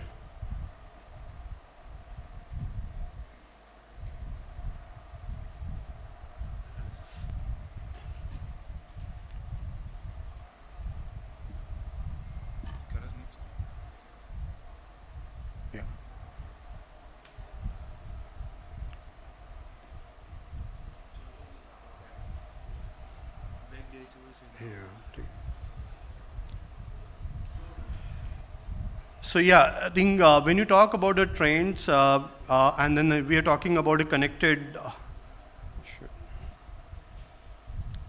we're talking about a connected consumer. Now, as I said, connected consumer is nothing but you and me. What is happening in today's world, we all see most of the OEMs are putting a lot of connected features, right? The features you see in the infotainment screen, we call it as the in-vehicle infotainment, IVI screen.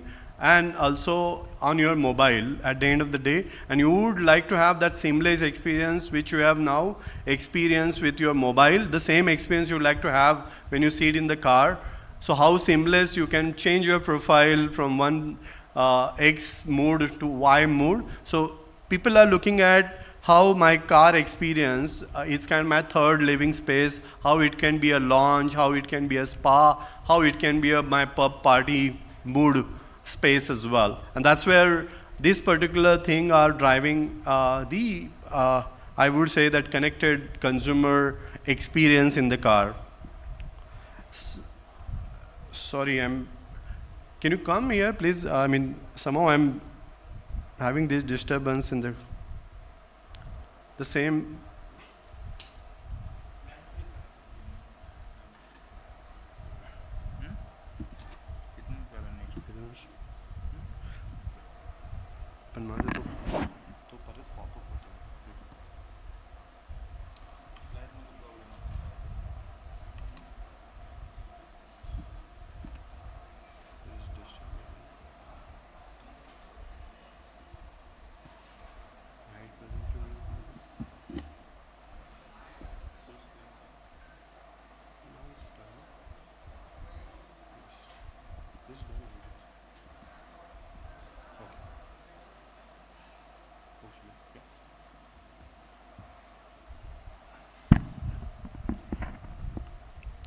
So in the automotive world now, there is SDV is very common, future forward looking word. So SDV is nothing but the software defined vehicle. So earlier you would see, I'll take a general, rather than talking about a lot of jargon in the technical way, I'll probably use more connecting words and so on. So earlier the way people used to say, kitna deti hai, right, in the car, looking at that mileage from the Maruti slogan, and now it's more kitne features hai is what coming in as one of the decision factor. And this kitne feature is more you are looking at kitne feature applicable to me as my persona as Yogesh versus Shirish versus Arun, right? Everybody has got a different style of the day-to-day needs and the kind of a preferences they have. So one would expect when I sit in the car, it should have more hyper-personalized done for my preferences,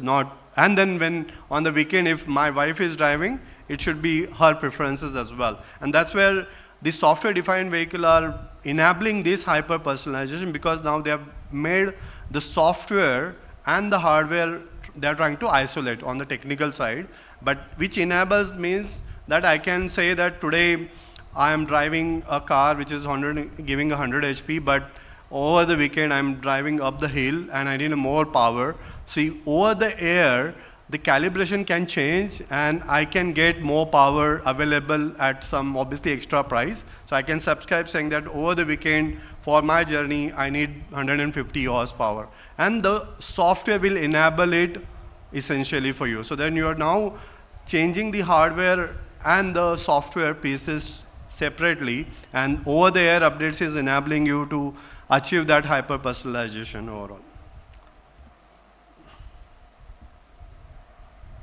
I'm facing some problem with this slides moving up. Yeah. So that's where I said mobility, and now obviously the expectation is coming up now.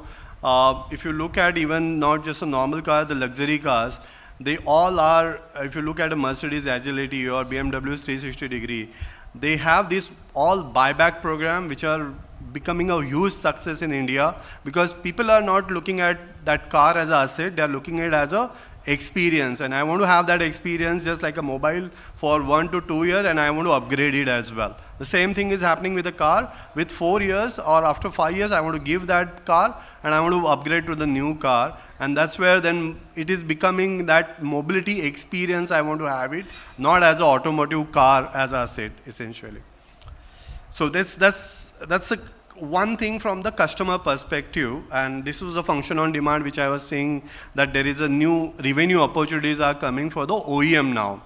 So what is happening is earlier the OEM used to have a connection to the customer until sale or until the point of sale, or extreme maximum until the point of your warranty period, because you were taking your vehicle to the service, and the moment you were connected to the dealer service station, they used to know what is the status of your car, what is you're doing, and what could be the additional service can be offered. But now your car has got a SIM which kind of tracks where you are going, what you are buying, and including what is happening with the car, how you are using, and so on. So that means my opportunity for the OEM is to have different services delivered throughout the life cycle of the vehicle overall. And that's where, if you see, there are a lot of OEMs have started new business services team. And these new business services team are nothing but where they understand what is happening with your vehicle and how you are using it, where are you using, and what are your needs.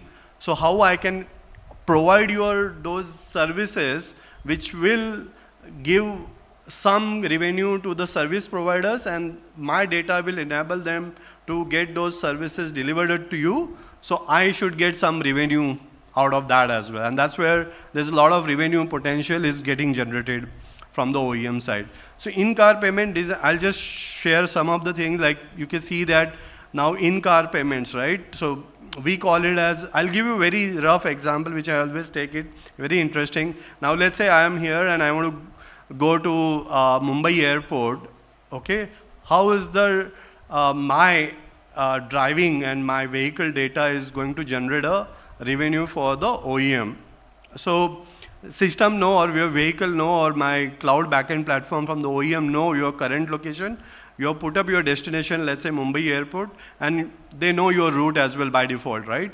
Now on the way to the airport, just before, because based on where I have stopped my car and based on my user preferences, so on, they know that Yogesh loves Starbucks coffee, and then on the way, just before 5-10 minutes before the Starbucks outlet, Starbucks will push out an offer saying that, hey Yogesh, we love you, we have 30% exclusive offer for you, would like to avail, and just accept or deny. The moment you say accept, it will navigate you there automatically because they know your vehicle and they will navigate you there. And then you can make that pre-order with voice base saying that, hey, I like latte and with this choice. Can you make it ready? And I can just go pick it, drive through as well. And the payment will also happen through the infotainment screen directly because your details are saved there. So now this data has enabled the Starbucks to generate 500 rupees, okay? And then obviously my data has enabled it, so I need certain shares, and that's where the revenue sharing opportunity. And I'm just giving you one such very simple example. If you imagine that the amount of retail, the amount of other engagements are happening. So we are creating a lot of data modernization, and in the Europe, we have been generating good amount of $1 million for VW Group through this particular data. Okay, so there is a one single, I don't want to give you the number, but there is a one single data point of mileage per vehicle for per year. There is a good 3-digit Indian rupee number which the OEM gets. Just sharing one data point. I'm talking about one data point. You can imagine. So there is I'll not go through many of these things. I'll just give you one interesting slide. Yeah, this one. So if you look at here, there is a potential of $500 per year per car just based on the data. The way I give example Starbucks, you are saying that 50 rupees is, let's say he has spent 500 rupees, let's say 10%, or even if you say 5%, there is a 20-25 rupees is kind of a data revenue.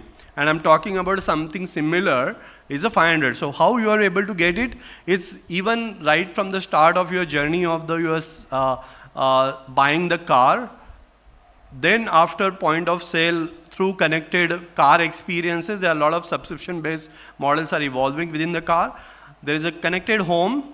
So the moment you get in your society or your bungalow premises, your AC, fan, lights will get on. So there are a lot of companies who would like to tap into your vehicle data because they want to make that connected home services. They would like to make connected office. So now there are a lot of like Teams integration, their calendar integration, and a lot of meetings can happen through the car because you are spending 2-3 hours in the car. And I would love now, because I have a meeting at 3:30, once I finish it, I would like to get in my car and I literally would like to jump on the Teams call in the car, right? That will be what my wish should be.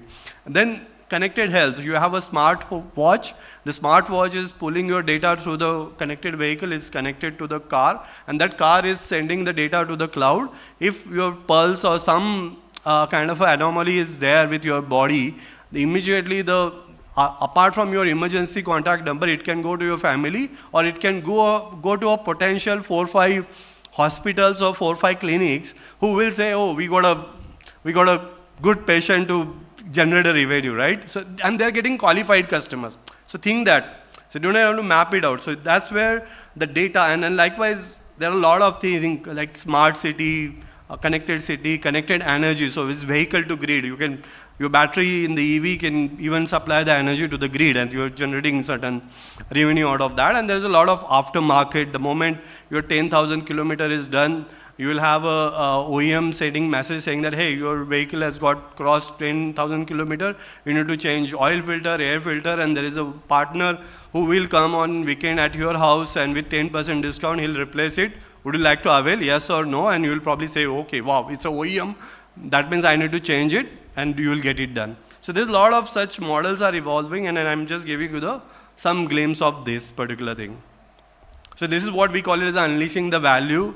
So functionality on the demand, as I said, 50 BHP more on this weekend at just X dollar price or in Indian rupee price. And there are many more examples of that. Audi themes is another example which we have built here is, so obviously in a car you would like to have a really good experience. Let's say we're on a drive in a hilly area, you would want some different music. The color combination should be different. Now I take always the example of IPL. So there's IPL matches going on. Somebody is Chennai team fan. So you like to say, I want to buy the Chennai team theme, which is yellow color and the music and so on. While on those matches, I will use that theme. So now, what is the marketplace here is, because OEM cannot offer so many themes as per these room choices as well, right? They can offer 5-10 content themes overall. But then they are giving an opportunity saying that I'll make it as a marketplace, and then I'll let the other content makers flash their themes where the other consumers or car buyers can consume it. And then there's exchanges happening where the marketplace is making some kind of Amazon money, essentially. So location-based services is an example which I was giving as Starbucks, but you can think of you are with your family, you like to have a McDonald's will push out some offer, and then you're based on your kids, you're bound to probably use it, or pizza shop and so on. So this is what the data monetization, that there is one thing definitely coming up is everybody will question mark is DPDP, which is a digital Protection Data Act, particularly now. So where you are trying to say that you cannot use just similar to GDPR, DPDP Act is already drafted out. It's not enforced in India, but it is in the place. But there are good amount of avenues also available, as long as the way you give a consent in any app you download, you just say, I accept terms, condition, and you're moving on, right? There's a consent management. Once you have done it, it's gone. Overall, you are able to then collect a lot of data, and you are able to offer a lot of services around that. So these are some of the services which we are already showcasing it, or we are making a good amount of, I would say, revenue, and some of the use cases are very personalized. So I'm collecting his personalized data based on the consent. There are some use cases where it's anonymized. So I'm not capturing that is Shirish with this X age and with this Pune living and what is his profession. I'm just making it generalized and using that kind of a data. So there are a lot of these kind of a usage. I mean, usage-based insurance, there's one more level is coming up. Now you know that most of the car has got an insurance based on the kilometer, that is usage-based.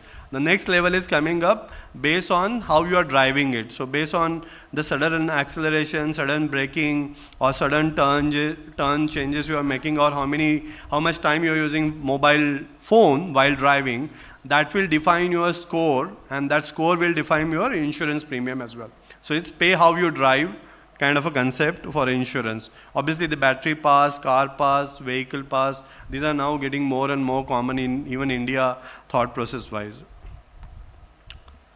Yeah, I think there are a lot of features I would have loved to take you through the way things are shaping up, but in the interest of the time, I'll probably skip some of the things as well because I also have to join another call.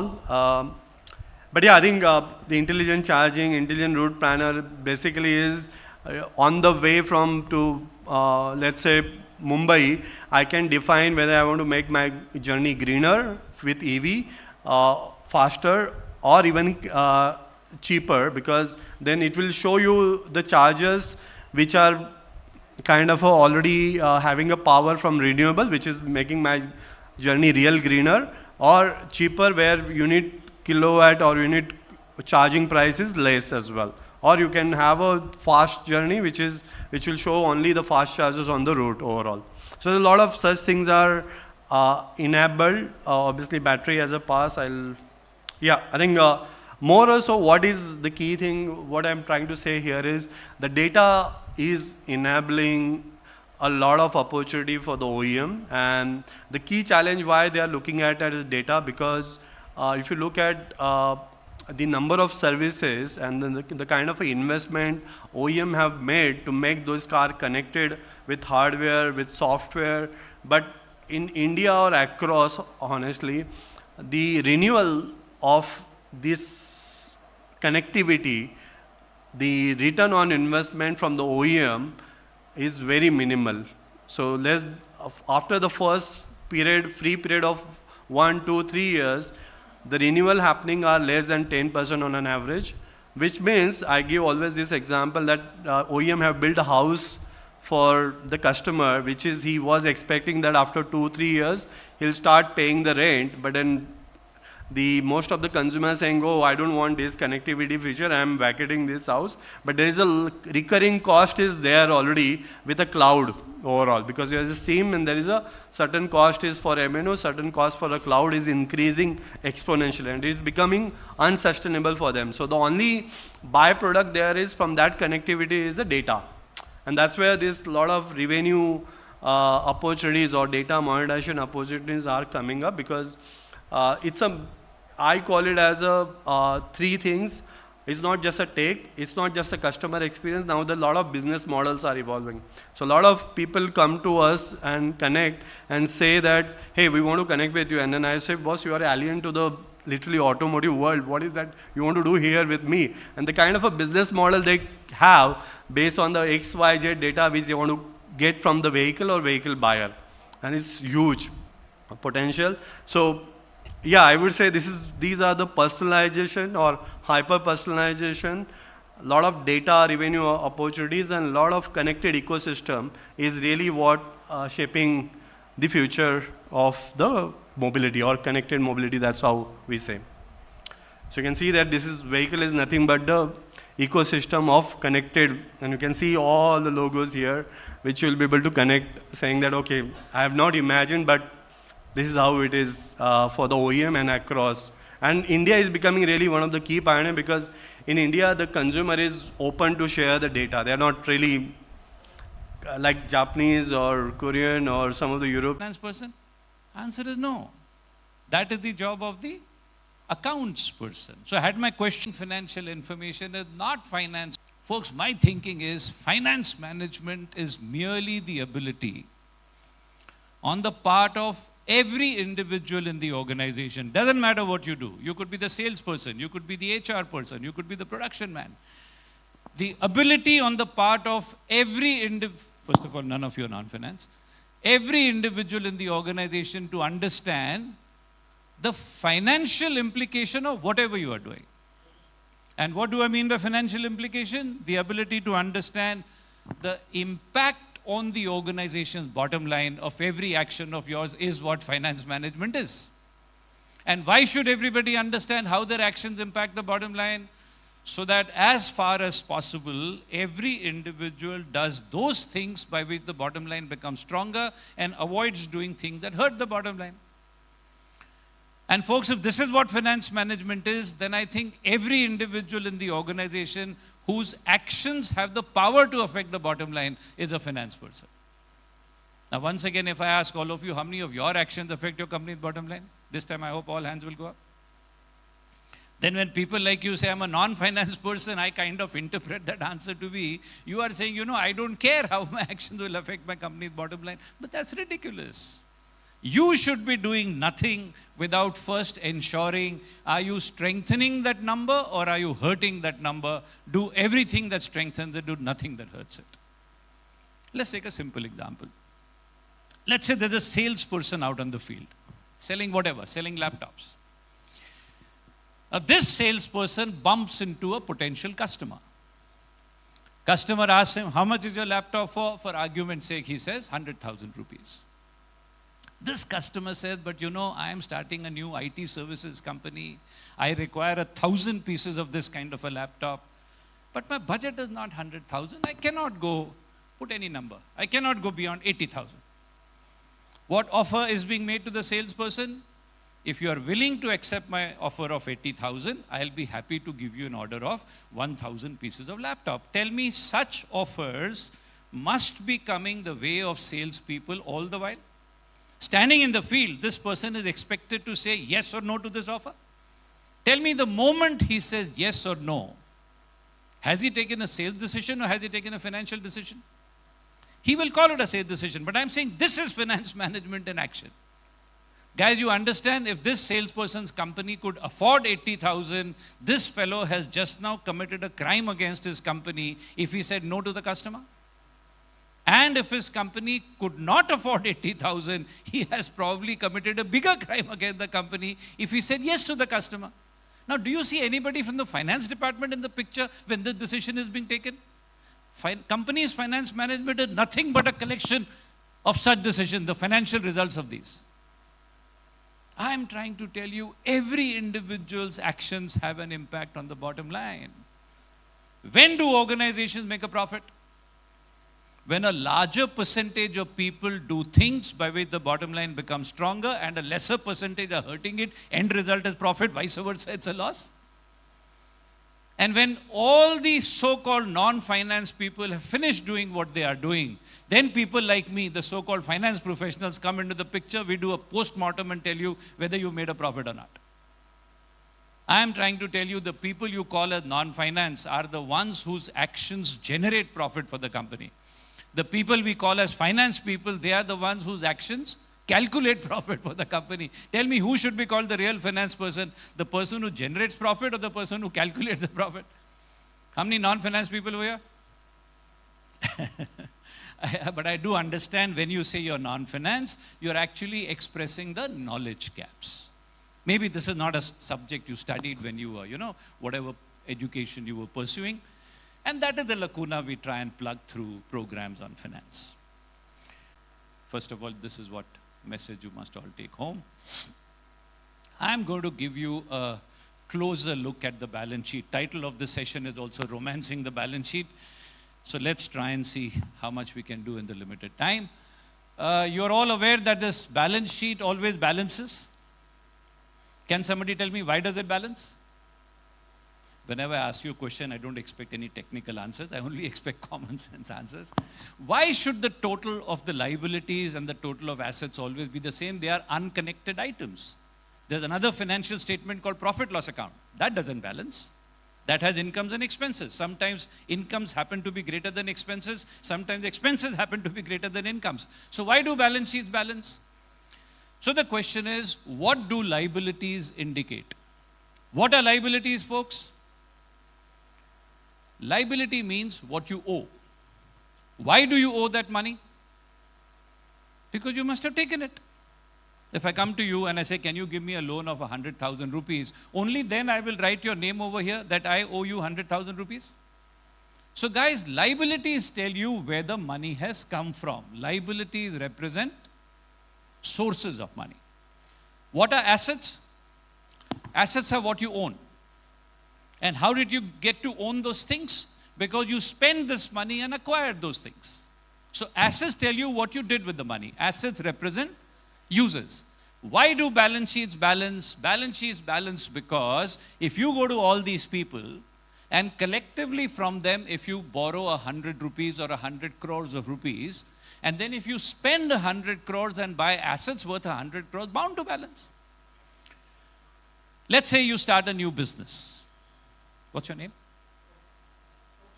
Kaushal. Let's say Kaushal starts a new business. He starts making furniture. He sets up a company, calls it Kaushal Furnitures. Now, step number one, Kaushal Furnitures needs money.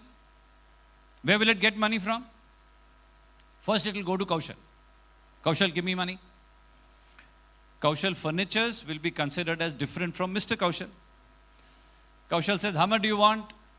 This company says, I want 1,000 crores. Kaushal says, I'm not interested in giving you 1,000, but I don't mind giving you, say, 400 crores. What is this 400 crores called? If he's alone, it will be Kaushal's capital. If there are a number of them, then they are collectively called shareholders, and it is called share capital. But the requirement was 1,000. So for the remaining 600, they take a loan or something? First point I'm trying to make is you must understand when an organization needs money, how many options does it have? One. What is the option? Borrow. Who does an organization borrow from? It borrows from the owner, because we treat in accounts owner as different from the organization. It borrows from the owner and it borrows from an outsider. Borrowings from owners is called capital, borrowings from outsiders is called a loan. But since both are in the nature of borrowings, both appear as liabilities. But tell me, what is the difference between Mr. Kaushal as a lender and the banker as a lender? The difference obviously lies in the terms of lending. On what terms did Kaushal lend? On what term did the banker lend? Folks, you will all appreciate when anyone goes to borrow, no lender is ever going to lend you money without asking a series of due diligence kind of questions. What kind of questions would a lender want to ask before giving you the money? Questions designed to understand the need for money, the ability to intelligently deploy the money, the ability to generate revenue, the ability to service the loan, and the ability to return the loan, correct? So when Kaushal Furnitures wanted money, let's call it KFL, Kaushal Furniture Limited. KFL wanted money, it went to Kaushal and it went to the bank. Both of them must have asked these questions. What answer they must have received? Answer received must have been, gentlemen, KFL must have said, you know, I'm asking for money because I intend setting up a furniture manufacturing enterprise. So first of all, I'm going to take your money, then I'll use it to buy some wonderful assets for myself. Then I will use your money to buy raw materials, I will use your money to hire people. And then when my product is ready, I'll use your money to do sales and marketing and so on. And then when I have sold my product, the next question to them was, what will we get if we give you money? He said, when I've sold my product, I'll reward both of you. And both these lenders must have said, KFL, we have no doubt at all. When you earn, of course you will reward us. But our worry is something else. Our worry is you think you're going to earn. Can you please tell us what will happen in case you don't earn? And if KFL must have said, guys, if I earn, I'll reward you. If I don't earn, how can I reward you? Listening to this kind of an answer, out of these two lenders, one of them will chicken out. Who will back out, guys? The banker. The banker is going to say, if my rewards are going to depend upon whether you earn or you don't earn, then I'm sorry, I'm not interested in lending. Banker would have said, I will lend you on one condition, guarantee me a reward. And KFL must have said, banker, that's pretty unfair. If I don't earn, how can I guarantee you a reward?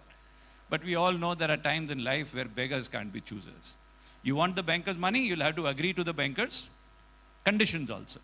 So reluctantly, KFL must have said, all right, Mr. Banker, you expect me to continue giving you a reward even when I'm losing money. I'll agree to that because I have no choice. But then KFL must have said, Mr. Banker, even I have a couple of requests. Request number one, you expect me to continue giving you a reward even when I'm losing? Then, Mr. Banker, first of all, don't keep your expectations sky high. You know, you want a reasonable kind of a return. Maybe I'll be able to afford it even when I'm losing money. Banker must have said, I'm happy with the 10%. And KFL must have said, Mr. Banker, request number two, you want me to give you 10% when I'm losing, I'm agreeing. But on the other hand, don't forget, I might earn. And I may earn a huge amount of profit also. Then you don't keep an eye on that. If I'm going to give you 10% when I'm losing, then I will give you the same 10% when I make pots of money. Banker must have said, fair enough. I'd rather have the assurance of a guaranteed return than have the possibility of a very high return in 1 year and nothing in another year. Point I'm trying to make is, on what conditions do outsiders lend the money? They lend the money on the condition, give us a guaranteed but a limited amount of return. Now to this conversation going on between KFL and bank, Kaushal is listening to it. He now turns around and says, KFL, I am not like the bank. I am not so unreasonable. I understand you will have ups and downs in your life. Some years you'll make profits, some years you may not make profits. Kaushal says, KFL, I am willing to give you my money with no guarantees whatsoever. What does that mean? He says, if you don't earn, I'm okay if you give me nothing. But Kaushal says, KFL, you understand I'm taking a risk, I might get nothing. So he says, KFL, if you don't earn, I will take nothing. But to compensate for that risk, when you do earn, and after everybody has been paid off, then I'll take everything. Is that also fair, guys? On what condition do outsiders lend the money? Give us a guaranteed but a limited amount of return. Owners lend on the condition, don't want guarantees, but then don't want limits on how much we can earn either. Folks, this company takes 400 from the owners, 600 from outsiders, 1,000 crores are deployed, excellent assets are purchased, assets are put into use, and now this company starts generating revenue. Imagine on deployment of 1,000 crores, they generate a sales revenue of 3,000 crores. I want all of you to visualize and now tell me, how many groups of claimants can you visualize standing in a line saying, I want a share of the 3,000 crores?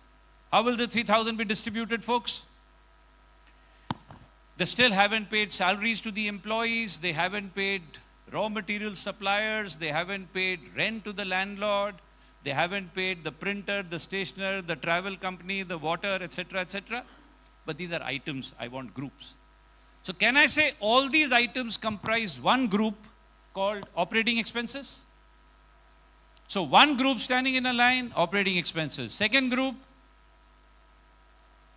Kaushal and friends. Third group, bankers. Fourth group, our partner in whatever we do, the government. Government for what? Not GST. GST is part of operating expenses. For income tax. Guys, doesn't matter what line of business you are in, doesn't matter where you happen to be, whatever sales revenue your company will generate will get distributed between these four groups, but not in this order. Can you help me choose the order? Whose claim will they entertain first? First claim is of operating expenses. First of the month comes, you'll have to pay salary. On the due date, you have to pay rent and so on. Imagine this company's operating expenses happen to be 1,600 crores. How much is left now? What is this figure called? No, not gross profit. For gross profit, I'll have to divide that 16 into two parts. When I minus the first part, it's gross profit. When I minus the second part, this is either called operating profit, or what kind of profit is this, folks? This is that stage of profit where from sales you have recovered operating expenses, but you still have not paid dividend to this man, you still have not paid interest to this man, you still have not paid income tax to the government. So this is also called PBIT, profit but before interest and before tax, or it is called EBIT, EBIT, earnings before interest and tax. How many groups are left now? Now whose turn? Government ki jaldi mat karo. Lenders. How much has this company borrowed? 600. At what rate? 10%. So how much will you pay? 60. You are now left with, what is this 1340 called? From PBIT, I has been paid. So PBT. Now two groups are left. Now whose turn? Shareholders and government. Now we pay the government. Imagine your income tax works out to 340. Now you are left with, what is the 1,000 called? Profit after tax. Who does this belong to? Our shareholder is Kaushal. So now in the line, Kaushal will be standing. And he will remind KFL, I had told you, if you don't earn, I will take nothing. But when you do earn, and after everybody else has been paid off, I will take everything. So Kaushal will say, KFL, now remaining 1,000 crores, give it to me. But folks, when this company wanted Kaushal's money, it had gone and made all kinds of rash promises to him that yes, Kaushal, all the profit will be given to you and this and that. But now that it's time to actually give it to him, this company starts having a change of heart. They start negotiating with Kaushal. They say, Kaushal, we said all the profit belongs to you. And of course, it does belong to you. You are the owner of the business. But they say, Mr. Kaushal, how much did you give us? All you have given us is 400. They say, you know, had you not given it to us, had you instead put it in IDFC Bank, how much would you have got? 5%? FD, 7%. Bonds, etc., 8, 9, 10%. Risky ventures, 15, 18, 20%. They say, we can give you 30%. Or we can stretch up to 40%. Max Kaushal, we can give you 50%. But don't take the entire 1,000 crores away. Why are they saying this? Are they trying to cheat him? Answer is no, he's the owner. Then why are they not giving it to him? His original condition of investing was, if you don't earn, I will take nothing. Had this company not earned, this part of the bargain they would have honored completely. Second part of the bargain was, when you do earn, I will take everything. Then why are they not giving it? How many of you invest in stocks and shares? Has any company where you have bought shares, has it ever given you the entire profit they earned as dividend?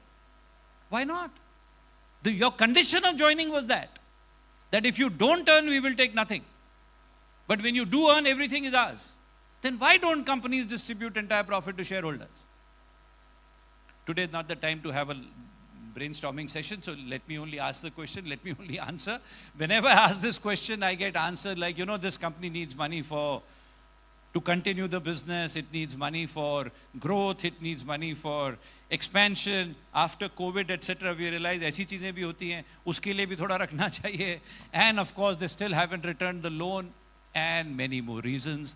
And my reaction always is, folks, I will accept all your answers as reason number 2 for not giving it to Kaushal.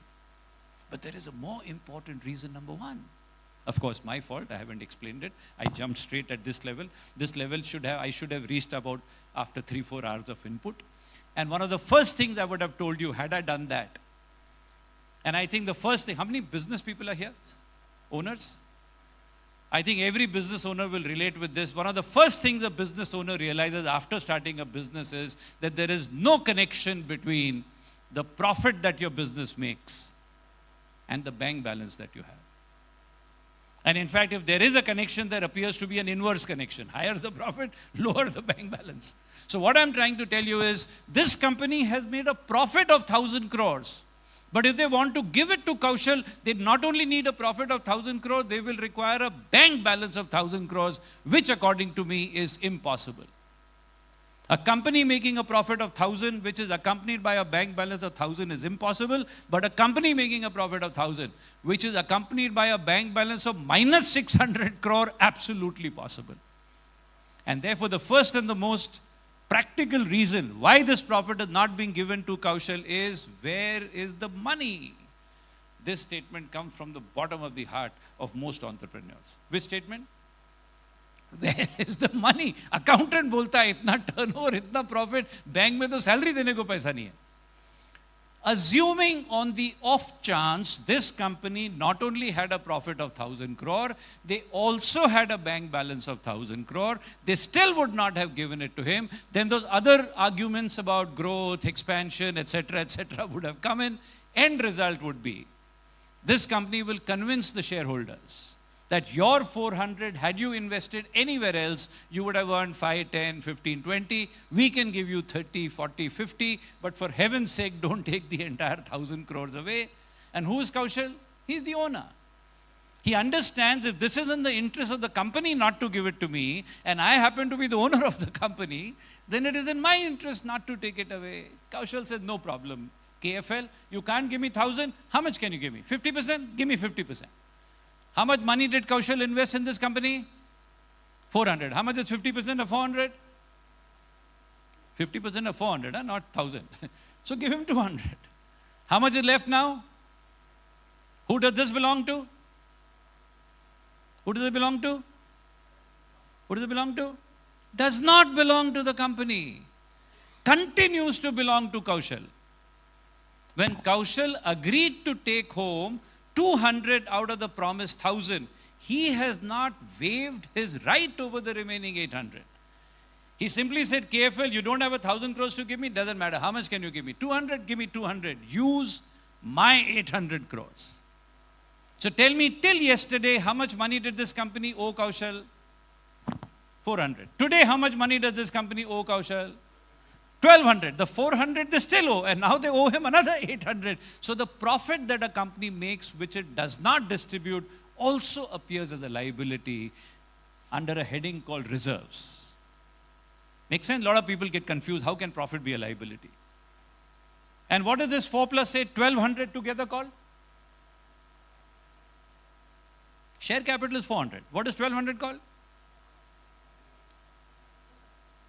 1,200 is now called the shareholders' net worth. Today we don't have time to elaborate much on it. Guys, I started this session asking you, why does the balance sheet balance? And I was telling you it balances because one side represents sources, other side represents uses. I was trying to prove that. Is that first item a source of money? Yes. Who gave it to you? The owner. Is the second item a source of money? Yes. Who gave it to you? Again, the owner. What's the difference between owner's first contribution and second contribution? In the first case, he physically invested the money. In the second case, he may not have brought in money, but he left behind the profit that he legitimately could have taken home. So first one is owner's direct contribution. Second item is the owner's indirect contribution. Is the third item a source of money? Yes. Who gave it to you? Some banker, some outsider, some lender.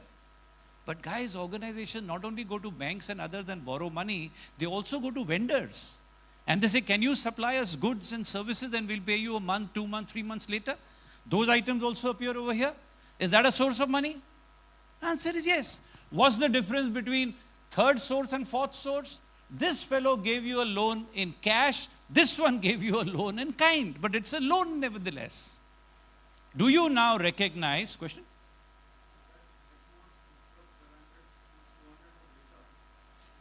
No, 200 not returned. Imagine that 400 is an FD. Imagine, it's a FD in a bank. 200 is the interest given on FD. 400 FD is still intact. No, it's not given back. It's a reward on 400. Dividend is not return of capital. In fact, return of capital is not allowed. Capital is a one-way. You can't pay back even if you want to. नहीं वो P&L में जाएगा ना income side पे. This is the balance sheet, right? So guys, most important. How much time do I have left to speak? If I have run out of time, तो बता देना मेरे. 5 minutes. But the most important question to be answered is, why is KFL borrowing money from everybody?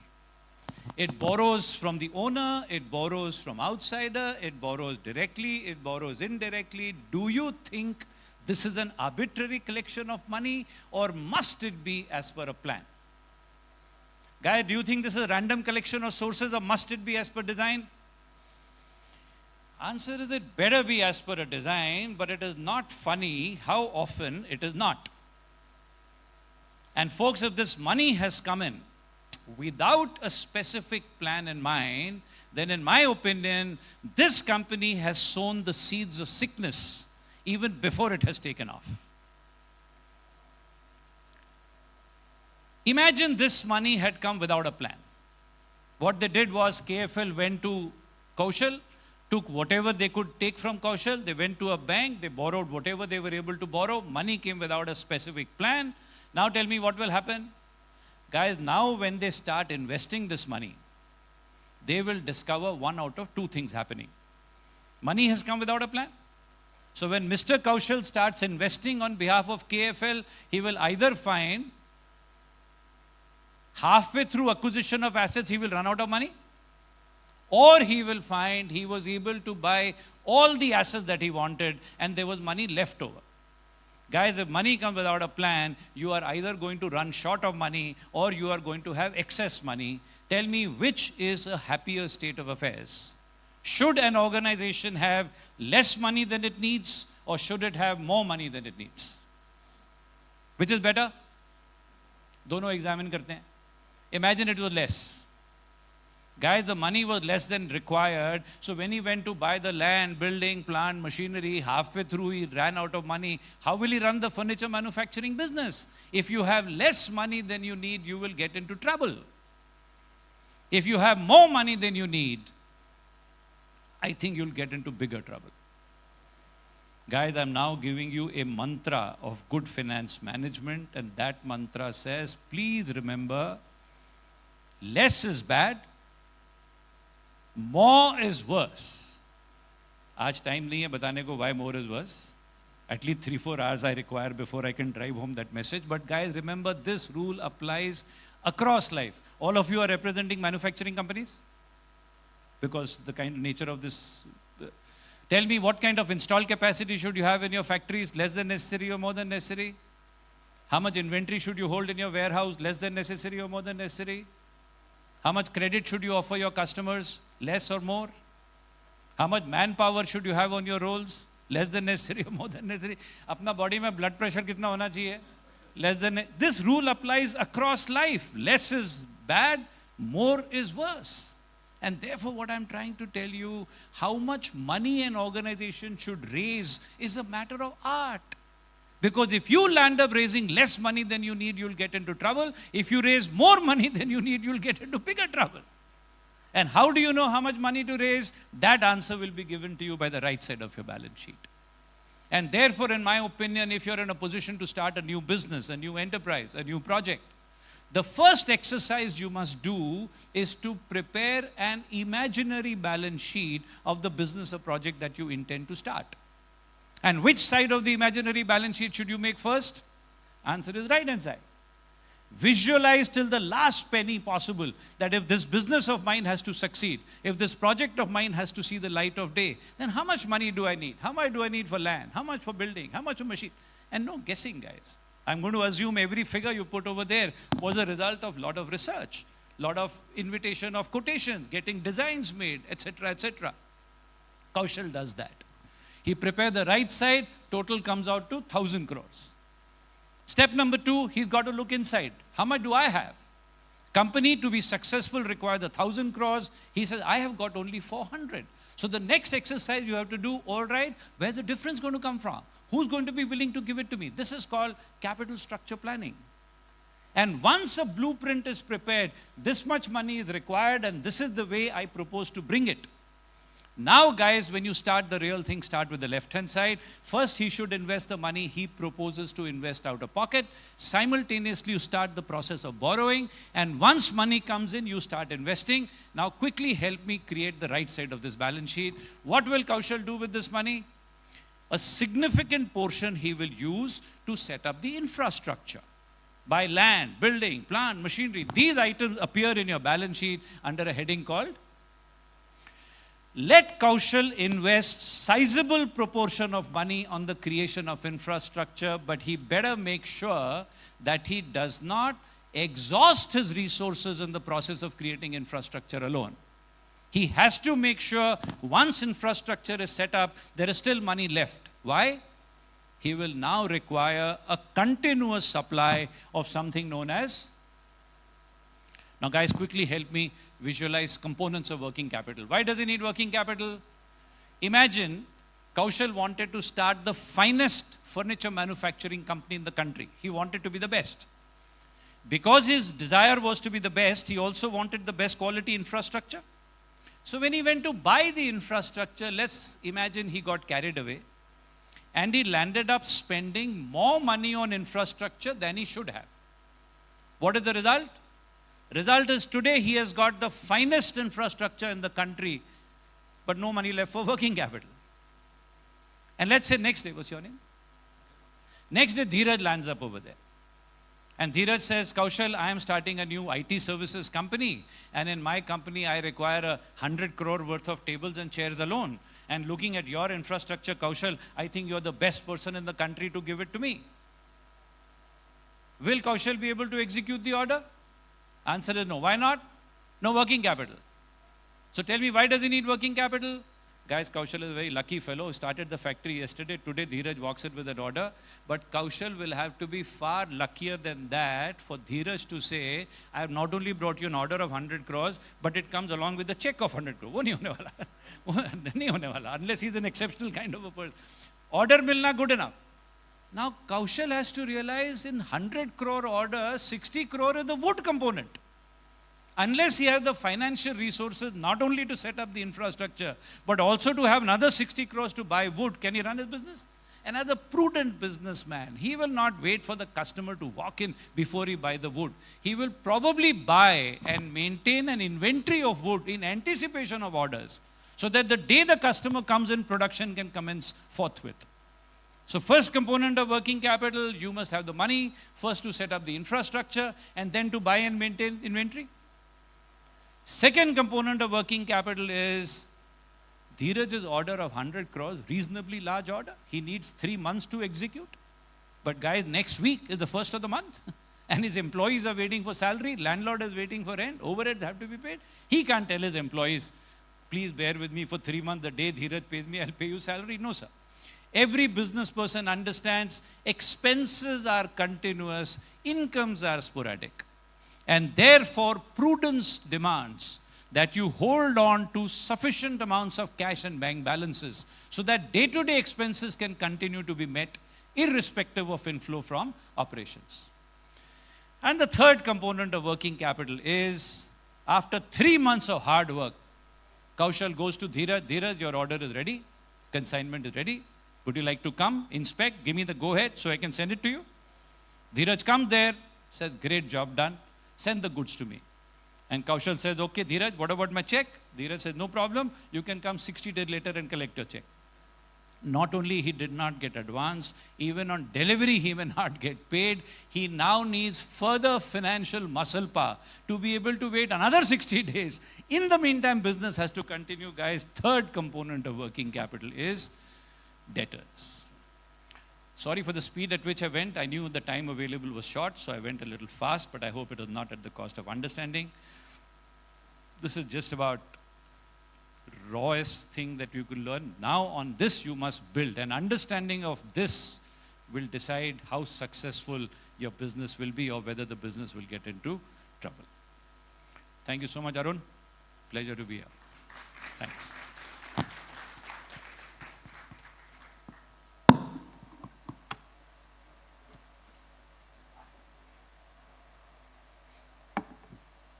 Thank you so much. So I guess we all learned something today. I would now like to request Mr. Arun Bharadwaj to please come on the stage and felicitate Dr. Lamba.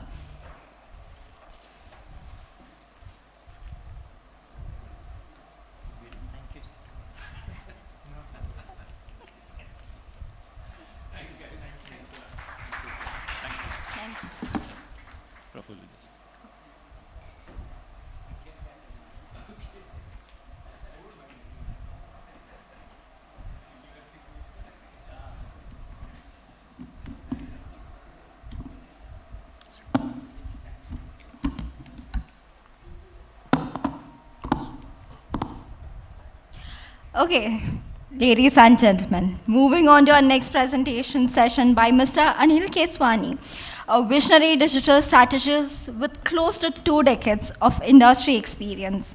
Anil has been instrumental in driving impactful user-centric transformations for some of India's most respected brands. Please put your hands together for Mr. Anil Keswani.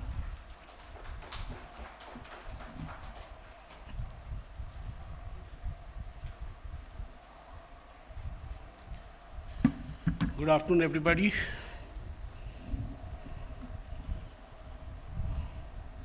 So there is another Anil after one Anil, and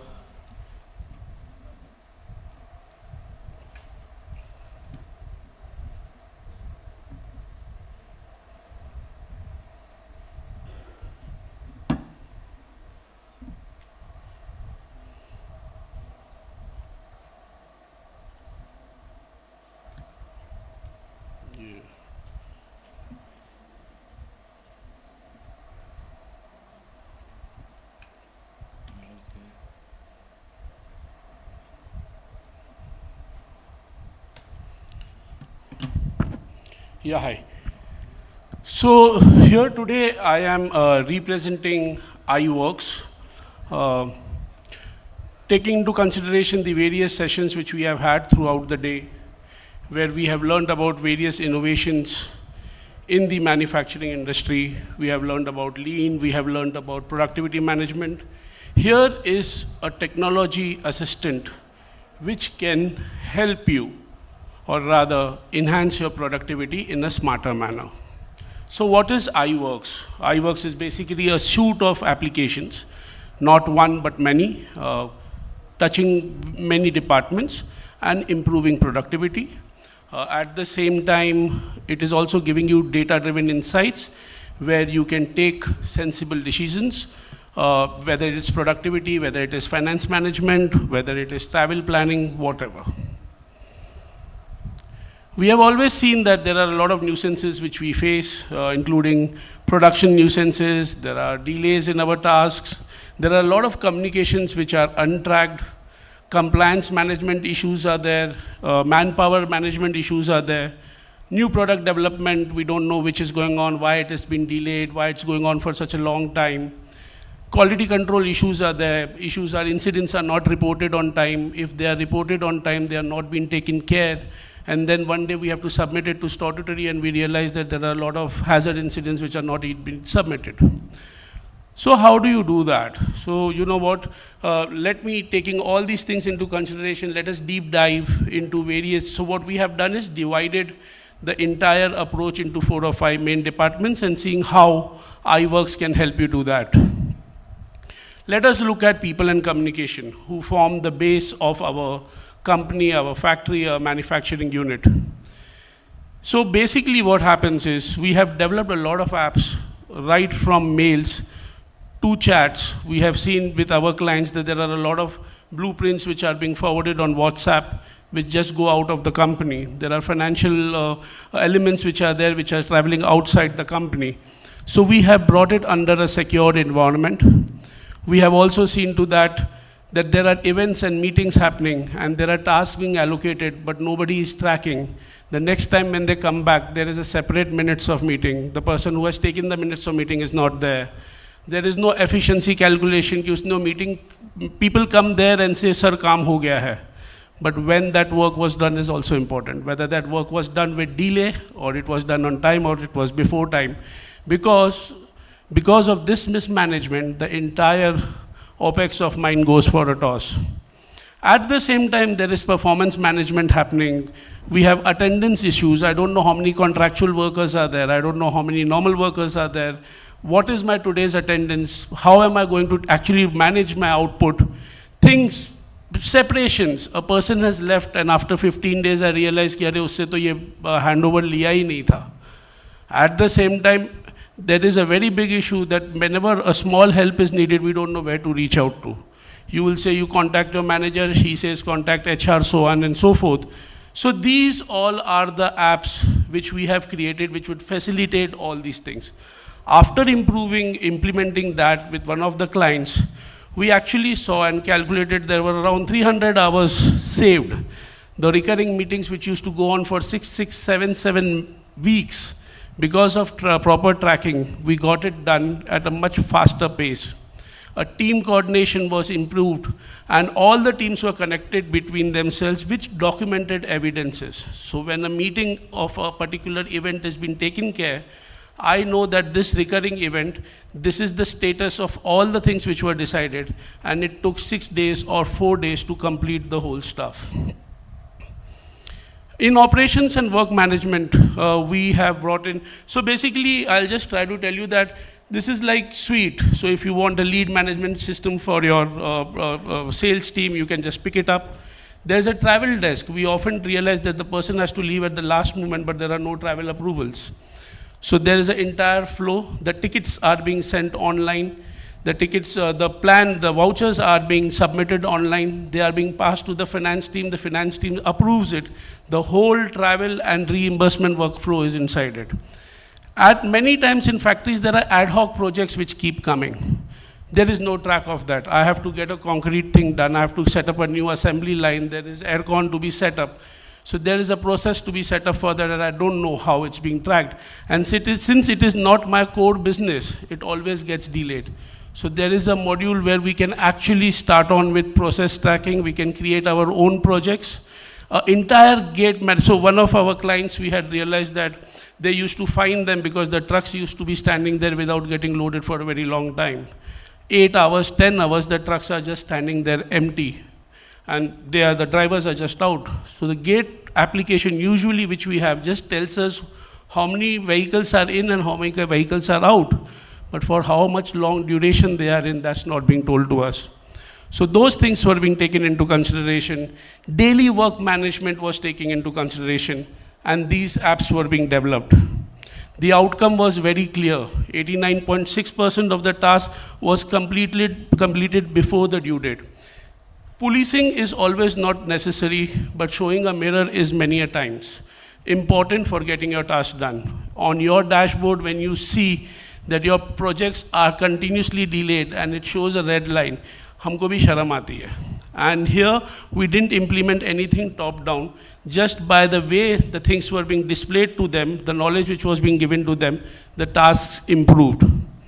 The tracking happened clearly. We actually were able to identify bottlenecks, and the throughput was enhanced and the delivery rates were much better. We came to know that this is particular issue which is causing this. This issue is caused because of this reason, and this person was actually responsible for this. So these kinds of tracking were done. In procurement and vendor management, we saw to that stationary request was something which was a very big problem in a bigger organization. There are Google Sheets being searched.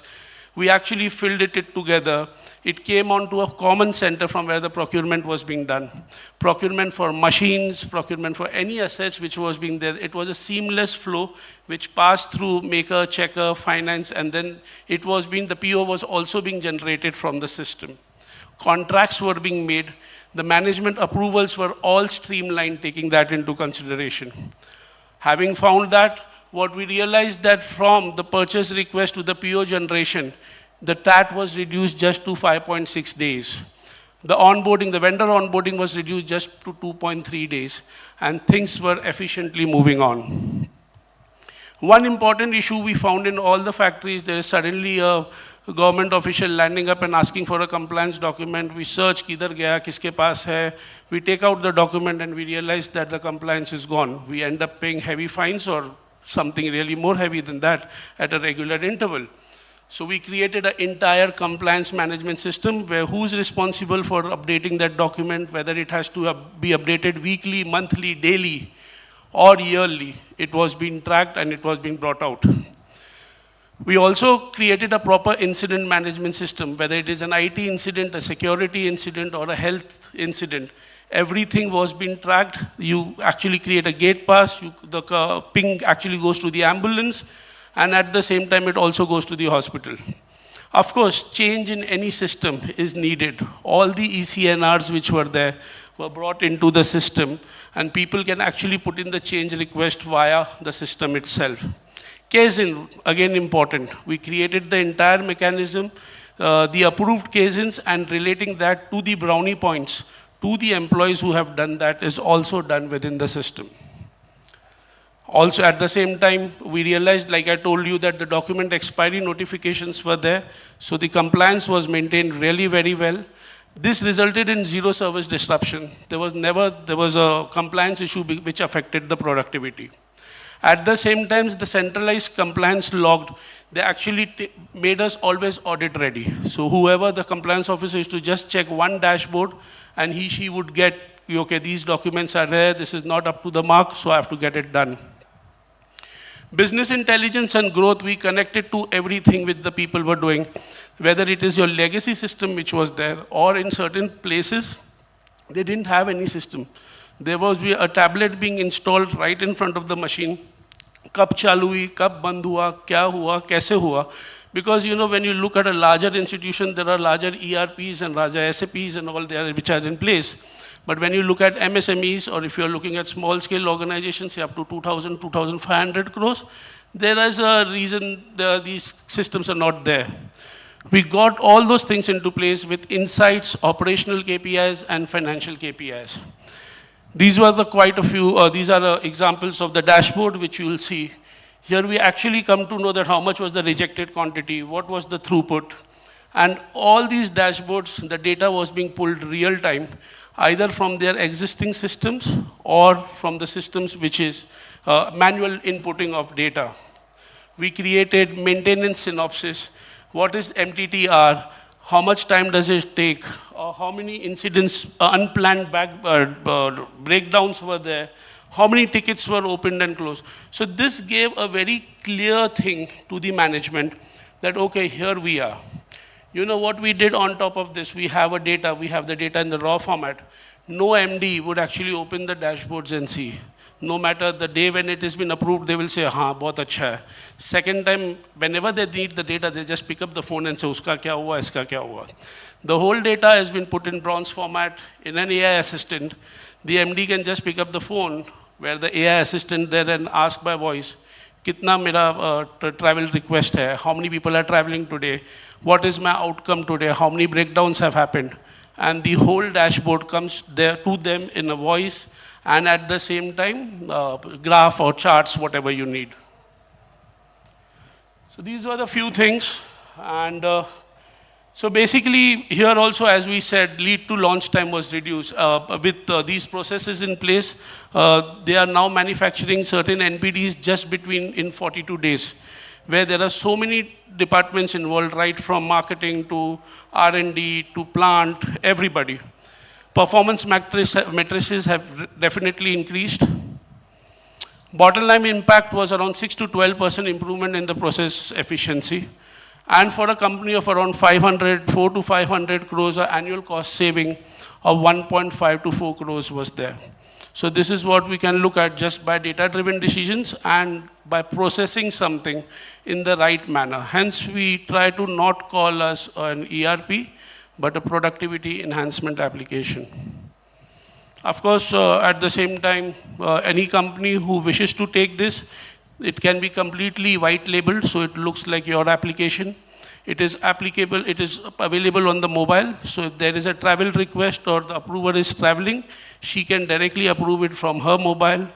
Data security is 100%. It is integration ready with your SAP, with any of your other ERP applications which are there. The pricing is really affordable if you look at it. I'm missing that ma'am just went now. It is like at around 2,700 rupees per month per user. So very easy to deploy, very easy on pockets, but very rich in data, very rich in insights. And at the same time, it sits on top of your legacy systems where we are not saying that we'll replace everything, but it can just combine everything and give you a single point. So that is that. It was actually, my presentation was planned just before lunch. So I thought I'll make it as quick as possible. So that is that. Thank you very much. If you have any questions, you can please ask me, and then we can take it from there.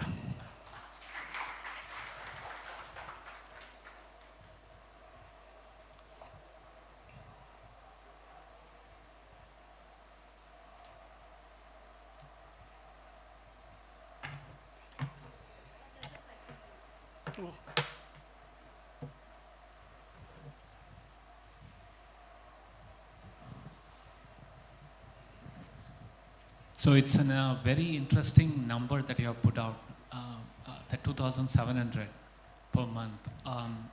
Do you have an approximate split of from where these departments are cross-charged? Because usually what happens is that it's great to get a software suite implemented, but charging back the departments become very difficult when it comes to an end user. So That's how do right. you help companies account that so that there is a proper value proportion to the selected departments? So see, usually, I'll give you an example that there are certain companies who might not select all, but just select 4. And those 4 are being selected or rather used by 4 different departments. At this cost level, we can just charge per application wise and the data storage which they are having. If I have to, it's a very small amount to get the breakages done and it has to be managed at the company level. But what provisions we have given, if there are 4 apps, one is a finance app, one is a travel app, and one is a, say, plant app. So that is how, let them distribute the cost amongst themselves and pay it to us. But I can give him billing of 3 different apps in 3 different ways. Okay, sure. Yeah. So it's basically aggregation at the requester level and the data where it is stored. Yeah, and it is horizontal and vertical expansion both. So if the users are going up and down, your billing might change. And at the same time, the server cost is also as per the applications which you use. Okay, thank you. Yeah. Okay, thank you everybody. Have a good evening.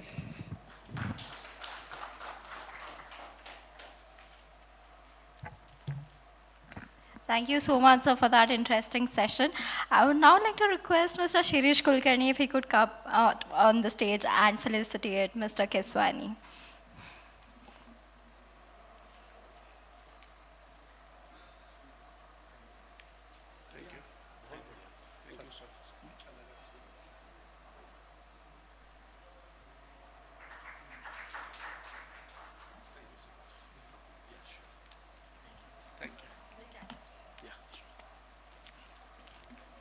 All right.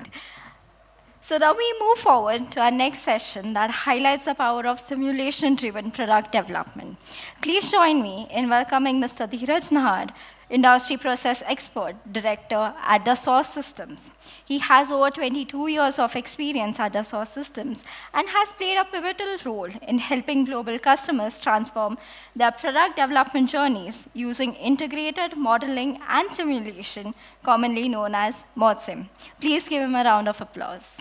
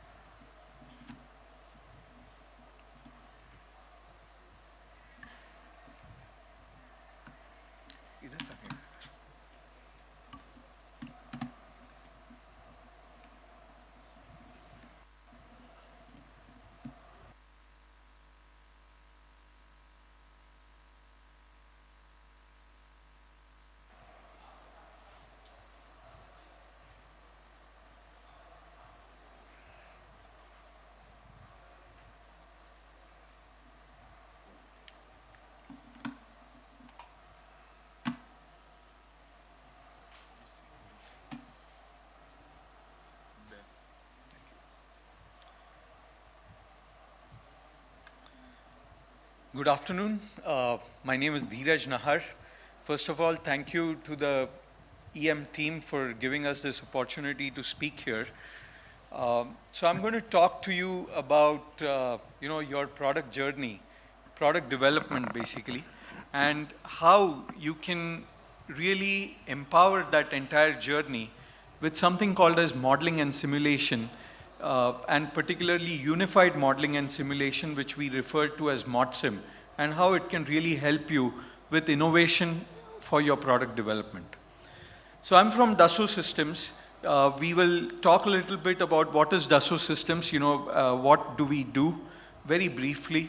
Then I'll cover all this concept of ModSim driven innovation, how do you do it, how do you use it for your product development.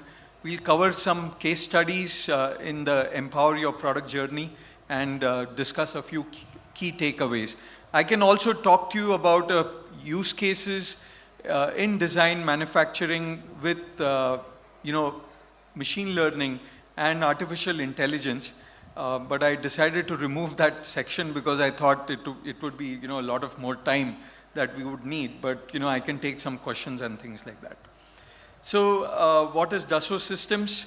First of all, we operate, we are a software company. We are part of the Dassault group. Dassault family runs the whole thing out of France. In India, Dassault Aviation because of the Rafale jets. So we are a sister company. We are a worldwide company. Basically, what we do is we create software for design, for simulation, for manufacturing, and all the way till marketing. Basically, you're able to have a complete digital continuity from your design to manufacture, marketing, and this is all done through virtual twins and things like that. Our software is used of course in all manufacturing industries, but we also do a lot of work in the pharma, in the life sciences industry, and as well in the cities and infrastructure kind of domain. We are about 24,000 people worldwide. We are long-term driven. We have several customers, more than 350,000 customers around the world. Some of the best logos of the world, the BMWs, the Tata Motors, Mahindra, Unilever, PepsiCo, they are all our customers and use our products for product development. We started in 1981 as a startup company. 11 people came out of Dassault Aviation to start a company to kind of be able to create software to design airplanes. Our first customer was not Dassault Aviation or Airbus, it was actually Boeing. We came up with the concept of what is called as a digital mock-up unit.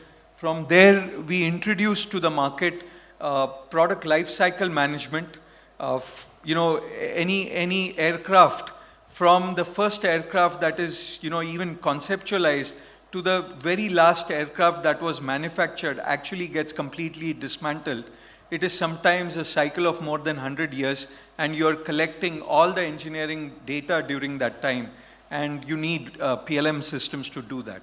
Then in 2012, we came up with the 3D experience platform, and I'll talk a little bit about it, but basically we started helping our customers provide experiences to their customers about their products.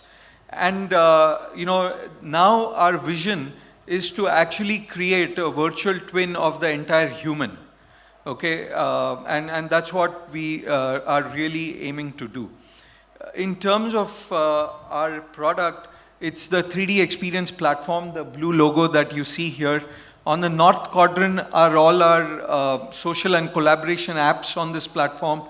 On the east quadrant, we have our information intelligence apps, all your NetWives, kind of like, wherever you have large quantities of data that you want to really look at, that's where it is used. On the south quadrant, we have all our simulation applications, and on the west quadrant, it is mostly all our 3D design applications. Like I said, our tools, our software is used in 12 industries, whether it is T&M, whether it is aerospace and defense, life sciences, infrastructure, energy, CPG, all kinds of industries.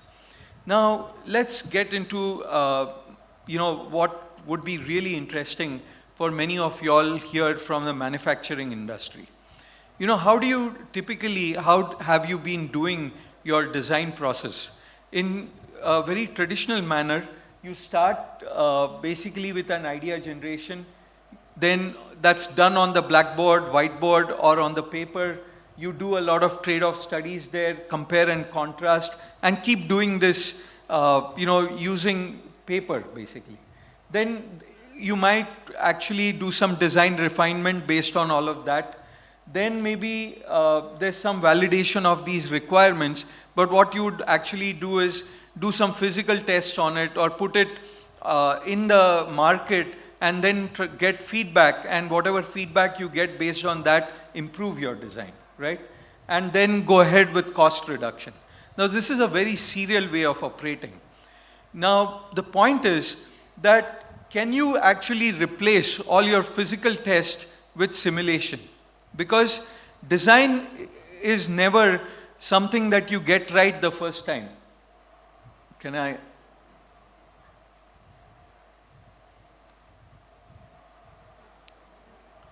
You don't get your design right the first time, right? It's always a very iterative process, and you have to keep doing that loop. So basically, if you can really remove the number of those physical iterations out of the loop, you're going to be able to speed up your design process, right? So that's what Elon Musk has said, that progress in any given technology is simply the number of iterations times the progress between iterations. Simply put, if you can iterate faster, you will win in the marketplace, right? That's what in the morning, I think the gentleman from Lumax also said, can you shift left? And that's the whole point. You know, if you iterate faster, you're going to be able to shift left. So how do you do that? So here you have two cars. One is like a race car, and the other car is maybe like a mass market consumer type car, right? Now, can we actually take the electric motor that has been designed for the race car and quickly adapt it to the consumer kind of a car? How do you do that? So here's a video that I'll let you enjoy. But basically in this entire video, at the click of a button, the entire electric motor is being adapted for the consumer car. So what is the idea here? The idea is to create designs from the very beginning that are parametric in nature, right? Every component of your design is absolutely parametric. And the moment you do that, you'll be able to benefit like this, you know, whether it's the gearbox, the casing of the entire electric motor, all of that will just simply adapt to that new design that you're looking for. And not just that, when you create a design, you got to validate it. So of course, then you have to set up all the simulation models and run those simulation models. Now, if you can, again, do it in such an automated manner, you'll be able to go faster with your design, right? Now, next here is another video wherein typically what are companies doing today? Automotive companies. You know, again, someone mentioned in the morning that we have companies in China, particularly BYD, that is making a new car platform now anywhere between 12 to 18 months. And most of the best of the traditional companies that have been there have been taking anywhere between 36 months to 48 months to design a car. Now you suddenly have a complete disruption in the market. So how do you do that? What happens is, when they have been working on these car programs, they are designing for aerodynamics, aeroacoustics, and they get the first indicators of the parameters for aerodynamics and things like that only after 18 months into the program. But BYD is coming out with a car in 18 months or less than that.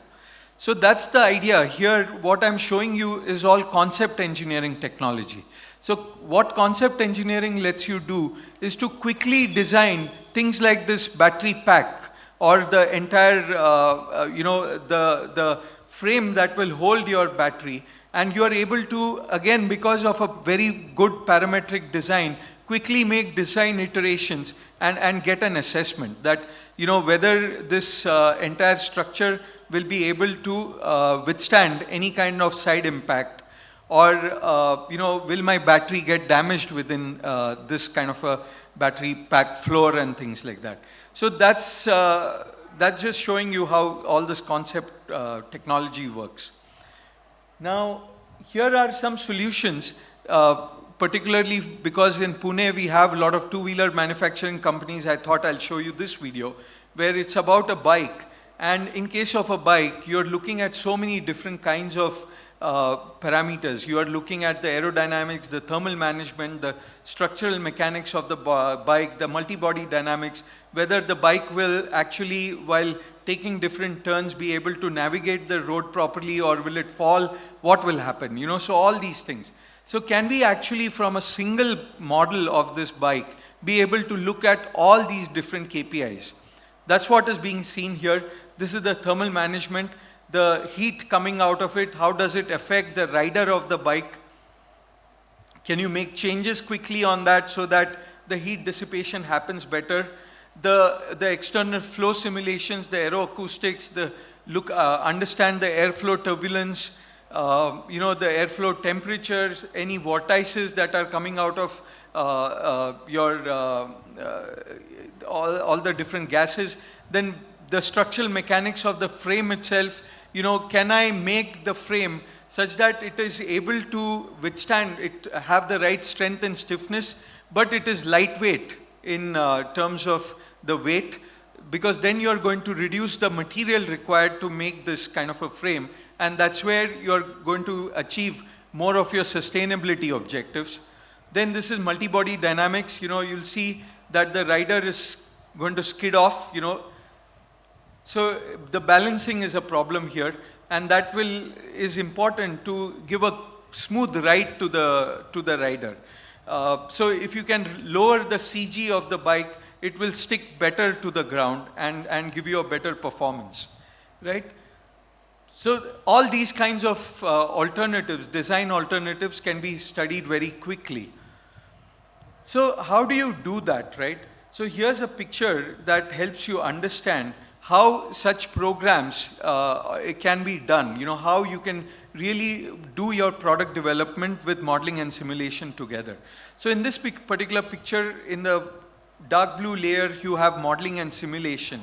So from a single car model, you can look at KPIs such as durability, any kind of crash worthiness, any kind of noise vibration, harshness for this particular vehicle. Then in the light blue layer, any product. Here I'm showing you a car, but it could be a bottle. All of these products have regulatory requirements, right? So you have to do testing and things like that for your products to be able to pass the market requirements. So any kind of physical test can be digitized, and you can connect those tests with your models and with your requirements, right? So any changes in the requirements, your tests will be updated, your models will be updated automatically. Then you can perform any kind of design of experiment and be able to look at a much wider design alternatives and make a much better informed decision. Now this is the first step to be able to do machine learning for design purposes, okay? Because a lot of people have been speaking about data. That's the kind of data that you need to be able to create machine learning trained models so that they can help you drive better designs and faster design iterations. Then we have this layer where you have requirements or product management. You may have requirements that may be coming from the market, requirements coming from the product specifications, any kind of design specifications. All those requirements are mapped here, and you have complete traceability between your design, between your tests, and your model parameters. So any changes you make anywhere, you are able to quickly assess the impact of it. And obviously, when companies like any of the big companies, automotive or whatever, are running such programs, you need a project management layer. You need tools for collaboration between the entire kind of a community that is working on that project. So this is a complete unified modeling and simulation framework that will help you to do your products, develop your products better, faster, and digitally, and help you reduce your costs, go faster, and things like that, right? Let me go through a few examples of some of this. So here you have a full wind turbine. Now what we are looking at is, this complex assembly that we never get to see, but it actually exists. Now in this case, you have this kind of a housing which basically will hold all the, the rotors that you have, the blades that are going in there. Now it is very important, this kind of a part, by the way, is roughly about 1,000 pounds or 1,000 kilograms in weight. Now imagine the kind of material, the quantity of material going into it. If you can reduce the weight of this, you're going to save a lot of money, you're going to, the product is going to be better and things like that. So here what we are showing you is shape and topology optimization, which is done automatically through all this physics computations, and you get a product that is lightweight but is able to meet all your design objectives. So finally what happens is a part that you started with originally on the left, which was about 931 kgs, you have reduced the weight by 22%. Now these are the kinds of technologies that you can really use in any of your products that you are actually making. Another example I'm showing you here is from the CPG industry.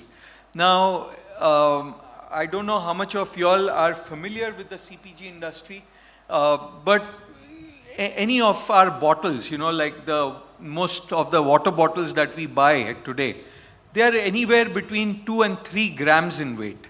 Now the idea there is, can you again, or even the shampoo bottles, many of those shampoo bottles and things like that are anywhere between 16, maybe 30 grams in weight. If you can reduce 2 grams from every bottle, imagine a big FMCG company who sells a product that is, a big hit in the market.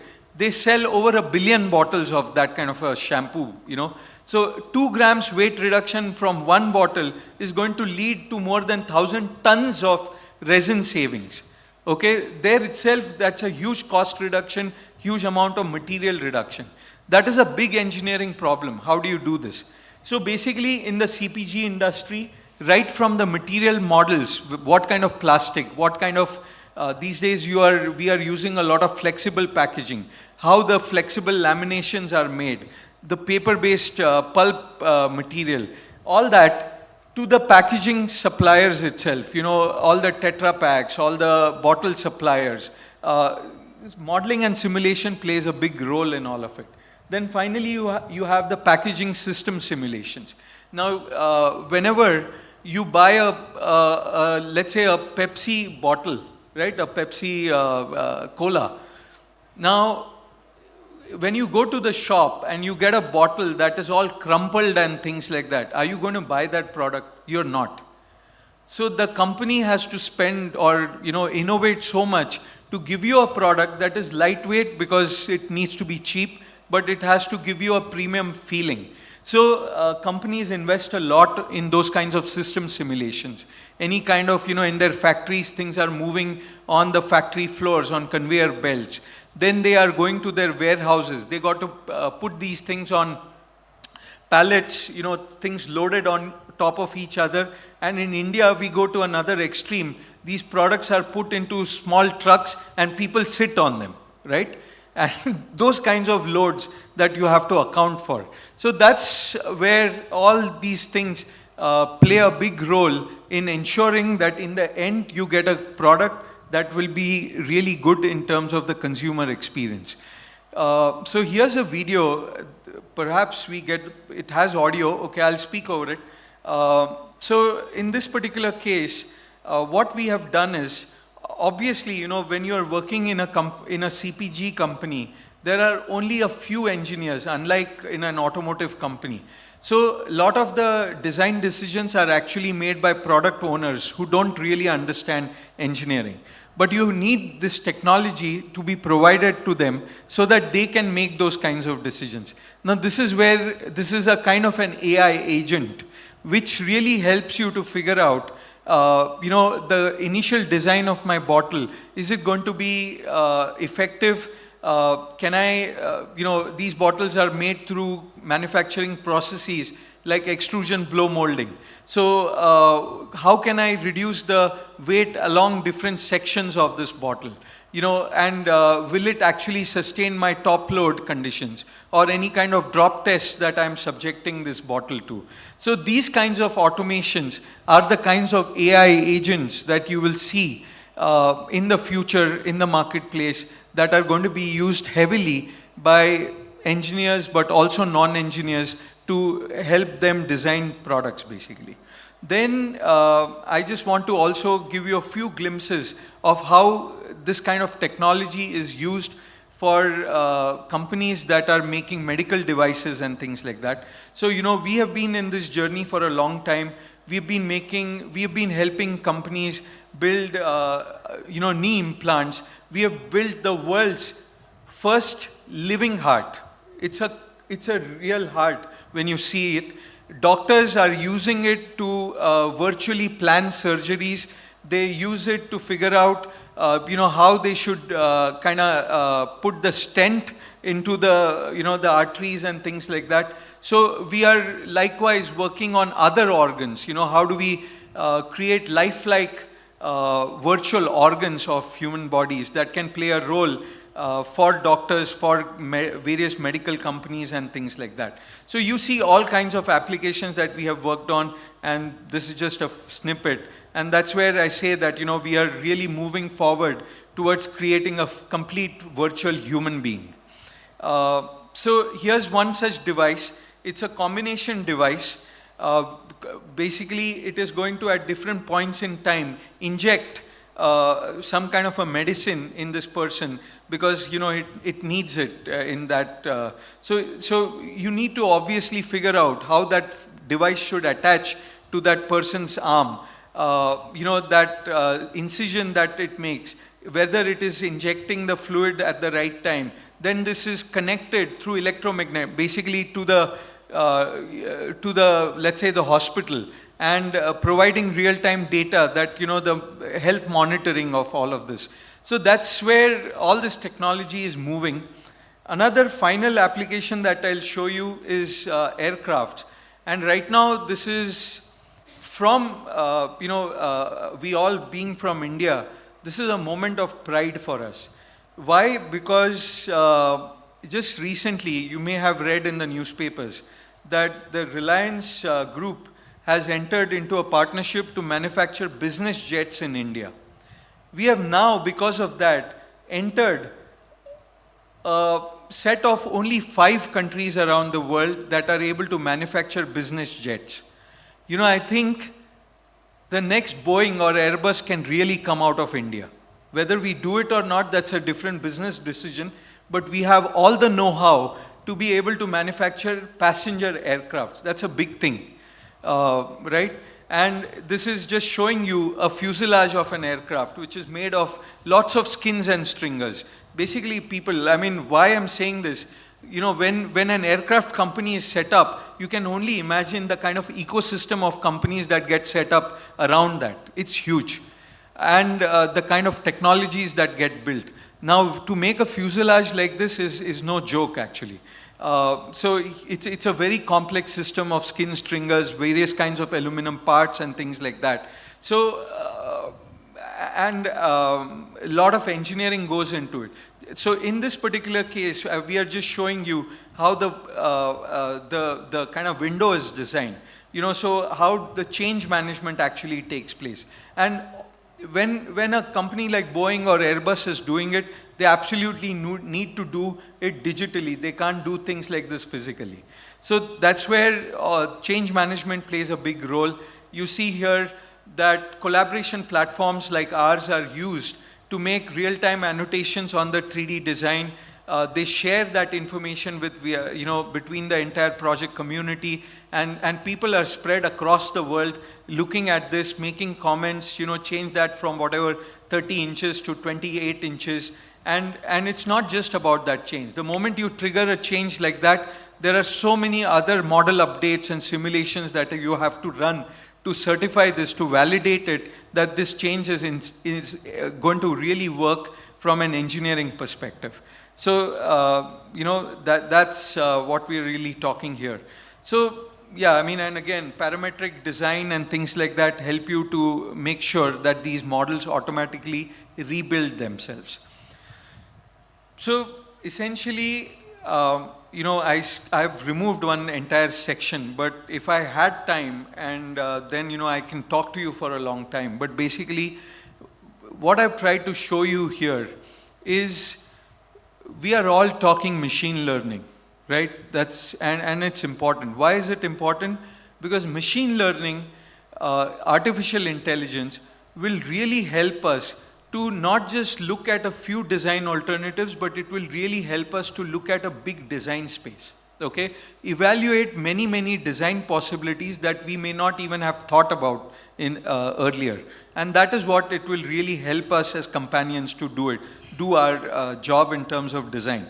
And that's where ModSim really helps you to have all that historic data, the parametric data, manage that data for you, and from that data, you are going to be able to develop your machine learning trained models. You cannot go to machine learning without having done engineering. Okay, you got to do engineering, then you can do machine learning. And when you do machine learning, because you have done a lot of engineering, you do machine learning, your next projects are going to be faster. All right? So that's the idea. So of course, I have spoken this a couple of times today. Motsim helps you with product development in various industries, whether it is high-tech, semiconductors. Sir spoke in the morning, semiconductors is going to be big in India. Whether it is consumer packaged goods, transportation and mobility, we had a few people speak about automotive. Whether any kind of electronics, data centers, big activities, energy and materials, all these things. And if you do this, of course, what will happen is it will help you to left shift. It will help you to create the best product, a better product. It will help you to reduce costs. It will help you to maximize profits, because Sir spoke about profits. He said, keep the product aside, work on the profit. It will help you maximize your profits. And, so these are the gains that you get. So thank you for your attention and thank you for the time. I was fast. If we sit down, then, this can be really a workshop. I mean, we drive these kinds of workshops with some of our major clients around the world, and they need these kinds of best practices and methods to be able to, get better with their products. So, thank you. I mean, one thing I just want to add, if there are people here who are wanting to go ahead with startups, who want to create the next electric vehicle or whatever, you got to do it this way. Only then will you be able to compete with the Chinese guys or with, whoever is out there. So thank you again.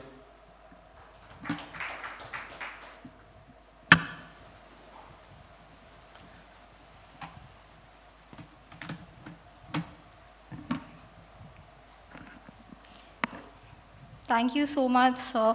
The source systems is actually doing so much, and you actually enlightened us on it. Thank you for that. I would now like to request if Mr. Sunil Mehta could come on the stage to felicitate Mr. Nahar.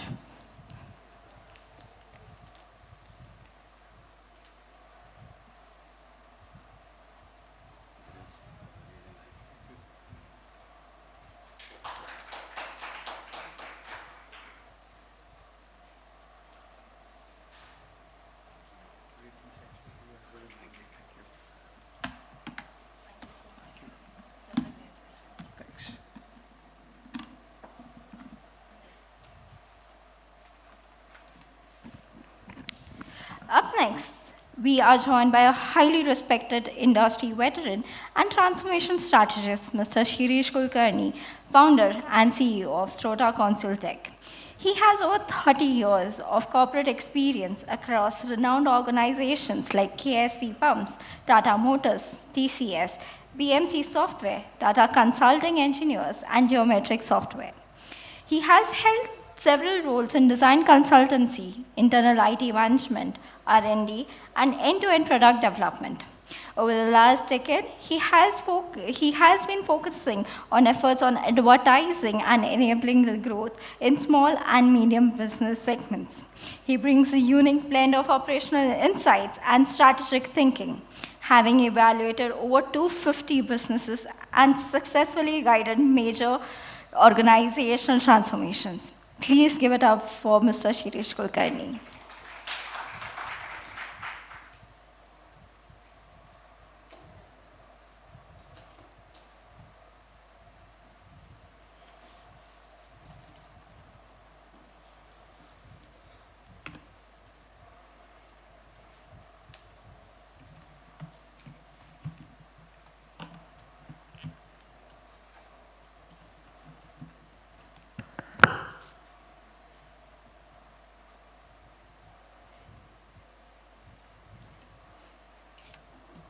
Forward, backward.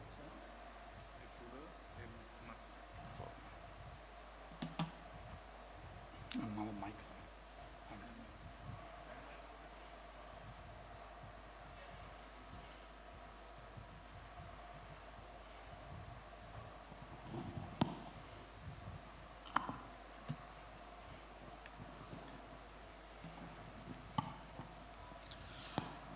Great.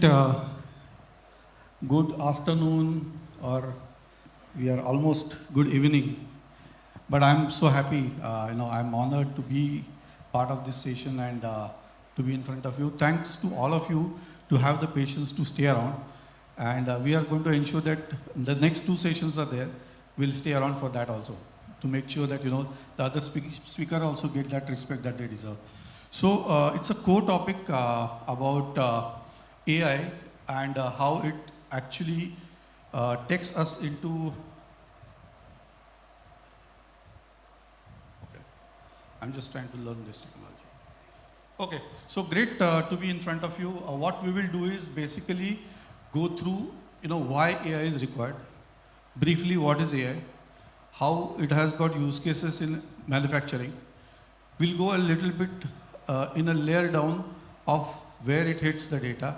Where do you have data in manufacturing and how it matters? What are the kind of things that you see in the horizon that, we talk about AI as such? What are going to be happening for sure in the world?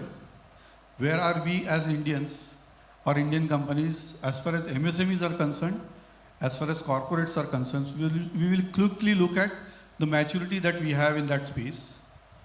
And then we will actually delve into some of the things that will actually honestly say that, it is definitely going to take some time. This slide is basically talking about I being part of TCS as a head of manufacturing excellence, as a domain practice head around 10 years back. I had a kind of drive for giving back my skills and knowledge across the world. So I'm helping small and medium businesses to streamline and grow. So touched around 250 of them. To be actually connected with research and whatever I talk to make sense to you all. I'm doing my PhD also in electric vehicle drivetrain optimization. So modeling, simulation, as well as experimentation. So I think it definitely resonates with all the simulation world that we have. The complete end-to-end product development, manufacturing, as well as what eventually gets seen by the end customers. I am part of ISG, Information Services Group, a group which is similar to Gartner Forrester, multi-billion-dollar company, a research and analyst firm, as lead analyst in the focus area of digital transformation, manufacturing. One of my studies coming out on the mobility, connected vehicles, autonomous vehicles, and software-defined vehicles. So basically talking to all the who's who's in this space, like McKinsey's, Accenture's, and actually defining where they are placed and where they should be placed in the future. So it's a privilege, what the point that I'm trying to drive back is knowledge is power. Your ability to think is what actually will matter for you. So let's go further. Let's see whether technology works. This is the last research that I have submitted. Just let's try to scan this and you're able to lead to that research. You can, look at it and maybe read it later. This is about what should happen in the digital engineering space, and this is published in 2023. As such, manufacturing excellence, we will actually look at complete value chain. What are the reasons that we are actually trying to do? Why do you require, say, Industry 4.0? Actually, artificial intelligence is one of the legs of Industry 4.0, right? Okay, it works. You could get to that. Wonderful. So thanks to the technology, this is another one. Industry 5.0 is something that we have been trying to pioneer across. Industry 5.0 has been there in Europe around 3 years back. In India, we are trying to do it from last 1 year. There is a perspective already published. There is another perspective about Industry 4.0, a frugal way, how we should, as Indians, look at it. There is a lot of, let me give a perspective about 4.0 and where it stands. Industry 4.0 is absolutely great technology pieces, and we should actually, as industry, look at it, adopt it. But a caution has happened is where the promises that we have made, the way that we actually, as part of management, build those business cases, and maybe as integrators, the way that we have sold it, we have made some over promises. And last 3 to 5 years, maybe 7 years, it has not delivered those promises. To be very honest, I'm working very close with MCCI, NASSCOM, And now there is a way that we are actually re-educating individuals to look at how it will matter, and then the approach, which is a frugal approach, which is called as minimalistic approach, in 30 days, 60 days, 90 days, what you should do without spending much of money, and eventually get into the business cycle where it will start hitting the bottom line, the way that Mr. Lamba said, immediately in 30, 60, 90 days, and eventually how you can get to the top line, eventually to your benefit. So moving further, so let's look at how it impacts us as AI. We are looking at all the portions of our life. We are seeing autonomous vehicles, we are seeing connected vehicles, we are seeing our life is definitely improved. You see a piece of mobile phone that you have in your hand, and a lot of things are already there. Artificial intelligence actually looks at different dimensions. Let me kind of tell you where this artificial intelligence comes from. And actually my seminar 20 years back, maybe 30 years back, in 1990, was on expert systems. Okay? So it is not something which is new, it is absolutely existing all across, but definitely it has taken different shape. Now, how many of you know about big data? Right, big data, right? But data has been there, right? I mean, all this is equipment that you have, maintenance pieces that you have, everything that rotates, everything that drills, all machines that work, data had been there. Aeroplanes flying, right? Years together. So data had been there. It has been coined as a big data with the veracity and the way that you want to compute it in memory, trying to find out the way that you want to deliver it. So IBM's, Oracle's, SAP have actually got them into something called as in-memory computing, and they have coined it as big data. Big data now, did we not have artificial intelligence expert systems earlier? Yes, all those systems are there. What it basically helps us is based on data, you are able to make some decisions. Decisions could be as simple as yes and no, a decision tree having yes and no as a tree structure, or it could go as a protocol, say in the doctor's parlance, in medical terms, that you look at the symptoms and go and finally look at something that has happened, right? So expert system is a basis of all AI thing that we are talking about. Now think about the big data that we have. So we have a huge data and you have to make sense out of it, right? AI basically helps you fact-based decision making. It is completely based on data, so it could be right, it could be wrong. The way that you interpret it, the way that you feed it in. So there are two risks currently as we see for artificial intelligence. One is how you build this data set where you are actually going to base your decision. So database could be in the form of maintenance data that you have, tooltip data that you have, bearing vibration data that you have. So that is the data. How effectively you are able to capture the data will define accuracy of your model. So that is 1 degree of accuracy. The second is the impact that you will have by the decision that you take based on this data that you have or model that you have created is the second level of risk that you see in AI. Now think about AI hinting a doctor to say that this particular patient is dead or he is suffering with cancer, and you actually approving it, is the kind of risk that the outcome says. So there are two risks which actually AI has and manufacturing also inherits sets. One is the data, the way that you acquire data, accuracy of data, modeling, and hence eventually the way that you interpret it. Okay? So there are these types that you actually see. I'm not going to go in depth of what is deep learning, machine learning, but it is simply where now you have some model, right? Suppose you are trying to build Shirish Kulkarni. Now let's imagine a use case where you are trying to use and create a Shirish Kulkarni, a replica of Shirish Kulkarni called as digital twin of Shirish Kulkarni, and actually able to understand everything that Shirish Kulkarni behaves like. So he gets a call and the way that he speaks. So suppose we are recording everything. So we are actually training our model. We are building our model of Shirish Kulkarni and we are training it. More we train it, it will slowly understand that Shirish Kulkarni in the morning says things like this. Shirish Kulkarni to his wife responds like this. Shirish Kulkarni, whenever he gets a call from a bank, his response is like this. So we are training it. More and more that we train, our model will be more intelligent, more accurate, and maybe after 3 years, 4 years, it can replace Shirish Kulkarni for 70% of time.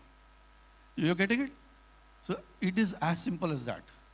And you talk about something that you are actually giving that model in the writing, the use cases, which are like machine given.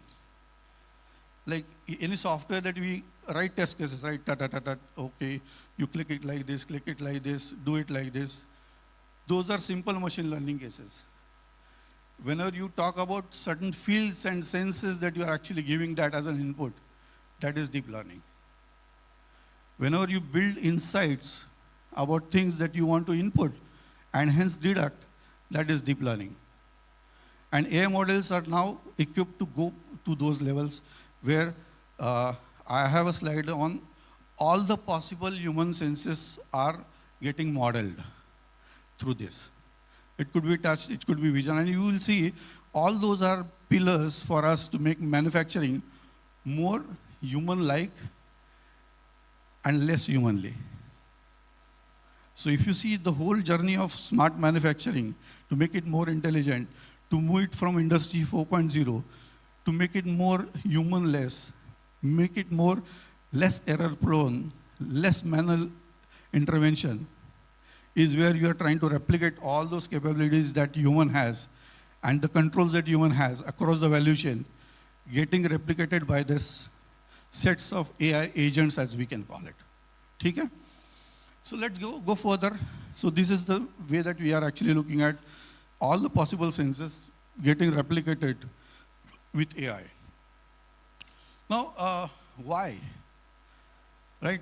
So I think we are all convinced about that we require Industry 4.0 or we require a little bit of hype on that. Yeah, we know that, we are continuously under pressure from the business. We have, don't have a time, and again we require faster reach to market. We want to reduce the prices, and actually customers are behind us to have more and more variants of the, at low cost or low price for them, right? So these are mandatory things that we need to actually take care. So customer wants more in less, more standardization is something that will help us. Smarter processes and products. Now smart, remember this word smart. If you remember the name of the title of this presentation, it was how AI will make processes smart, intelligent, and predictable. These are 3 maturity stages. Okay, so let's go to the next slide and we will say more about that. So all this is possible with Industry 4.0. And everybody knows about it, and people have been selling 4.0 based on this. Okay? So what we are actually looking at is, if we do a lot with 4.0, with just a focus on productivity, reducing human beings, making sure that we just produce, we don't think much about human beings, we don't think about society, we just actually make sure that everything is automated, self-decision making, we'll get something called as dark factories. Right? Everything is robotic based, and those decisions are getting taken. So no middleman, trusted interface is actually a very deep meaning that I will open up later whenever we actually connect end-to-end value chain and we talk about blockchain as a next generation use case for AI. Okay, remember this word, no middleman and trusted interface. Remote working, virtual Gemba. Gemba is something that you go in the place, right, and see what is right and wrong. So that is Gemba. You are able to use AR, VR to really get into something which is virtual Gemba. You don't really need to get there. Better data, better insights, AI. AI is definitely something which has come. There is a question, there are two questions that we'll answer about AI, whether it will impact job profiles, job market. Second, whether it is going to kill human being. Because you might have seen that small clip, humanoid was asked a question that, in case you are required to kill a human being, will you kill it? answer was given. It is AI driven, right? Whatever data you give, it said yes. It created a lot of hassles, and that will go to that question about what is the risk of AI? Okay, so I actually give a very simple example. We created computers and software. Human created it, right? And same human created also virus. So you have a malicious kind of intention to misuse the kind of system that we have, very powerful system to help us. This kind of things will happen. So there are forums across in the world to answer you. There are 6-7 forums, I have the names, which are actually continuously working not only on the cases which are constructive for not only manufacturing as a vertical, other verticals, but how to make sure that those are safe, not biased, those are not resulting into any risk to human being. So that's a big, I mean, instead of the research that should happen on the way that, it will lead to some use cases which will help, it is actually protecting against anything that it will create as a risk or not. So that is the deterrent for the AI. Skills, I'll quickly answer, whether it will hit, and I think it was answered a little bit, whether it will hit some of the jobs, yes. Jobs which are actually repetitive, mundane, easily to be done, that we were enjoying, 9 to 5. There is a straight race that, whatever AI can do, whatever software program can do, 1 plus 1, 2, I think there is no brain behind that. We as human beings should ridicule that, and we should actually migrate ourselves. Systemic way of doing it is where we have a heat map of where all AI hits, in which functions, in which of the industries, and wherever there is a red mark, those jobs are going to actually be performed by agents, AI agents, automatically. So if you want to say that those individuals are and functions are on risk, yes, those are on risk. Let's accept it and make sure that you migrate all of them by cross-training them into the areas in which you have tenacity, you have inner knowledge, you have abilities, you have threshold setting, planning for AI. All those are the functions that we need to move our people into. So that is the straight answer on that. Okay, I think too much, right? Okay, let's go further. I will not talk much, but this is an image for smart manufacturing where we are trying to make it more innovation-centric, more efficiency-centric, having more agility and reducing the risk, okay? By the way, any name that you will see, it's not something as a brand that I am trying to promote here. These are taken and I'm giving all the credit to those individuals who have created it. So mechanization has been existing, right? I'm just trying to bring more humor that, it's very natural to move in the mechanism way in which, even Charlie Chaplin was trying to do it, and you will see that, he finally ends up in eating nut and bolt. So we want to avoid it. I'm trying to bring this one to help us to understand why 5.0 is required. Right? 4.0 to 5.0, somebody was asking 6.0. I have not seen, definition of 6.0 on the horizon. So let's wait, let's not rush. 5.0, I will say that the definition is there, it is something that is built on 3 pillars, where human is getting brought back to control, putting the thresholds in the place. Rather than just taking and eliminating human being, it is important to have it. AI also requires it. So human being is brought back. That is one pillar. The second pillar is sustainability, where anyway we are looking at carbon footprint, everything to be existing for a longer duration. Third pillar is agility. Okay, agility is ability of organization to do better and better in case that you have a kind of a calamity like pandemic. Can we do, we have not been planning that much. If you look at only Industry 4.0, it could be plant-centric, it could be factory-centric, it could be company-centric. Now 5.0 actually looks at the whole company, also the ecosystem behind. We are talking about family 5.0. So the whole ecosystem, so carbon footprint, sustenance of the whole kind of a village together or city together is getting taken care. Life of individual, not only as employee like this, but beyond life in family is also getting considered in 5.0. That is the reason of 5.0 that is been required. So we have seen this. I was actually doing some research. I've seen 6 to 7 movies, full movies on artificial intelligence created individuals and complete, I can give that list to you, and it is very interesting. If you remember like Star Trek earlier, that Captain Kirk used to have the flip phone. Within 15, 20, 30 years that we had that phone from Motorola. So what my point is that if we can think of something like in Star Trek, if we are thinking that, you know, Wally is having feelings, that Wally is sad, this Eva is happy. They had a love affair. If we are able to see this, and this movie is very interesting, I'll give you what is not too much and what should not be too much.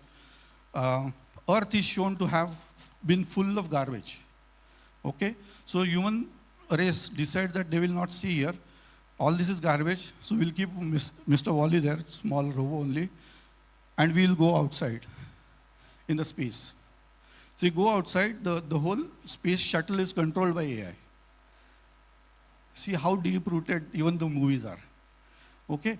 Then this chap is supposed to be finding out any life on the earth. Whenever he sees a life, he has to give that message to the space shuttle.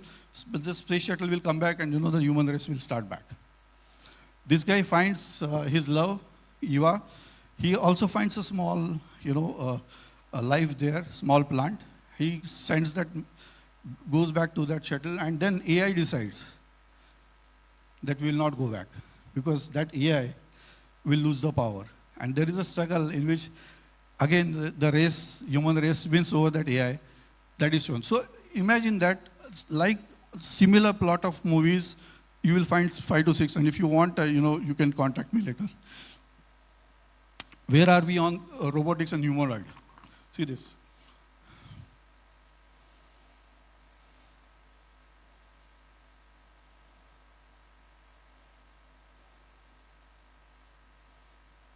We are already there. Okay? There are some more examples.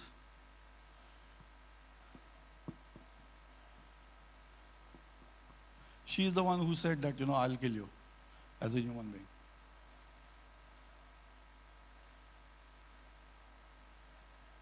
This might be around 6 months old as clips that I've captured. This one is going to win. See that. Okay, move further. Some more ones just to entertain us a little bit. How replication is possible, you know. This guy just shows the picture here and the robot is able to create that picture. Visual interpretation. Okay, so some of the examples of humanoids, this is existing. My point is that let's not talk about AI to be there, not to be adopted. It's there. This is super advanced. It talks about all senses, 5 senses we saw. And this is the way that it is happening right now. We better be ready. Let's not be sitting on the fence. In manufacturing, all this is possible. Okay? If it is going to happen in healthcare, if it is happening in the pharma, if it is coming in the movie, it's possible. Okay? Is it really true? I'm asking you. Okay, so this complex slide was coming, so I made it more interesting. These are all possibilities that you will see across in the organization. I'm not talking about manufacturing. Manufacturing, I'm taking it as the whole manufacturing organization that you will see use cases. You can take snapshot of this. Marketing, transport, everything is covered. All the end-to-end. You have insurance, you have retail, you have healthcare, you have finance. All departments are covered. AI is going to be there. Now what AI requires there is that business process has to be modeled. You need to collect all the possible data that you have. You get them connected. So your financial system has to be connected to the order management system. You saw all those dashboards, right? कैसे बनेंगे वो dashboard? वो data connect करके उसने extract किया ना सबसे. So you need them to be connected. You then need to interpret them. You create a dashboard, so you create the visibility across.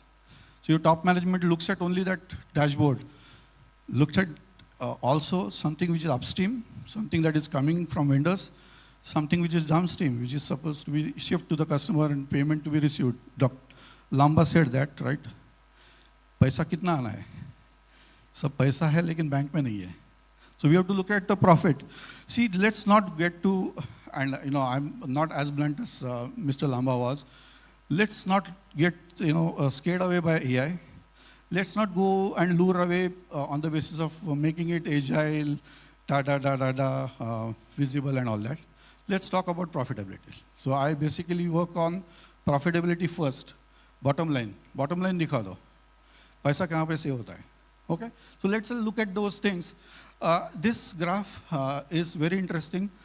What it shows is basically a landscape of how technology will rise and fall.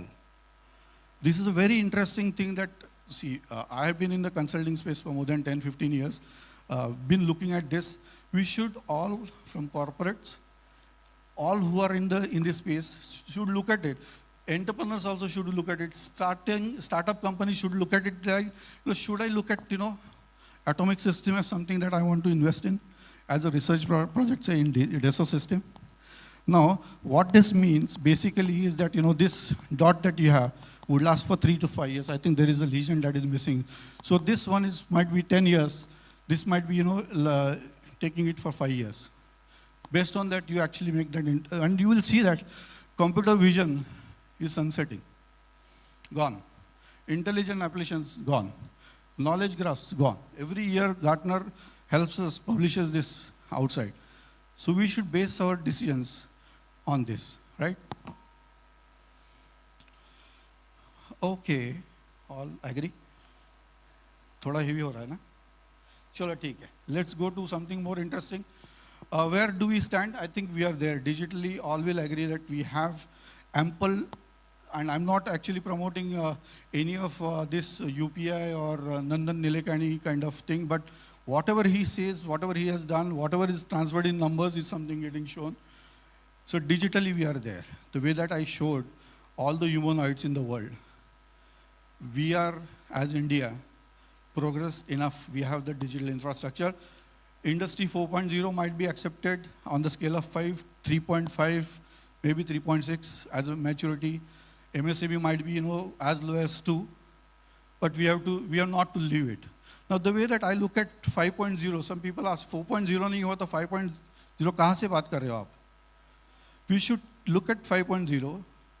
What is that I don't want to do? I am not doing it intentionally, and I am hence doing 4.0 for this purpose with this bottom line increase. Is the way that I would say we should look at 5.0. We have to know everything that is happening in the world. We have to be leaders in the way that we think. If you see in ISG, if I am a lead analyst, I define, let it be Accenture, McKinsey, whoever. It is not something that is, out of extra pride, that you have to actually have this use case where you define blockchain next time to differentiate from other providers. If I'm able to do it, everybody should be able to do it, right? Okay, moving forward, I think these are various areas in which I'm showing that, you have press line, you have die casting line, you have assembly, complex type of manufacturing. Every place you have data, you have an interpretation to be done, you have human beings. You want to translate that into something that you want to make automated, make fact-based decision making, make sure that you are actually having it integrated. You have to make it less human. All these things that we want to do, right? Smart is covered. Smart manufacturing is covered. Industry 4.0 is covered here. All right. So how do you see now in the landscape of the whole manufacturing, where you see product development? We saw a great presentation on Desolve on the product development side, where AI could be used for automation, optimization, multi-equation studies, right? Similarly, you have various aspects of value chain. You have ERP roadmap, and all that data is lying in various heterogeneous systems, places, physically not connected. So first thing is that you want to get it connected, make it visible. If you have 5, 10 plants, you want to make sure that your central plant or otherwise you are able to see it visibly in the form of dashboard. You want to make it automated, you have to simulate it. Okay, simulation, I'll just step back.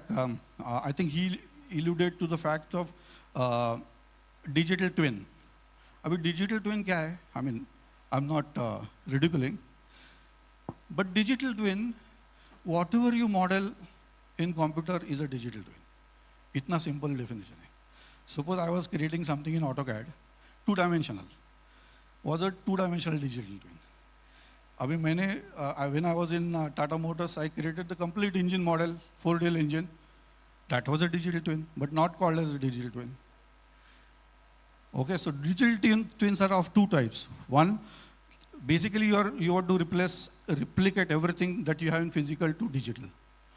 So you have product that you can represent as a digital twin, and you can have process, the whole manufacturing process that you can represent as a digital twin. So there are two types of digital twin. The next thing that comes, which actually connects and which actually is important for us, this is a slide which is IP to me, so you can take copies because it is mine. So digital thread is the next concept, which actually connects all the dots together and makes this track and trace across possible, because each process that you have is going to have a value add, it is going to have a timestamp, it is going to know what shift it was made, it is going to know what machine it was made, it is going to know, who worked on it, and it was right or wrong. If at all you have to have a recall of some products later on for a product which went wrong in the field, this is going to help you. But track and trace was there earlier also. It is now rebranded to be digital thread. Digital thread, next step. If you see, digital thread is nothing but everything which is actually tracked with complete timestamp getting recorded, right? What is blockchain? We never talk about blockchain in manufacturing as a parlance. This is a new concept, but I'll just coin it. I'll leave it there. I will not spend time. There are only 2 providers working in the world in manufacturing space. I'll give that data point to you right now. So if you want to be ahead of time, make sure that you spend time on that. On that curve, it might be something that is going up for manufacturing. Blockchain is where actually you build a trust. You create that agreement that, okay, between these 2 points, I don't need any approvals. So money will go, design will get approved. All those points where you have handshakes, all the middlemen, remember that trust is created and middlemen are removed. Can you imagine our RTO without agents? Can you imagine our insurance working without agents? Can you imagine the use case, I think, was getting eluded where our car goes, it gets hit by something, image is getting taken, it is automatically going to the healthcare. Healthcare is going to find out, what pulse you have. They have the data. Your vehicle is looking at, what expenses. It will go to garage automatically. All that is likely to happen, right?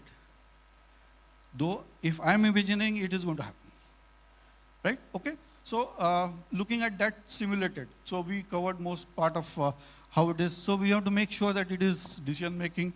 Patterns are getting recognized. So, we want to know that, whether our revenue is increasing or not. Only looking at number, we don't decipher anything. Our profitability is increasing or not. By what percentage? So it should be correcting. I have not said self-correcting. It could be self-correcting. You could write a rule, yaar. Come on, if my percentage increase in my profitability is 10%, 2% of it, actually I will keep it for R&D. Simple rule. Is there AI into this? But these are business rules that you write in AI. And make it more complicated, base it on more data that you actually put in, also by experience, and make it more and more complicated. Make it autonomous, self-learning, optimizing. I think this is where actually we are getting back the human. In middle that we are trying to get the outside the human, we want to make it non-human centric. You make it trustworthy, extended. Extended is we are actually going beyond the firewalls of our company. So we are making sure that family 5.0 is also taken care. Okay? So more boxes there, data-centric, fact-based, integrated, human, question mark. पहले तो हम बात करते थे नहीं चाहिए human, right? We never bothered to be asking that, we are actually risking their jobs. Again here, no human, and human becoming critical. Okay? So next, I think it's going to be culmination now. You can take snapshot of this slide later on. We did not discuss the benefits, right? Reduce total cost of ownership, improve productivity, improve sales. These are all given. Maturity, Industry 4.0 is covering that. We are going beyond that. Okay, so what is that we want to make smart? So we want to have robotics, Internet of Things, big data, cloud, cyber security. It resonates to something. Industry 4.0. Out of those 9 pillars, digital twin, digital thread, AR, VR, right? Remote monitoring, system integration, additive manufacturing. A bit about additive manufacturing, how it impacts manufacturing is basically it removes manufacturing as a process. You create something as a 3D model and you print it. Click, print, it will create your product. The whole manufacturing process is completely collapsed. This is part that is coming. And I think you talked about the real heart, right? If they are making real heart, human heart, what else? I mean, everything has to be threatened. All products that we can make. Again, adaptability, whether the material is available, whether it is cost effective, whether we can use it, how much of size of 3D printing, all that is something that we'll leave it there. Okay? So artificial intelligence comes here, machine learning, deep learning, blockchain. I think that covers the overall map. You can take a snapshot of this. I'll give some more slides to create some background and I'll then stop. Claps for you to have listened to me. Okay, these are some use cases that I want to leave it to you. You can take a snapshot. I don't want to talk about predictive maintenance, design, development. All that is mundane. We need to talk about something that we want to actually really make manufacturing advanced manufacturing. On manufacturing, there is a long way that we want to go. There is a good, nice, do we have time? You can play this. I don't know whether I can play this. Just click this. Okay. A very interesting one to basically, how much is, okay, it is not, all right. So somebody gets a phone. I'm not able to play. Can we attach the audio? Possibly audio? Okay. So she basically brings out her phone. Okay, technology-wise, a small phone which is a makeup kit. And everybody gets impressed. Now somebody gets a phone call. Aux मध्ये लावा ते. पलीकडे. So she opens that phone. The point is that we don't want to go and regress in technology by trying to do too much of technology. So how much of AI that we should do, we should actually control ourselves. Somebody else gets a call.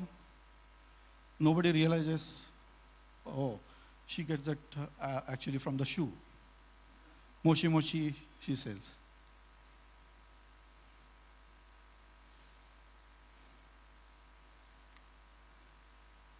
So we are going advanced and advanced. The smaller phone is becoming bigger, if you can see that, right?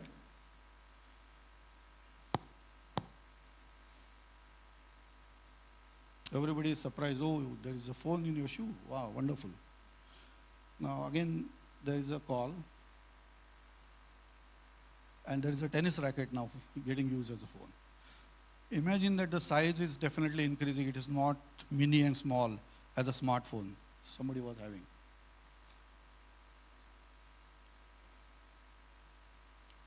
नहीं होते का आवाज? ठीक है. Then there is a next phone call comes. Everybody looks at each other. They're trying to make it more funny. कहाँ से आ रहा है? आवाज कहाँ से आ रहा है? See this person. This person is looking here and there, right? See that? Ooh. That is his phone.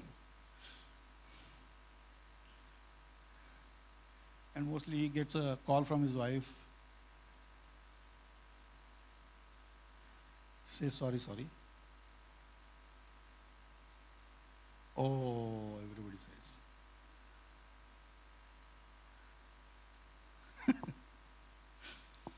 And then there is a sound for the next phone.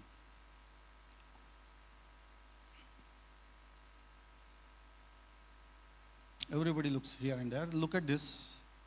This is the climax. See the size of the phone. So the point that I'm driving here is that, let's not go too much into AI. Look at, for your organization, for your use case, how much of AI or smart manufacturing or 5.0 is required, and just stick to that. Let's not regress. Let's not get into something which is, leading us to dark factories or, skew focus on KPIs rather than being human and, bringing that focus back. I think that is the point that I'm trying to drive here. With this, the summary, it is a huge market. Everything actually gets impacted in manufacturing. There's a huge amount of advantages. I don't need to sell that. You have a good footprint of Industry 5.0, very, very well defined. There are no takers in India that I am actually talking about where anybody has shown interest in 5.0. There are a couple of ones that I'm working on, a couple of large group companies, but still, there is a strong hesitation. So look at this, all the possible use cases that you see. You want to make it smart, intelligent, predictable. Definitely AI is going to help you there. This is the way to do it, and let's make it profitable. Thank you. I'll leave it here. If you have questions, I'm available for questions.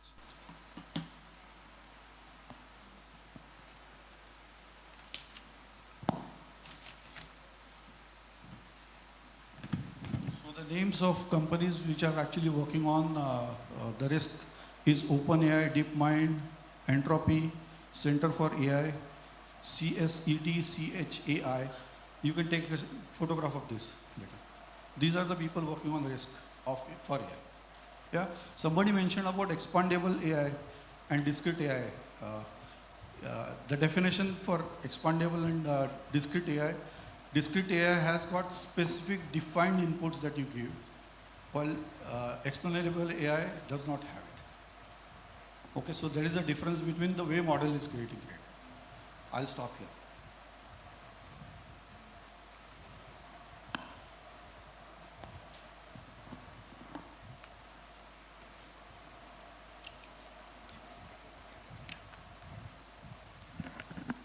Thank you so much, sir. That was really interesting. I would now request if Mr. Dheeraj Nahar could come up to the stage and felicitate Mr. Kulkarni.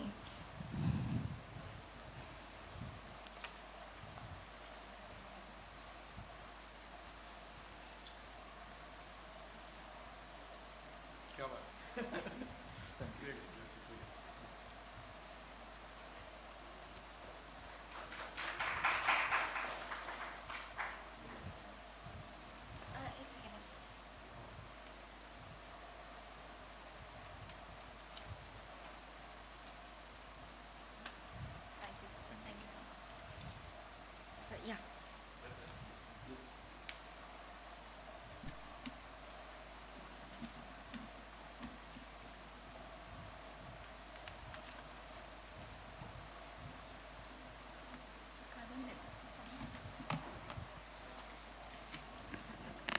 Thank you, ladies and gentlemen, for your patience.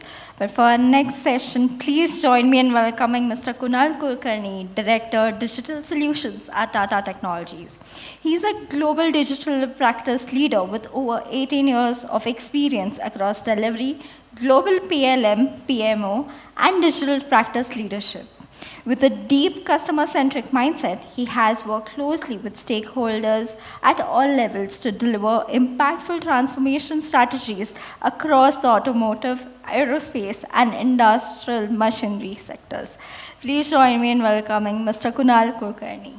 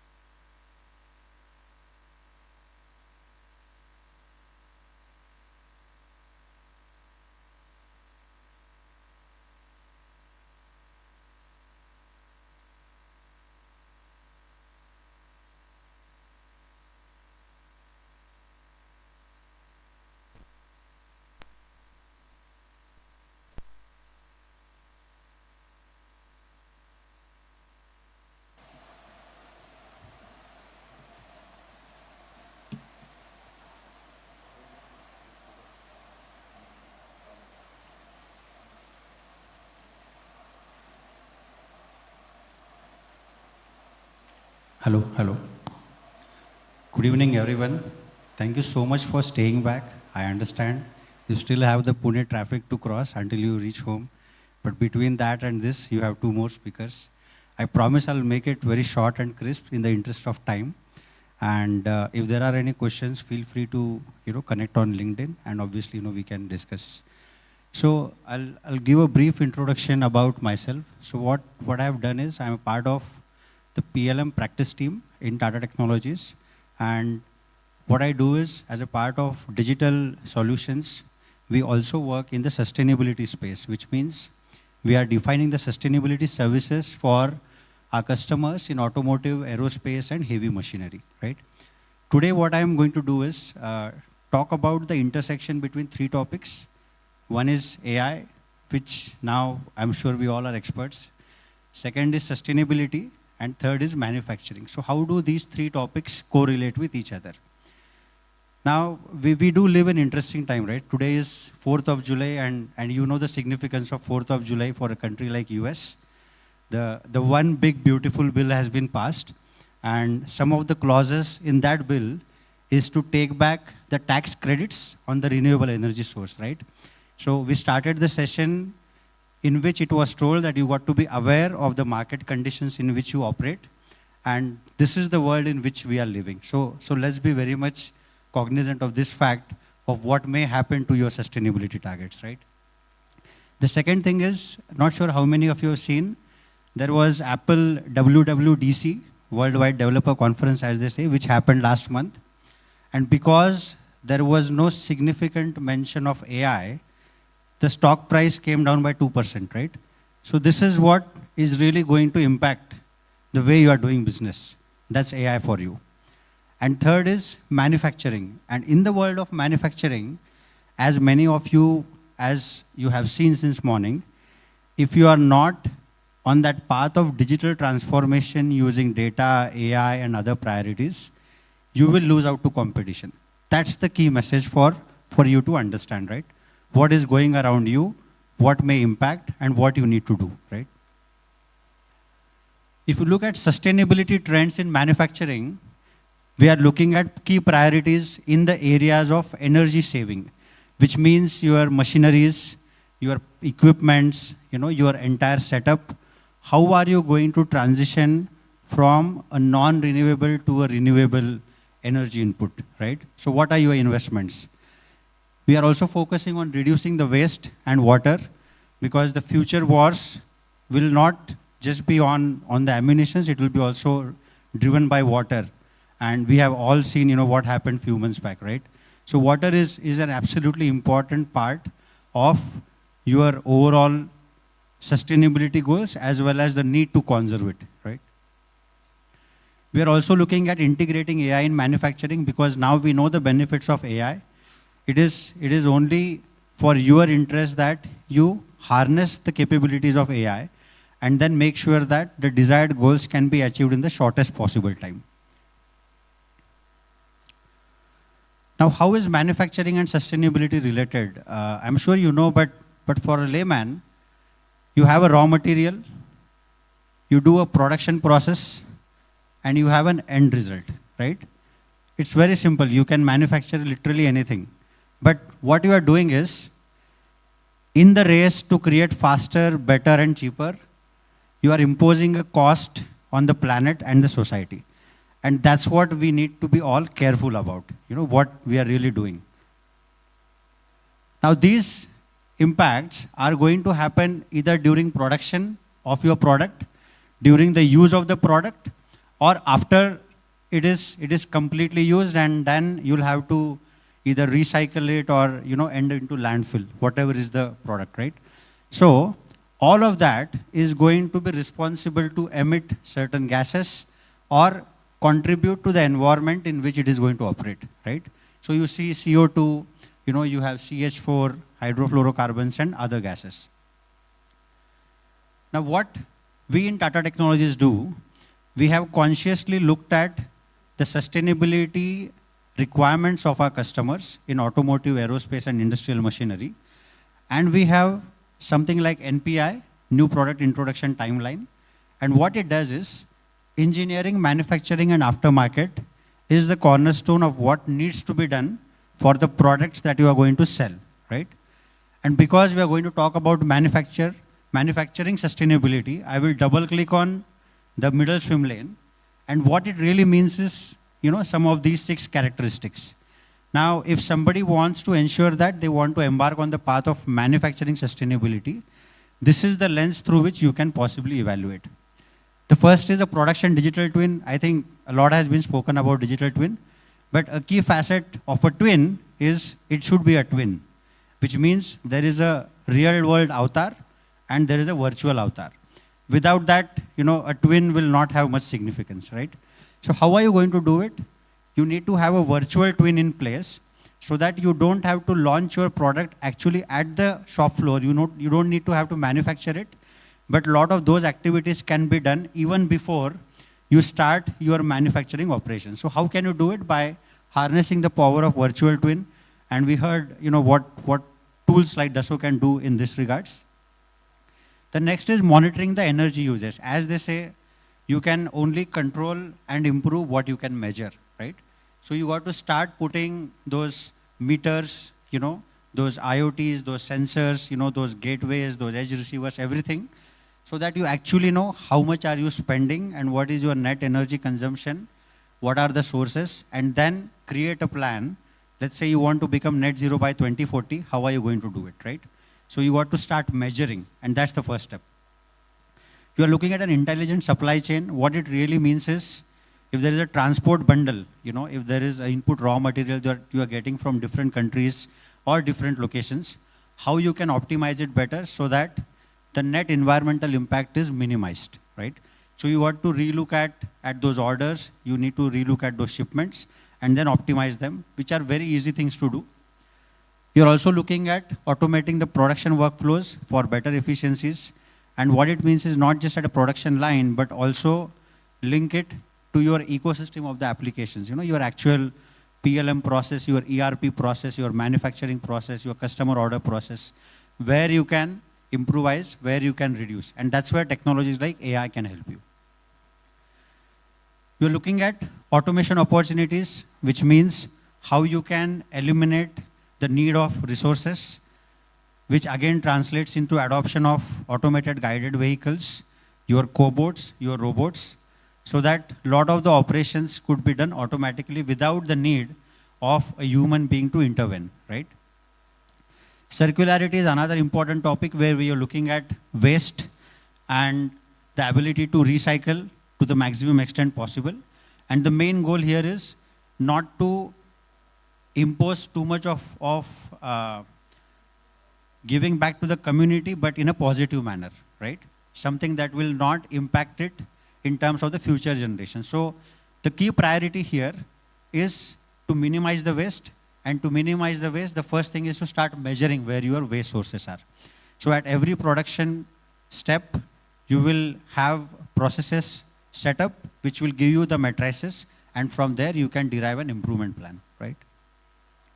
The last is design for sustainability, which means how you are looking at your current process of design, manufacturing, and aftermarket, and then ensure that they are aligned towards your sustainability targets. So that's what we typically want to focus as an overall manufacturing tenets of sustainability. And it's a reflection of what you need to do. Obviously, there are many more topics within this space, but in the interest of time, what I wanted you to know is you can go back and ask these questions to your own organizations in the way you are manufacturing and selling it. Yeah? I'll reflect on one or two. I know we have short time, but if you look at design for sustainability, it is nothing but DFM plus DFA. Now, why do I say that? Because if you look at a decommissioning product, right, and you can imagine that if I want to decommission an entire manufacturing floor, I need to look at how are the parts going to get disposed, how I will do those operations, and if you would have done a DFA, which means, let's say this is a automobile that needs to be recycled, and during the entire disposal process, if the designer would have thought 25 years ago during the design that the way I will manufacture it is not through a welding operation, but through a reversible assembly mode through which you can unscrew it and perhaps reuse it in a future upcoming product, right? I think those are the changes that need to happen as you design a product today for an upcoming market launch, right? I think this conscious need will really help you to reuse and recycle in the future. Lastly, what we are saying is this needs collaboration between different teams. You need the designs, the manufacturing team and the servicing team to come together and then define what are my KPIs to make sure that I can create a product which is easy to dismantle and then reuse and recycle. That's the message. Similarly, if you look at production digital twin, the key objective here is to analyze the performance of the plant, and you do all of this virtually. The goal here is to optimize the manufacturing process, and these are some of the KPIs which will be of relevance to you and your customers, because they are going to measure themselves in terms of the progress, right? So these are the means through which you can achieve sustainability in manufacturing. That was real quick, but obviously, if there are further questions, we can connect. I'll spend 2 to 3 minutes just to give you reflections on what AI means today. If you look at the AI implementation, the majority of the use cases and the scenarios are within the assembly and quality testing. That is scoring the highest. At the same time, there is huge benefit in terms of the product development timeline, because we heard the product iterations. Why does it take 24 months to launch a vehicle? It is because you have to do so many testing, so many homologations and overall virtual validations and so on. And unless that is certified, you cannot launch the product, right? So that is where you are looking at product development time reduction, which naturally is the shift left strategy. We talked a lot about smart manufacturing, but what it really translates to a digital opportunity is for all of these trends, there is a need to make sure that the solutions that can help you achieve those targets are implemented in your digital ecosystem as well as on the production systems. So just to give an example, how are you going to reduce the dependencies and improve the performance of the workforce and your production capacities? You can implement AI algorithms which can quickly process and analyze the data. And you can then extrapolate this to any of the integration problem statement or your end user problems. Lastly, I want you to reflect on what we are doing practically in Tata Technologies. You see a lot of these AI implementations across the new product introduction timeline. These are the live use cases where we have actually worked with the customer, and it is not the customer telling us, it is rather we proactively telling what they can do, right? And these are the solutions deployed in the production environment from a machine learning standpoint. And we are using generative AI. We have also started using agentic AI solutions, and there are a lot of work in progress, as you see. But the key mantra here is to know that your AI priorities for you and your customers, they need to be solved in terms of what matters now versus the 6 or 7 months. And there is a real need of your customer missing out on the competition if you are not supporting them. Okay. Key takeaways, and this is the last slide. Sustainability in manufacturing, you need to view it as a digital plus opportunity. What it means, today you are already investing in digital transformation projects, be it integration, be it migration or implementation. How can you link your sustainability KPIs within those digital transformation projects? I think that is the horizontal that is very easy to carve out. The second is data quality and data collection. They are going to help you on your sustainability goals, and they will accelerate your manufacturing sustainability targets as well. Since data is so important, it is going to be the foundation for your AI models. And in that sense, you can use digital transformation projects to plug in AI investments. And I think if you have a working AI use case, nobody is going to say no to it, right? Lastly, the world has actually moved on beyond POCs. We just saw an AI example of, an entire mimic of a brain, a human, whatever you take. So if you are still in the POC mode, you are missing out on the competition. People have already moved on. They are started getting benefits of AI now. So please go back and identify where are your priority projects, where you need to start, and then make sure that you can contribute in those teams in the sense that the realization of the benefits by using AI solutions can be achieved. So with that, I'll stop here. But thank you so much for listening patiently. And I wish you all the best in your manufacturing, sustainability, and AI journey. Thank you.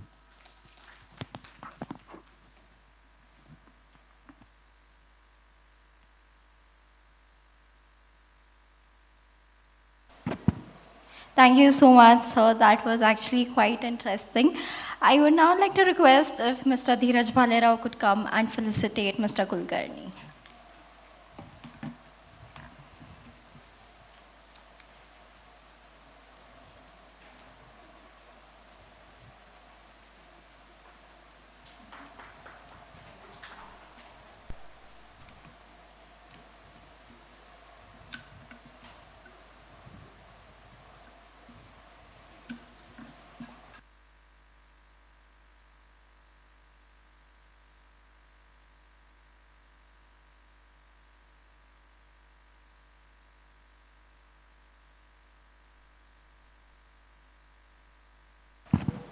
Our next speaker has over 30 years of experience, is a veteran of the Indian Navy, and has worked in DRDO and in the defense manufacturing industry in diverse areas such as image and digital signal processing, mechatronics, advanced driver assistance systems in India, UK, and Germany, process automation, machine learning, modeling, constraint optimization, software development, business analytics, strategic R&D, and quality. He has designed multiple ADAS algorithms for real-time implementation. Please join me in welcoming veteran Commander Dr. Shishir Sahay.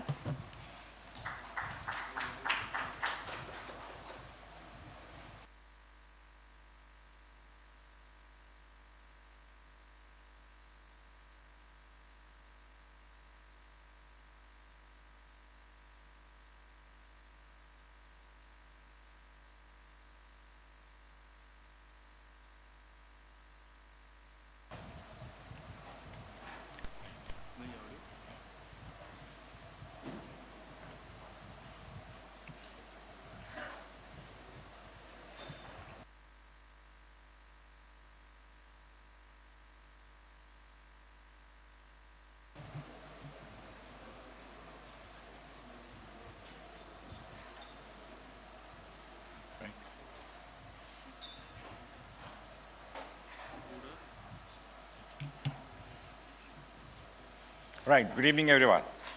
I know I'm the last speaker. There are advantages and disadvantages. Disadvantages, you have people already coming and moving your tables and chairs. Advantages, if any one of you gets up and goes, I'll feel, okay, this guy has a flight to catch. So I was not that boring in spite of the slides and my speech. Anyway, without further ado, I'll get on to the brass tacks, as they say. And I'm sure the table of contents may seem a little overwhelming, but I was promised an X time, and now I'm told, okay, you have to reduce that X time. So let me see whether I'll be able to do justice with whatever little time I have got. We will be first looking at a little warm-up thing. Warm-up is nothing but, as they say, a little snippets of information which will be thrown at you just to warm you up for the topic. National Strategy and Vision 2047 happens to be 100 years of our independence. Security threat landscape. The felt need for defense manufacturing in India. The Indian defense manufacturing ecosystem. The public and private sector participation. And if anybody is in the defense industry, then you need to be aware of the DAP 2020 and what it entails and what is the future of that. Any improvements happening in the DAP 2020. The value chain of defense manufacturing. I'll be talking about the research and manufacturing challenges in the Indian defense sector, the key technological components of modern defense systems, workforce and capability gaps. If you're thinking of starting a defense manufacturing company, you should be aware of that. Opportunities across the various segments. the emerging technologies and their role in Indian defense manufacturing, and finally the role of startups and MSMEs in IDM, the incubation, the policy support, and the industrial development corridors which have been set up by the various state governments in the country. We will look at very briefly at the global case studies and benchmarking. As they say, it's always good to compare and know as to where you stand as far as the globe is concerned, and the gap which we talked about and how the academia can pitch in for that. And lastly, very quick recommendations. So yes, we have a lot on our platter. Pardon me if I'll be rushing across, but I hope I'll do justice. Right. Very quickly, a glossary of key terms. I know there are 30 of them, but we can come back to this if you feel that there is some abbreviation which is not clear to you. I'll stay here for about 15 to 20 seconds so that you can just kindly have a look at them before I, as they say, jump into the water. I'm sure all of you know most of them, but just in case.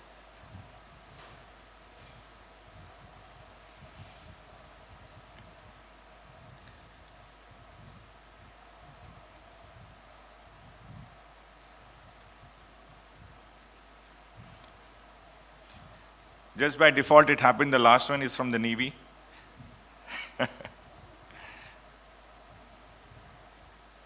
Right. Let's get on to that. Yes, before I do that, an acknowledgement of the references which I have used. Of course, a lot of personal experience and interviews with my colleagues in the defense and outside. Right. As I promised you, there'll be a little warming up. Yes, I remember from our school, the first speech of Jawaharlal Nehru, India should find its rightful place in the Committee of Nations. Der hai durust hai. At least now we've woken up that, guys, we'll be 100 years old, so let's have a vision. So we have a vision 2047. There are certain not very good facts. 75% of our defense equipment is still imported, India being the second largest importer of weapon equipment. However, everything is not so bad. There has been improvement, as you can see, as far as the production is concerned, and more remarkably, as far as the defense exports are concerned. As we can see in the last 10 years, it's a 30-fold growth as far as defense exports are concerned. A peek into the industrial ecosystem, we'll talk about it more as we go on. The number of MSMEs, again, quite healthy number. And it's just not empty talk. There are these fiscal commitments and targets, as we can see in the financial year budget of this year.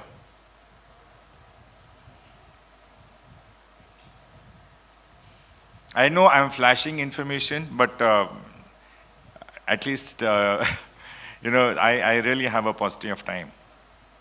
Right. Again, what are the challenges for us as a nation? You all know about it. I need not reiterate them.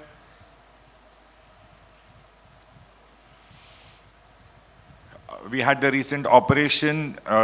Yes, our operational prowess was displayed. I'm reminded of my daughter's doctor. When she was small, then whenever she would have fever, and we would rush, all concerned to the doctor, what to do. She's got 102, 103 fever. His first response would be, "Acha hai, bukhar hona chahiye."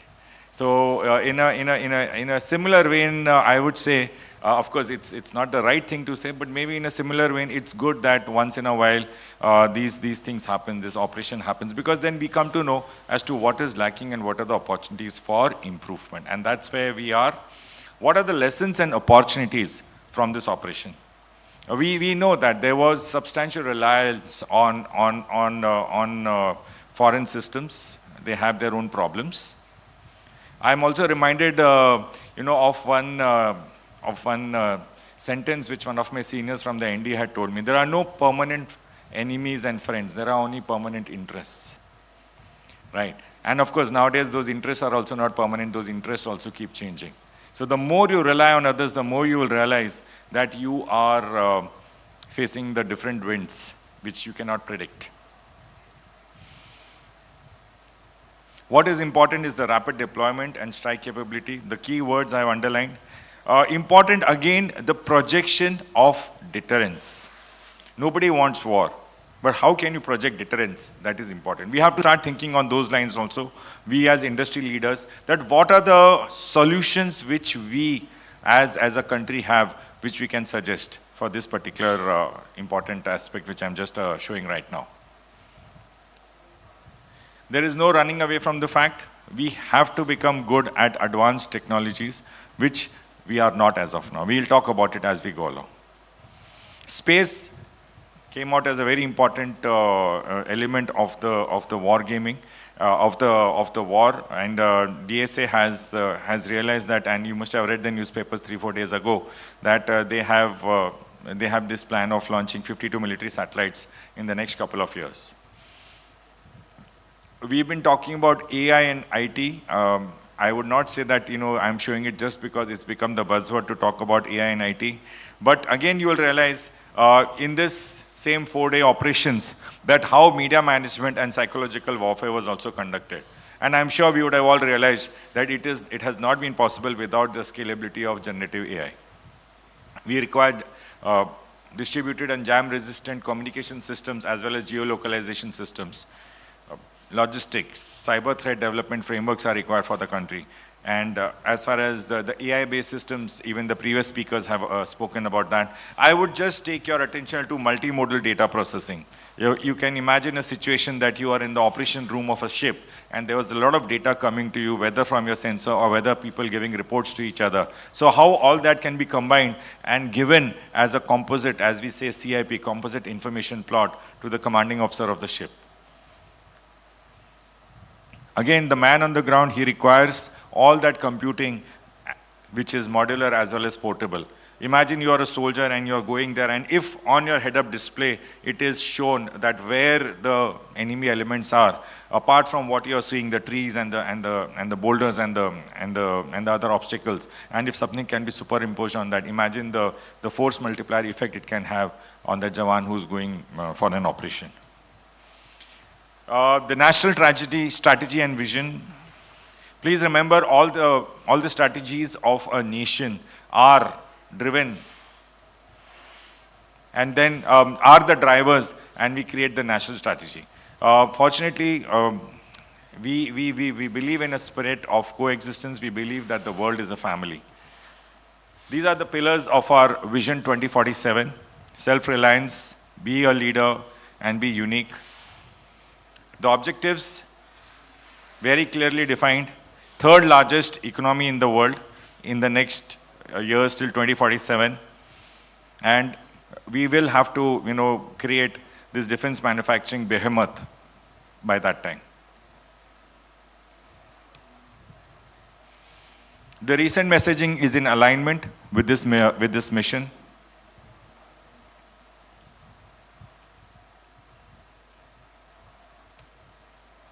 Again, there have been studies which have been conducted by other organizations, not merely the government machinery. And here are the targets given for 2047 to achieve what the government has set out. That is the third largest economy in the world by 2047. Key thing, R&D allocation.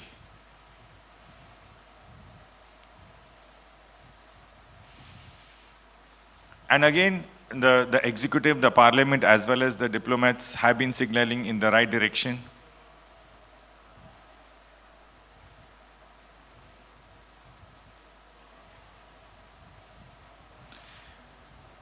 More of those actions.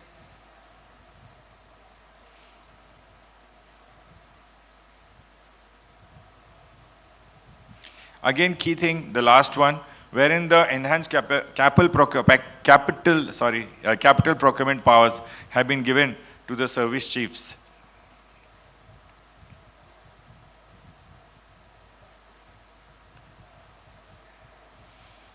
We will talk about the acquisition procedures in some time.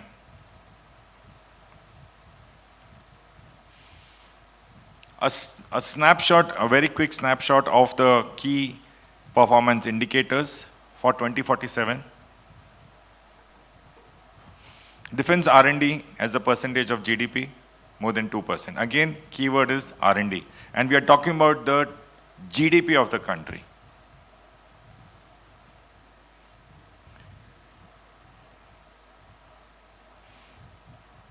We will talk about the last part again. I'll quickly rush through the security threat landscape because there is this threat around us. That is the reason why we have to make ourselves secure. Because we have to make ourselves secure, we have to have arms and ammunition and defense systems. But as of now, we are importing most of them. We want to change that and we want to manufacture in India. And that was the, if I may say, the raison d'etre of this particular presentation from my side. We are talking about China right now, and in the next slide we'll talk about our neighbor on the western side. Again, the keyword, undefined line of actual control. Now, as long as that remains undefined, there will always be situations of skirmishes and localized conflicts over there.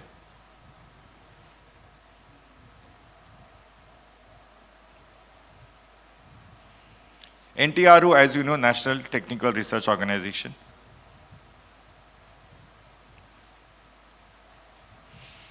And the key thing is that these were the suspicious posts which came from state-linked actors from our neighbor. We don't know as to what could have been the posts from the non-state or the grey state actors, as we say. One second, somebody's calling.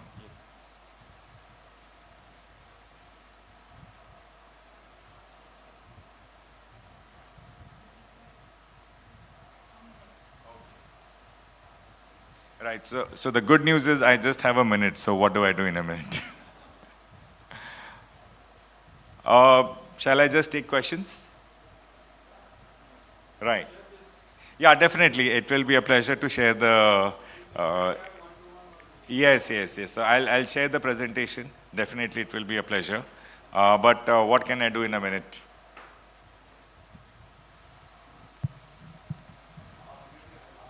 Yeah, so I'll do one thing. I'll go to this slide. Maybe if you want to ask something over here, because this is like the entire landscape of this presentation, so you can ask your questions. Sir, I have a question. Like, you have covered the threats from China. So why there is no bio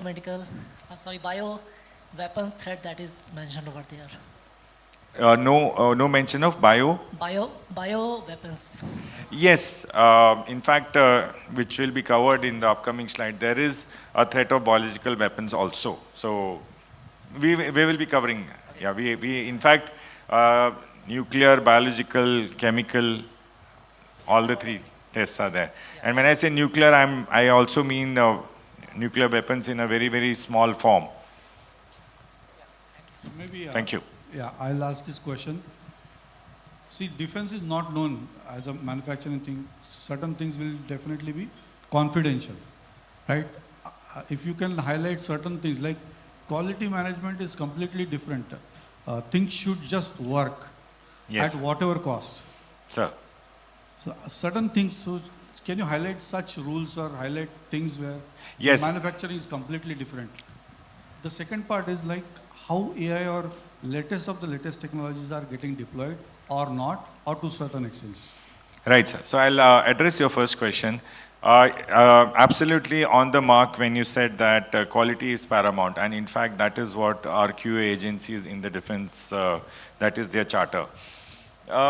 In fact, one of the, I know it may sound crazy, but one of the problems of the industry is, I will not use the word problems, but one of the issues in the industry is that there is very, very tight quality control, right from the raw material which you buy and traceability of that raw material. Say for example, if I talk about mechanical engineering, you have bought one rod, and that rod, how many pieces it is cut and where was the testing done, and all that traceability is done till the last bit of component which is formed. So at times it becomes too overbearing, at times it becomes a little bureaucratic.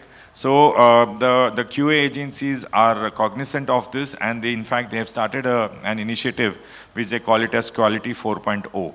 So how they can ensure that the gains of Industry 4.0 are wedged into the quality assurance process, so that it doesn't remain as bureaucratic or as time consuming as it seems, as it is right now. So that is the first part. Yes, quality is important, but how to make it efficient and leverage upon the gains of IoT and other such technologies.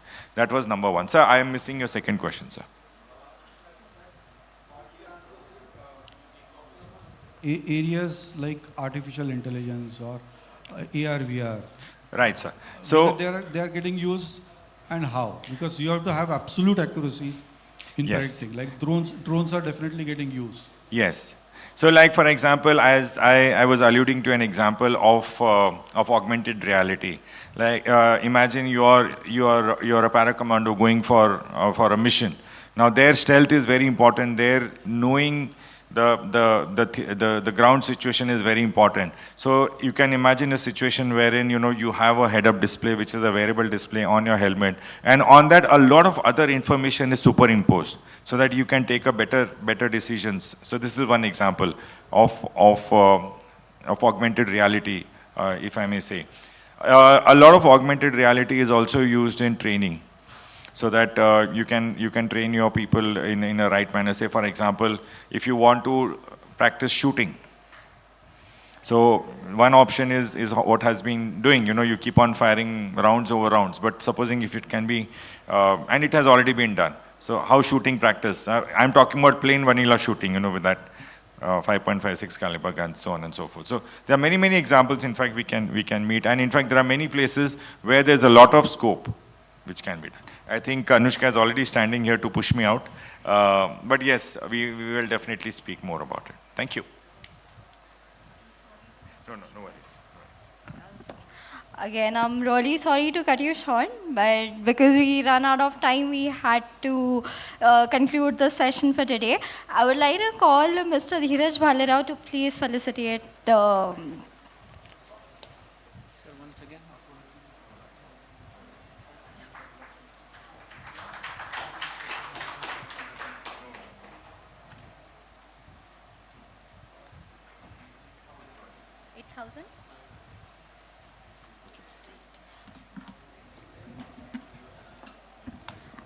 So you would also be pleased to know that for this session we had around 8.9 people joining us for our online session. Right. So to conclude Industry Next 2025, I would like to thank all our sponsors, our digital partners, our banking partners for being a part of this event and making it huge. Thank you so much.